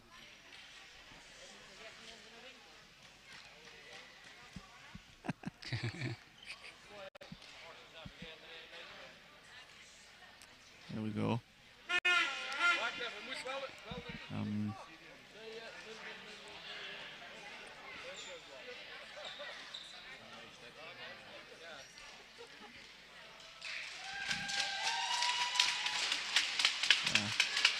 The Dutch not even huddling up on the bench here during that timeout. It seemed like it was almost to help Wilson out. Oh, now we get the timeout after a technical timeout first to allow Wilson to fix his equipment.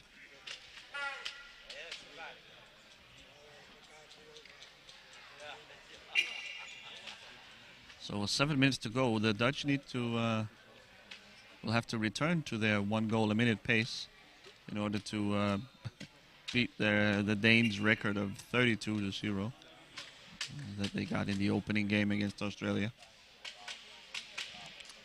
It's I don't know how valuable that type of distinction is. I think both the Danes and the Dutch today could have scored many more goals if they really wanted to, but nevertheless, it's a spot in the history books.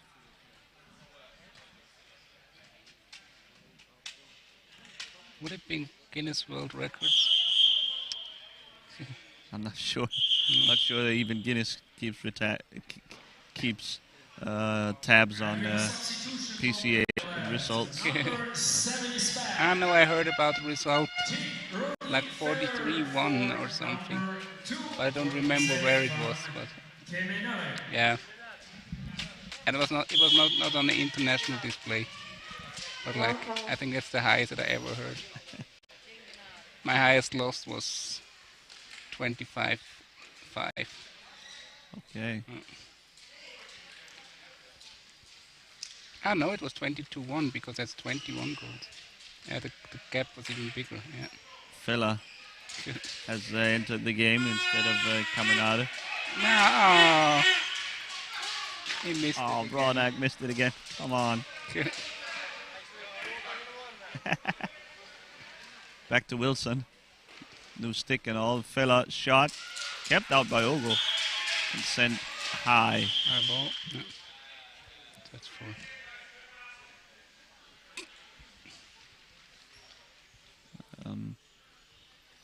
It shows you Fella subbing in for Caminada. It shows you the Dutch not even making use of all their 12 classification points.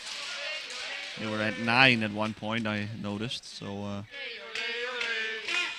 think now they're up to 11 maybe. They still have 1 to work with.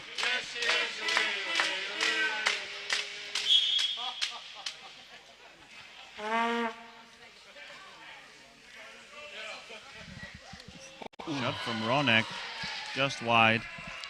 I think the far post was open, no? I think it would have taken a little bit more to beat Katrik Freiburg, yeah.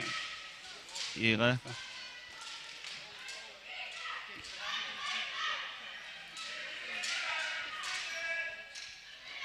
Oh, somehow over the net.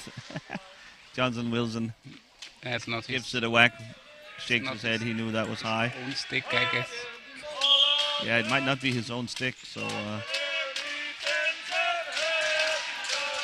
kept out by Haykar.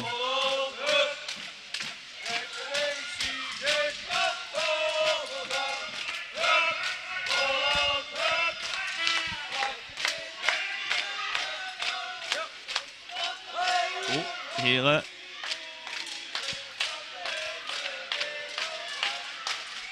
Out to Van Schoen.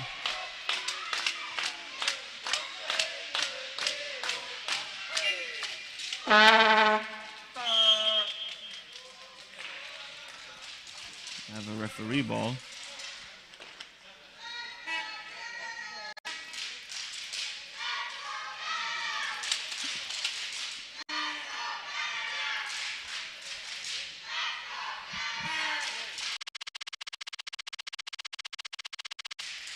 Fela wins it with the backhand.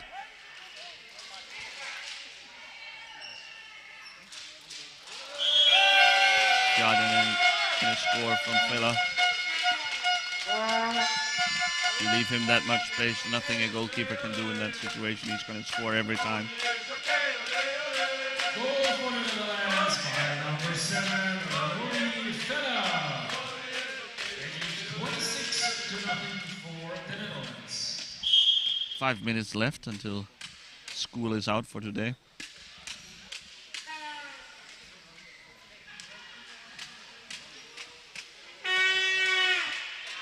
Oh, Ronek gets by multiple Dutch defenders, but ultimately Vela in here takes it away from him. Ooh. Oi. Wow, what a pass from here. How did he thread that? I have no Goal clue. for the Netherlands, again by number 7, Rudi Vella. Magician here. 27-0 for the Netherlands, 15-13. So in a lopsided game like this, we can start bringing you some advertisements for... Oh, nice tackle here by Ogo. We can bring you some advertisements for the games tomorrow. We start off once again at 9:30 with Italy versus Canada. So Canada will have to... It's going to be a quick turnaround for Canada. They will have to get ready early morning against another top team in Italy. Then at 11:15, it's Spain versus Germany. Spain showed more life than I expected, and than most expected at least, against Finland earlier today. So it'll be interesting to see if they can do anything about the Germans. Then the headline match at 1 o'clock. It's the hometown Swiss against these Dutch players. That will be a game for Group A supremacy. We'll see how hard they will fight for it. I think both teams would prefer to avoid Denmark in the semifinals, so the winner will get Finland in all likelihood. So that's on the line there. We'll see how. Also, of course, bragging rights is always on the line, and there's a bit of a rivalry, I think, developing between Swiss and the Dutch, and we'll get another episode in that tomorrow. That's at 1. 14:45, 2:45. It's Australia and Finland. Australia looking for their first win of World Cup competition. Finland are just about ready to go to the semi-final. They have punched their ticket. So maybe we'll get some alternative lineups and some fun there. We have Canada-Belgium in a game that Belgium will look forward to. They have had a lot of tough opponents, Switzerland, the Dutch and Italy. They have taken it on the chin so far. Maybe against these Canadians, they will get a chance to show off their skills, stretch their legs a little bit. That's at 4:30. And then to round out the day, to round out the group stages, it's Denmark versus Spain. Denmark also ready for the semi-final, but the Spanish were a entertaining group. So they might make it a game against Denmark as well. The beat goes on. The Dutch make it 28-0.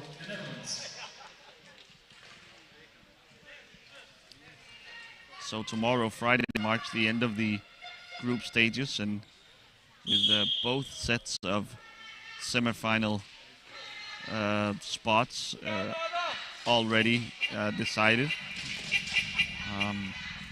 We are looking forward to Saturday when we will see games between number 3 and 4 of each group, and of course the semifinals. The semifinals begins at 2 and 4:15 as well. So the game's a little more spaced out on Saturday. As they're on Who was it? Sorry. It was like a Gausswart again. Gausswart with another Yeah. goal. So he has to create his own club now. I guess he found the two T-stick goals club. Oh man. Oh, nice, really. And, Richard Gausswart, such a nice guy, enthusiastic. Always, just truly loves this game, and to see him have a little success here, personal success as well. Well, it's a bit of good news coming out of this game. Yeah, it's a pleasure to see, definitely. And he also, obviously, his goals counts double. Uh-oh, Ogo back the other way, shot! Hey! He snuck it in underneath Streibosch. Looked like Streibosch had saved it, but it just snuck in. And the Dutch players are laughing here. Team Canada gets on the scoreboard. Beautiful stuff here by Ogo. He takes a shot from far out, and the ball just sneaks in. The Canadian fans are going crazy. Even the Dutch fans are joining the fun here. Oh, shot from Fela, saved by Haycock. The arena announcer is quite happy about that goal. Yes, I think that's a unanimous feeling in the crowd. Canada finally getting on the board.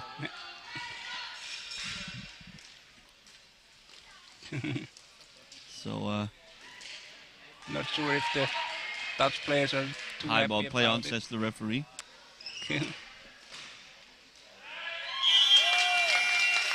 Goal crease area. Goalkeeper's So area, sorry. So the goal disallowed. And I think the referee believes that Tim Hille was in the goal area. The Dutch assistant coach asking for video assistant referee. No VAR here, of course. Yeah. I hardly think that would be necessary in a game where the score is 30-1. 1 minute left. The Dutch, it seems, are going to miss out on the biggest margin of victory. The goal from Ogo may have just put that out of reach. Yeah.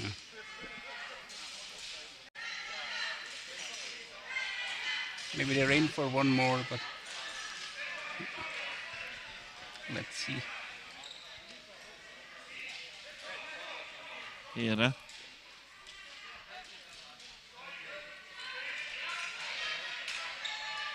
Shut down by Shaban. Nice job.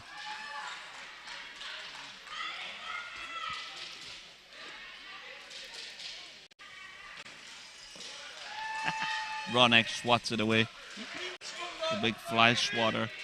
Touch to his right hand.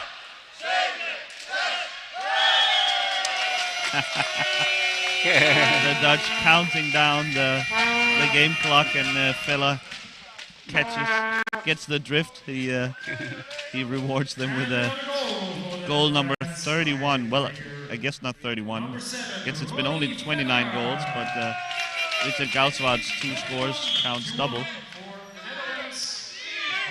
29 times Scott Haycock has been passed for Canada. That ends the game here. A bit of a slog, a little bit of a long walk, but little excitement here at the end. The double goals from Richard Gausswart, the all-time top-scoring T-stick player in World Cup history, and of course Canada opening their account as well late early on by Nasib Ogo, sneaking a shot by Kathrin Streibosch. I think it's high time for me and Jan Oninger to bid you farewell. Thanks so much for watching. I hope you'll join us again tomorrow morning, 9:30, Italy versus these same Canadians. Until then, so long and thanks for watching. Have a great evening. Bye-bye.